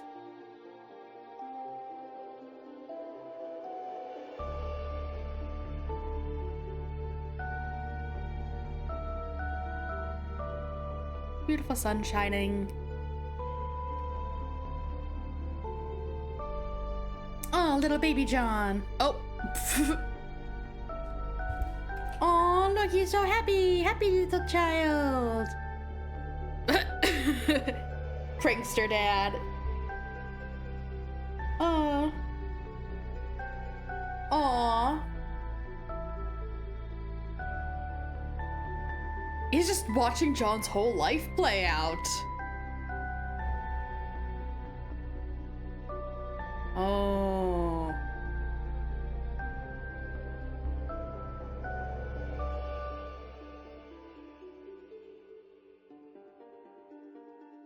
Sent away. Oh. God, which symbol was that for? That was... I think it was... Yeah. It was like the black romance thing. That's... Karkat got a hate crush! He got a hate crush! Oh, man. Oh.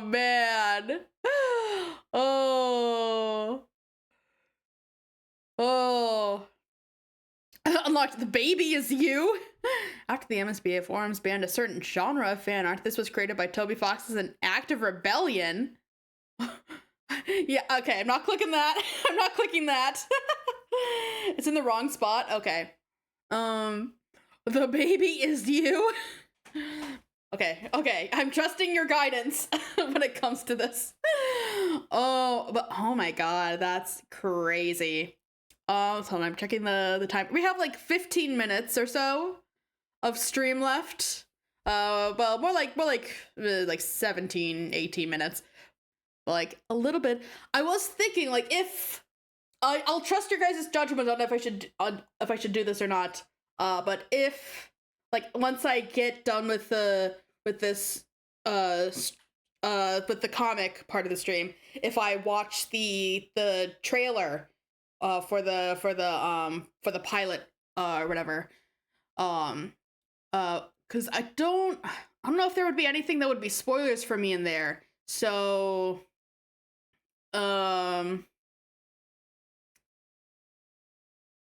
if you think it's iffy, then I'll just leave that for another time. I finally found him after hours of sweeps of searching. Troll this worthless human. Oh my god. Yes, is Cosby headband thing. Oh man. That's crazy. He's watched his entire life. I guess you could. The only risk would be populating your recommended feed with Homestuck stuff. Well, I'd probably just watch it logged out. So I don't think that would be a real risk.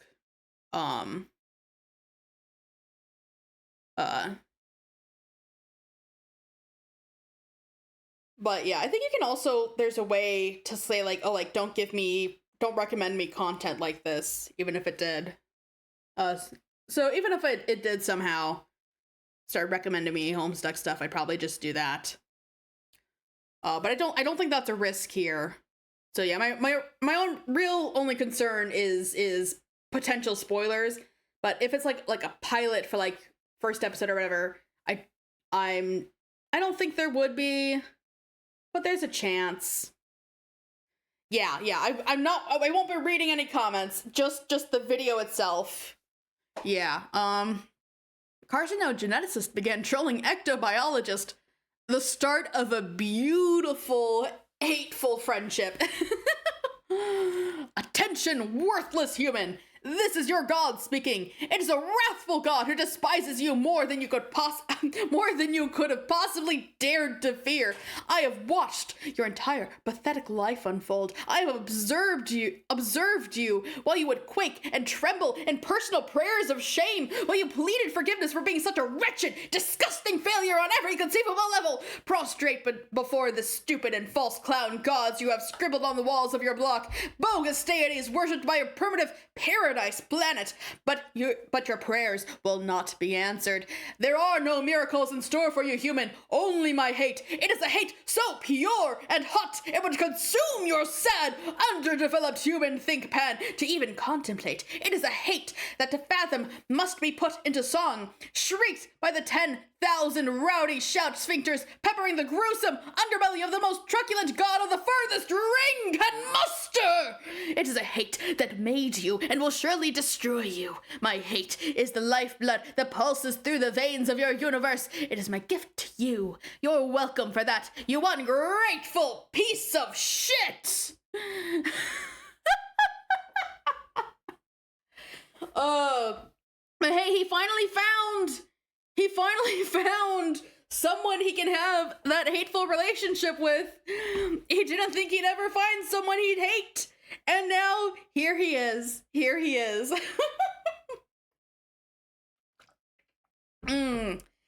Yeah, the fucking emotional whiplash.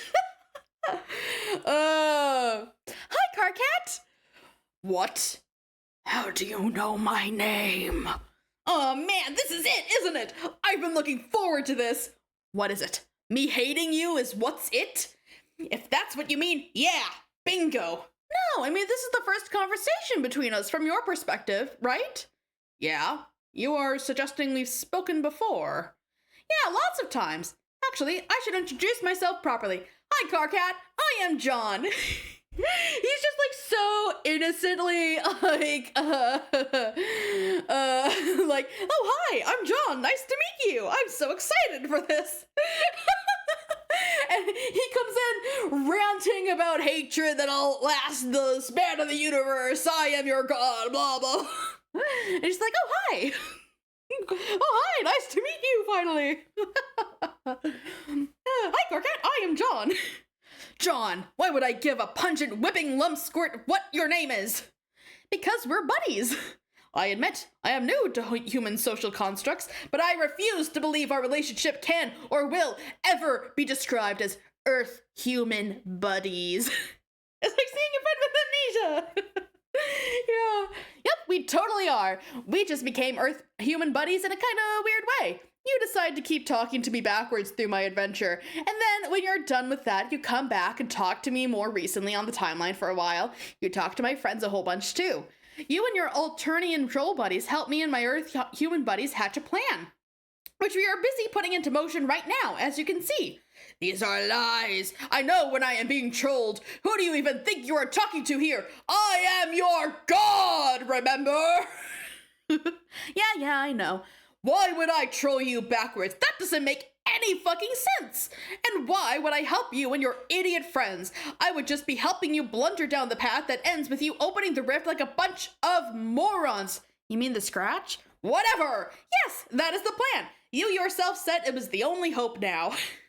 Ridiculous! I didn't wriggle out of a puddle of slime yesterday. That was several weeks ago, okay?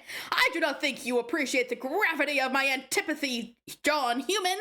Egbert. Okay, Human Egbert. I fucking loathe you, and I have tuned into your channel moments before the eradication of your timeline and that smug look on your face with just enough time for me to basically completely fucking destroy you with hostile rhetoric. There is no chance I will ever help you. You can't possibly understand how much I hate you or why I hate you. I wasn't joking when I said I was your god. Like, that wasn't just a lot of bravado and useless pissing around. I am literally responsible for your existence. We beat the game you are playing and created your universe. We were going to enter your universe and rule over it like tyrants. It was to be our plaything, John. You have no idea how sweet it was going to be. But then we couldn't claim our prize because of that monstrosity you sprung on us. Oh man, I love how he's going in here all guns blazing. Man, I know, none of this is news to me, Carcat, but to be quite honest, it doesn't sound like your intentions were all that great, wanting to be tyrants and all. Maybe you got what you deserved, you stooted fuck-ass. Stooted? Wow, your species really is brain dead. It's an in-joke, never mind. Anyway, hey, I thought this was supposed to be the conversation where you do all of that amazing trolling. Come on, bro, flame me. I've been really excited about this. You actually want me to troll you? I mean, don't worry, I can, and I will, and it will be a goddamn bloodbath when I get started. It's just kind of weird you're excited about it. Is that normal for your race? I don't know, probably not. I just think it's kind of funny when you do it. That's really condescending, and it's hard to convey how much more I just got pissed off than I already was. But maybe it makes sense, actually, that you welcome my acrimony so readily on account of probably some weird gland humans have, like a punishment throbber or some silly-sounding thing like that. It might mean that I'm right about you. Right about what? I mean, that seems like we are connected in some way, don't you think, John? Sort of cosmically, like our hate for each other is so strong, it must have been written in the stars. You know, the ones I fucking made for you. I don't hate you. How can you possibly claim to have talked to me a lot already and not hate me? See, it doesn't add up. Wait, are you saying that we are Kismu whatevers?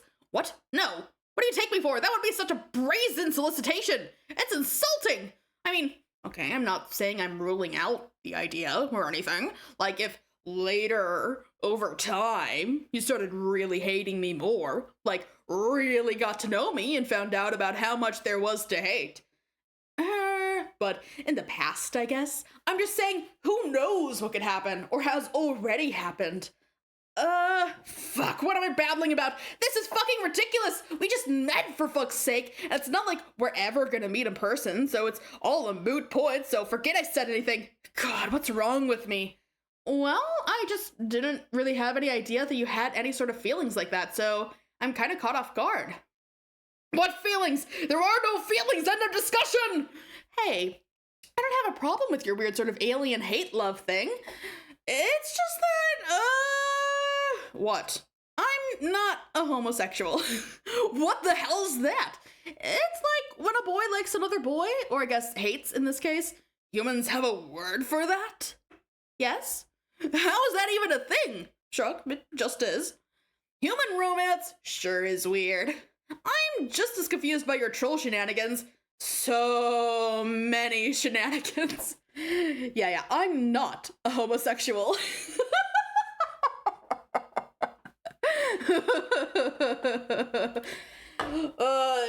Clip me saying I'm not a homosexual next to me saying fag a bunch.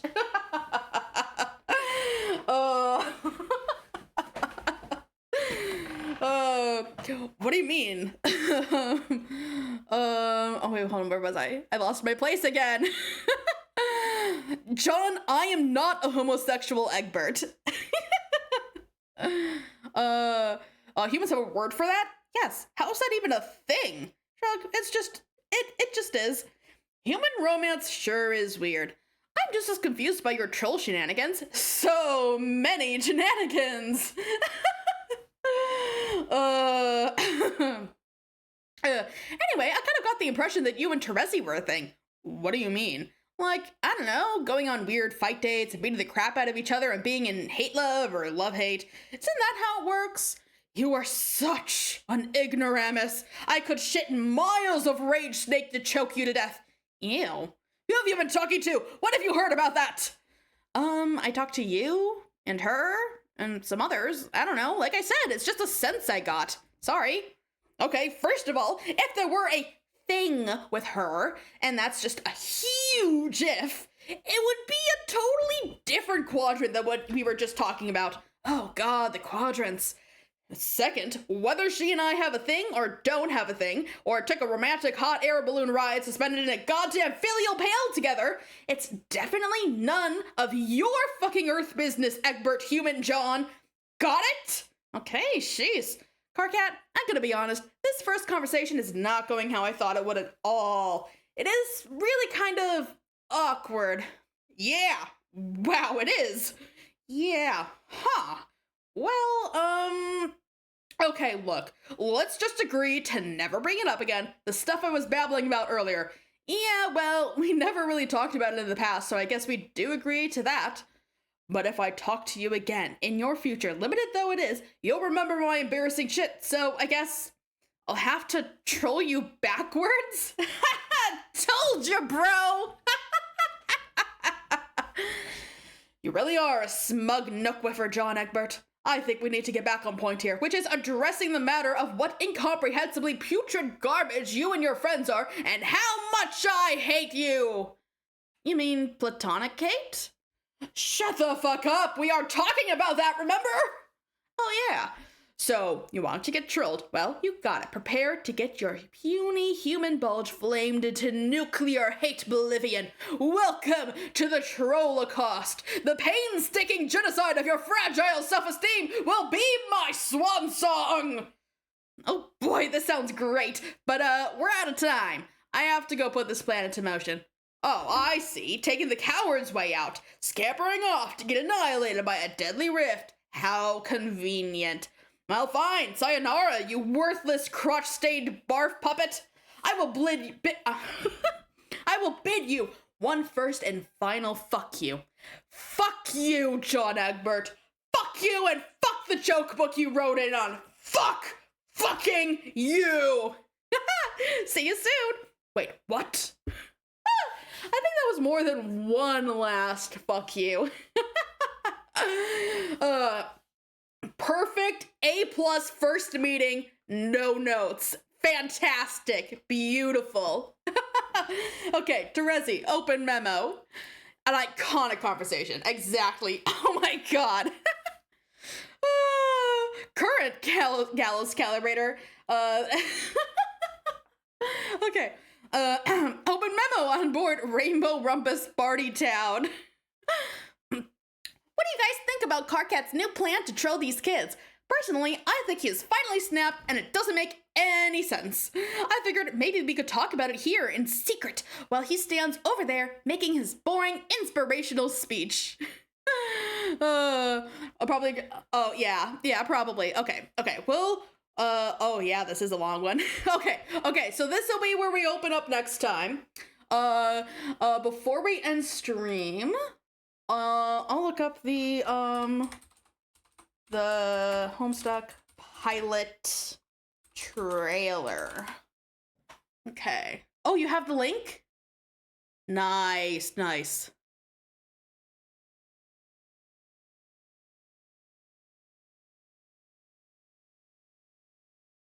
Yeah, just make sure to open it in an incognito tab. Yes. Oh.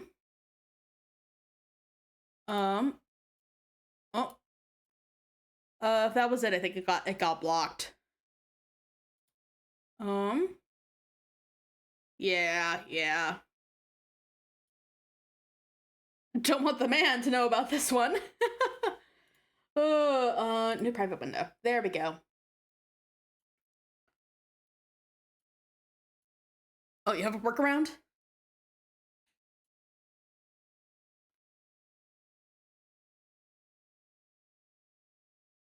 Yep. I'm in the YouTubes. Okay. Grabbing that. Okay, closing that. Okay. Hello. Welcome back, Hamburger Lol. You're just in time. I'm looking up the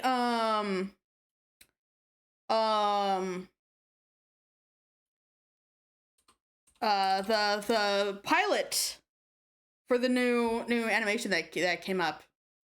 Hold on, I need to actually get. Oops. Nope. I just clicked on a random video so I could get the like an actual link up. Okay. Okay. Here we go.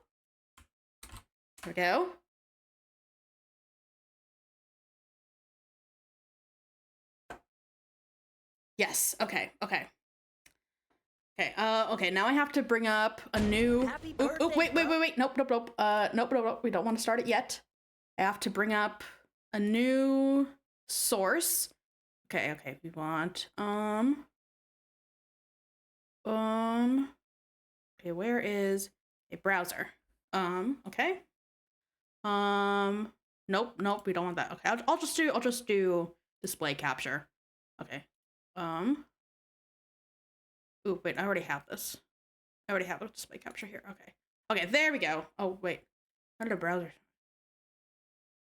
No, I don't want that. No, go away, browser source. Yes, I wish to remove the browser source. Okay, we're good. We're good. Okay. Okay, I have audio there. Okay, we're good. Here we go. Happy birthday, bro! Did the beta come yet? I think it arrived, but my dad probably has it. I've been trying to avoid him, as you can well imagine. John, you're not wearing one of your silly disguises, are you? It would be a shame to make a fool of yourself in front of a gentleman such as your father. Look in the sky! Oh. What's that?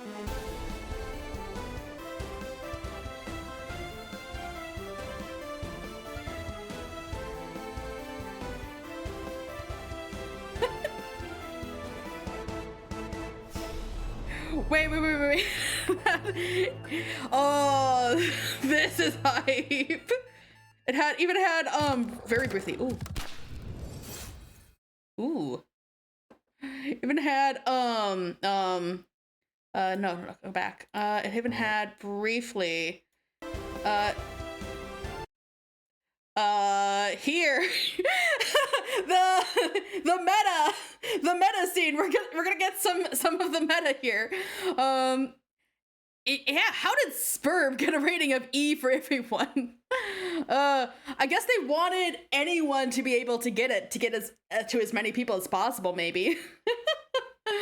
Yeah, we gotta take this a bit closer. Okay, so we have also, like, Like that's Toby Fox's Birthday, voice bro. Did the beta come yet? for John. It arrived, but my dad probably has it. I've been trying to avoid him, as you can That's well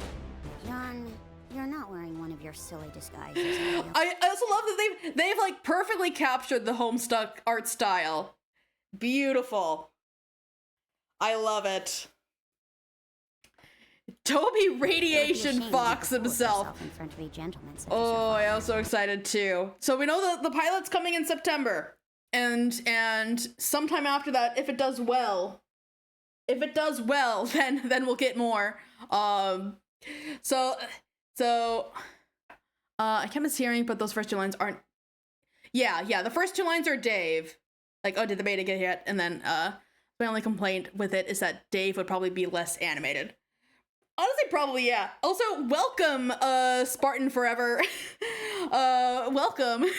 Happy birthday, bro. Did the beta come yet? I think it arrived, but my dad probably has it. I've been trying to avoid him, as Yeah, okay. Also, it's pretty cool though they but my dad they've probably has how like okay. How they have like the little animated things for the chat and stuff. I like that choice actually. People in the community are afraid of the Homestuck New Gens. Yeah, it's so weird that like it's been like what over like almost 15 years since it came out, or over 15 years, and like that means that there is like a huge chance of like a lot of the new fans being people who weren't even born when Homestuck originally came out. That's crazy to think of that. Less afraid, more infuriated. I'm afraid I'm gonna get attacked during my Spur D&D campaign because of all the show racing. Yeah, I am worried that that this is going to like reignite a lot of like the internet hatred of Homestuck. Which I don't think is really deserved from like, but like I also like, you know, wasn't really active in fandom during the time where like a lot of the stuff that like a lot of the like things like the reputation of like Homestuck fans being really annoying and stuff, like, yeah, it's been pretty quiet for the past 4 years, and a quiet fandom is a good fandom. Yeah. Yep. Yeah, in my experience, the best way to stay out of fandom drama is just find your own little corner of like maybe of like a handful of people who are like-minded, and yeah, it's about to get loud. Like I started this whole thing reading Homestuck expecting that that Homestuck was basically done, that there wasn't, that like, you know, it's been years. There's maybe some like fan projects going on, maybe some games and side stuff, and but like basically that like it's over, it's done with. The fandom that's around is the fandom that's gonna stick around, and not a huge big bombs in the community. This is an atom bomb. These are about to explode. I've gone to a phenomenal fan adventure called Prison Bound. Okay. There's a lot of fan stuff. Yeah, this is a hydrogen bomb. Yeah, there's a lot of cool fan stuff. I was saying that like once I finish the comic, I'll have to like look into a lot of the fan made like animations and games and stuff that are out there. Yeah. But I like this. There was another shot with it with the But yeah, I like this. Yeah, here. But I like the choice to show the chats by having these like little animated things pop up, because like there's always a concern like when there's like any kind of like movie or show where there's like a lot of text-based interactions. That's always an issue when you're using it in a visual medium. A lot of like shows and stuff decide to have like, oh, where they have like a little like pop up on the side of the screen where we're showing the texts and stuff. But I always found that like a bit, it's not a great solution. It's not the worst solution, but it's not a great solution. Like a lot of, like I remember one of the later seasons of Sherlock used that a lot, or where they would like show like the little like where they would be like FaceTiming each other and they would have like the little video in the corner. Like it's not a great solution. I think it feels a little clunky. But I think especially for an animated series, like this works great. This is a great solution rather than having people do a bunch of reading on screen Oh yeah, the little bunny keychain. The cartoon production equivalent of setting off a stink bomb in a crowded elevator. Yeah. yeah. There's no way. Also, like, I should probably update the because we did pass Act 5, Act 1, so I could probably update this. Act 5, Act 1, please. There. Confuse anyone who's not familiar with the act structure. Honestly, probably, yeah. I don't know how much the how many sub acts there are.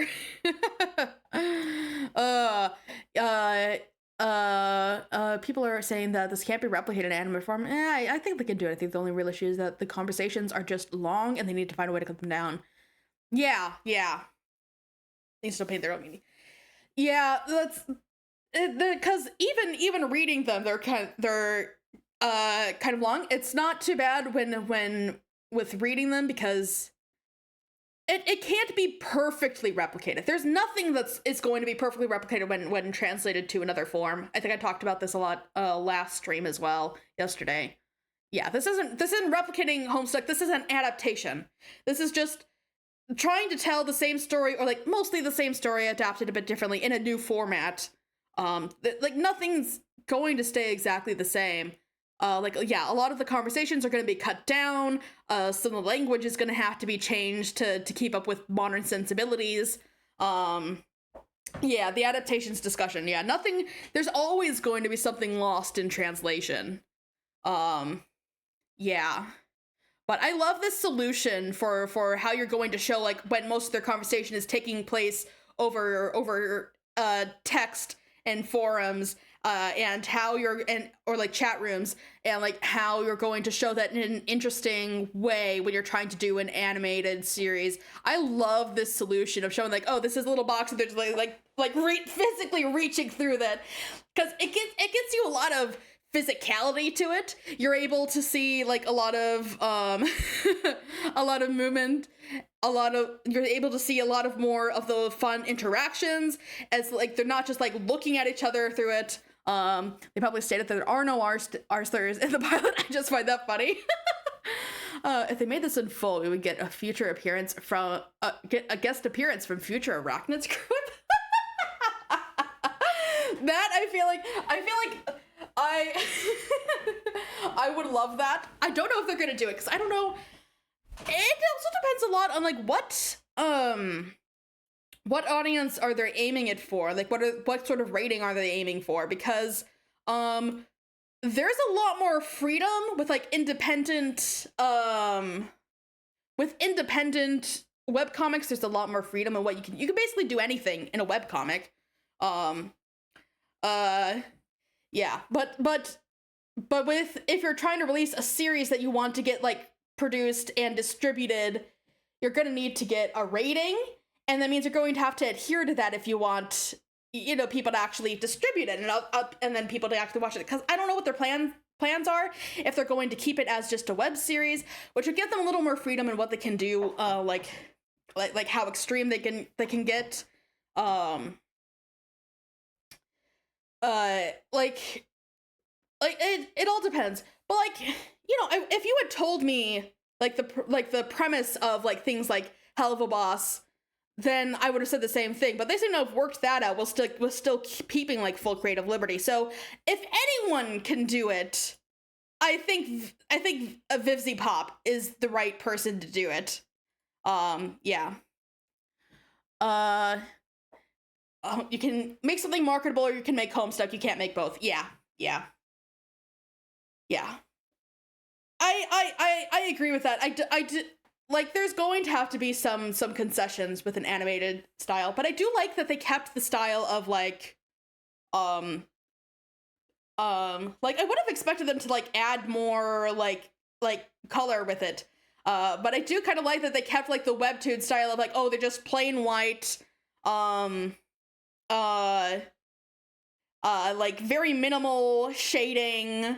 The backgrounds are like very geometric and simple with a little bit of texture in there. I like that. I like the way they've stylized this. But we do sometimes get like colors in the webcomic with like the more like close up and dramatic pictures. So I wonder. Oh, we see the trolls here. We get Carcat looking gloomily out the window. But yeah, I'm excited for this. I hope that like it, depending on of course, like, yeah, and of course, yeah, so like if this was made a if there was a if they did get this like fully greenlit for a whole series, we can expect that there would be a little bit of drop in animation quality, because of course, like, they want to make the pilot as pretty and presentable as possible. They want to put all their effort into that to make sure that, like, oh, like, this is our best foot forward. Oh, the intermission shot of Car, and of course they're blowing the, yep. Cargan is right. Okay, yeah. Where was the? Oh, yeah. Here we go. Yeah. Panel is only ever shown at the end of the intermission and not in Act 5. Posse did have a policy during Homestuck to never make race prominent while doing the comic. Which, yeah, that's actually, like, a good point. Like, we don't actually know, like what any of the characters, like, actual, like, races are, or even skin tones, because they're all just, like, white blobs. That's a good point. Makes it easy for anyone to, like, project themselves onto the characters if they want to. Of course, they're blowing their production payload on the pilot, which is the opposite of what Homestuck does, where the quality ramps up over time. Yeah. Yeah. But yeah, that's the same with any sort of like animated pilot that's trying to get a series. They're going to put all their effort into the pilot because they want to show, like, this is our best foot forward. We're putting all our effort here. We're putting more effort into it than we would for like any individual series, any individual episode of a series, because, you know, once you're doing a series, you're making like over a dozen episodes, and you need a schedule. You need to cut corners where you can to make sure that you can actually get everything out in an acceptable quality and in an acceptable period of time. But like that, like, it's not unique in this case. That's with every animated pilot. That's always going to be the case. Like, if you look at even the pilot for like Hazbin Hotel, you can notice differences in the animation there. But yeah, this is looking pretty cool. Okay, I want to watch through the whole thing one more time. Happy birthday, bro! Did the beta come yet? I think it arrived, but my dad probably has it. I've been trying to avoid him, as you can well imagine. John, you're not wearing one of your silly disguises, are you? Ooh, wait, I did see, John, you're not. Oh, I like the drawings in the background here. I'm just picturing Talks with the Sheriff like, what's this Homestuck thing? Here's an animated pilot we made for it. Can we see the original? No. No, you cannot see the source material. Not wearing one of your silly disguises, are you? It would be a shame to make a fool of yourself in front of a gentleman such as your father. Look in the sky, numbnuts! Wait, what did the like cake text say? In front of a gentleman such as your father. Look in the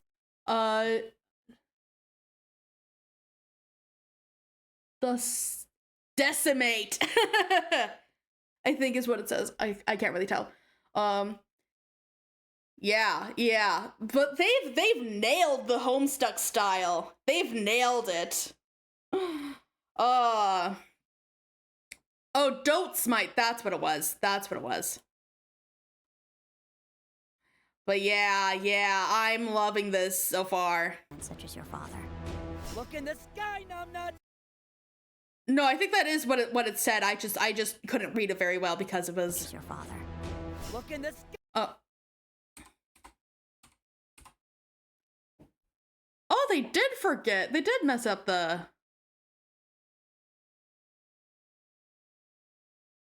They forgot a T and put the S in the wrong place.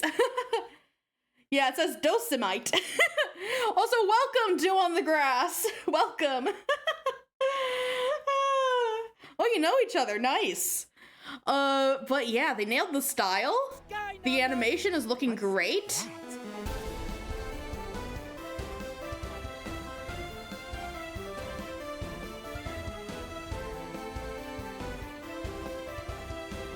I also do love the decision they made to introduce the trolls sooner.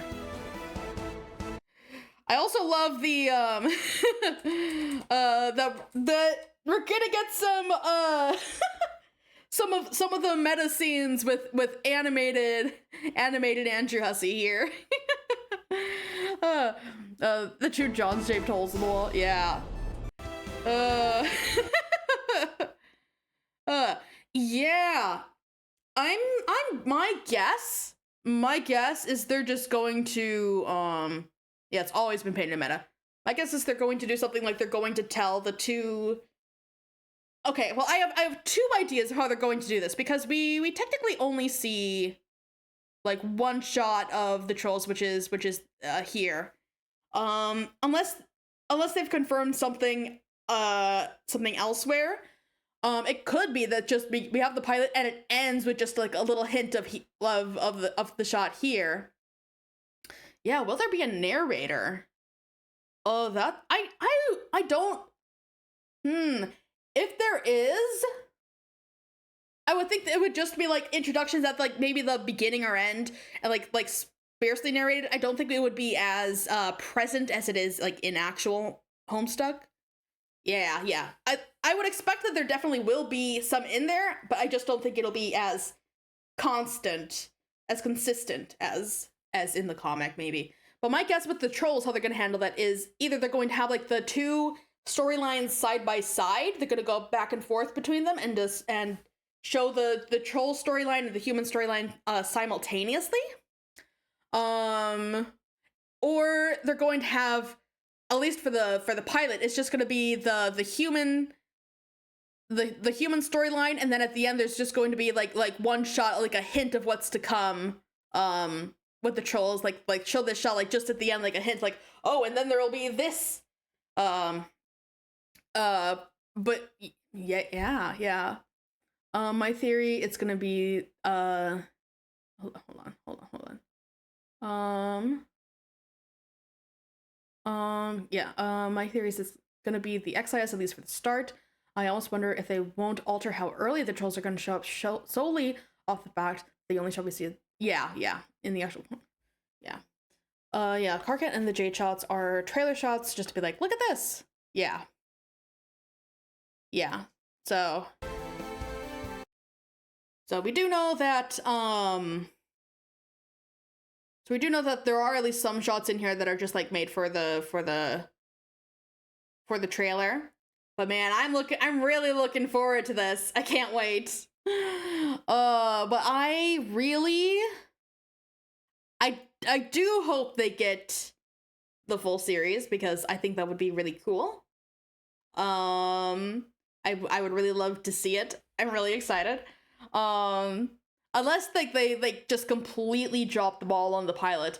But I think the pilot's gonna turn out good. I think it's gonna be good. I think, like, there's always gonna be people who are going to nitpick. There are some people who I think will just, no matter what they do with the pilot, are just going to be completely unhappy with it. They're going to be like, oh, they missed this line of dialogue, or like they didn't show all the entire conversation, or they cut this, or they moved that around, and like they're going to be like unhappy because it's never going to be the source material.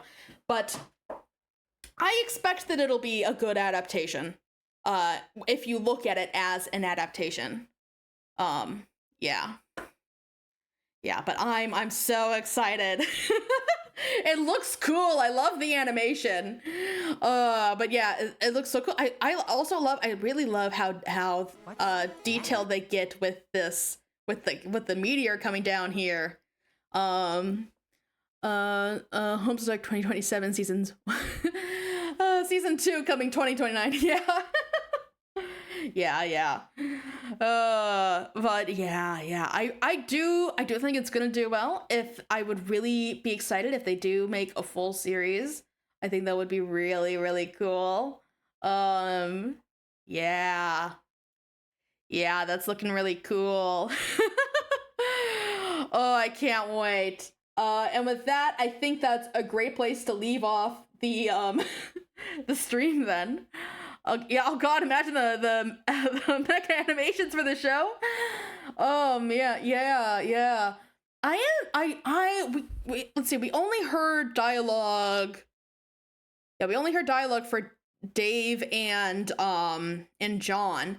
I really, oh wait, no, we did get a line from Rose. We did get a line from Rose. I don't expect we'll see much with Jade, especially not in the pilot. If they get a full series, we probably will. But yeah, I do like Rose's VA. John, you're not wearing one of your silly. Her voice sounds kind of familiar. Is it like someone I know? Do they say like who the voice actors are?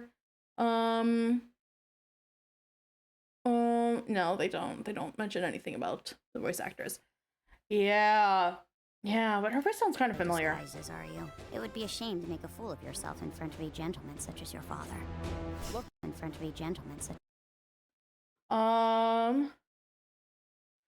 No, I think they just showed like the logo thing here. Yeah, maybe the top comment. Summary announcement. Okay, no. Yeah, they probably announced it elsewhere. Go into more details of like the voice actors and stuff. But yeah, I'm so excited for this. I started reading Homestuck at just the right time. Yeah. Rosa VA isn't anyone big, just like an anime dubber. I watch a lot of anime, so that that doesn't exclude me from having heard her before, but I may just be thinking she sounds similar to someone else that I've heard. But yeah, I'm so excited. I'm so excited for that. I can't wait. But yeah, thank you all for showing up. Thanks for all my chatters and all my lurkers. Gray Delisle. I don't think I know who that is. 9.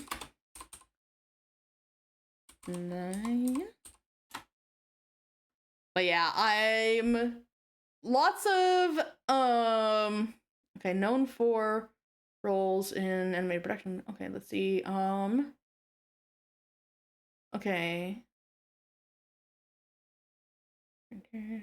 Okay. I don't think I know her from anything. Yeah. yeah, it's time. Yeah. Yeah, I've had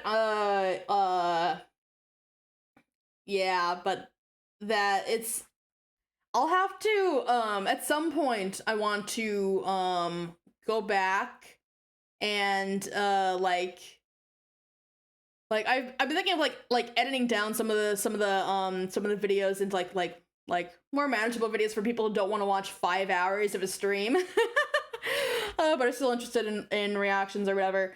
So I think like if I did that, I would also use it as like an opportunity for like, oh, as I'm going through and editing and watching, like I'll also pay more attention to like, oh, there's these details I missed, or like foreshadowing I didn't catch. Okay, yeah. Creatively characters.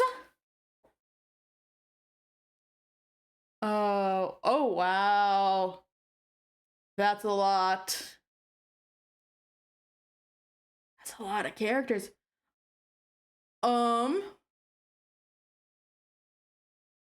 Oh wow, yeah, there's a lot here that I recognize. Wow. Oh, she voiced yeah, wow, she voiced Azula.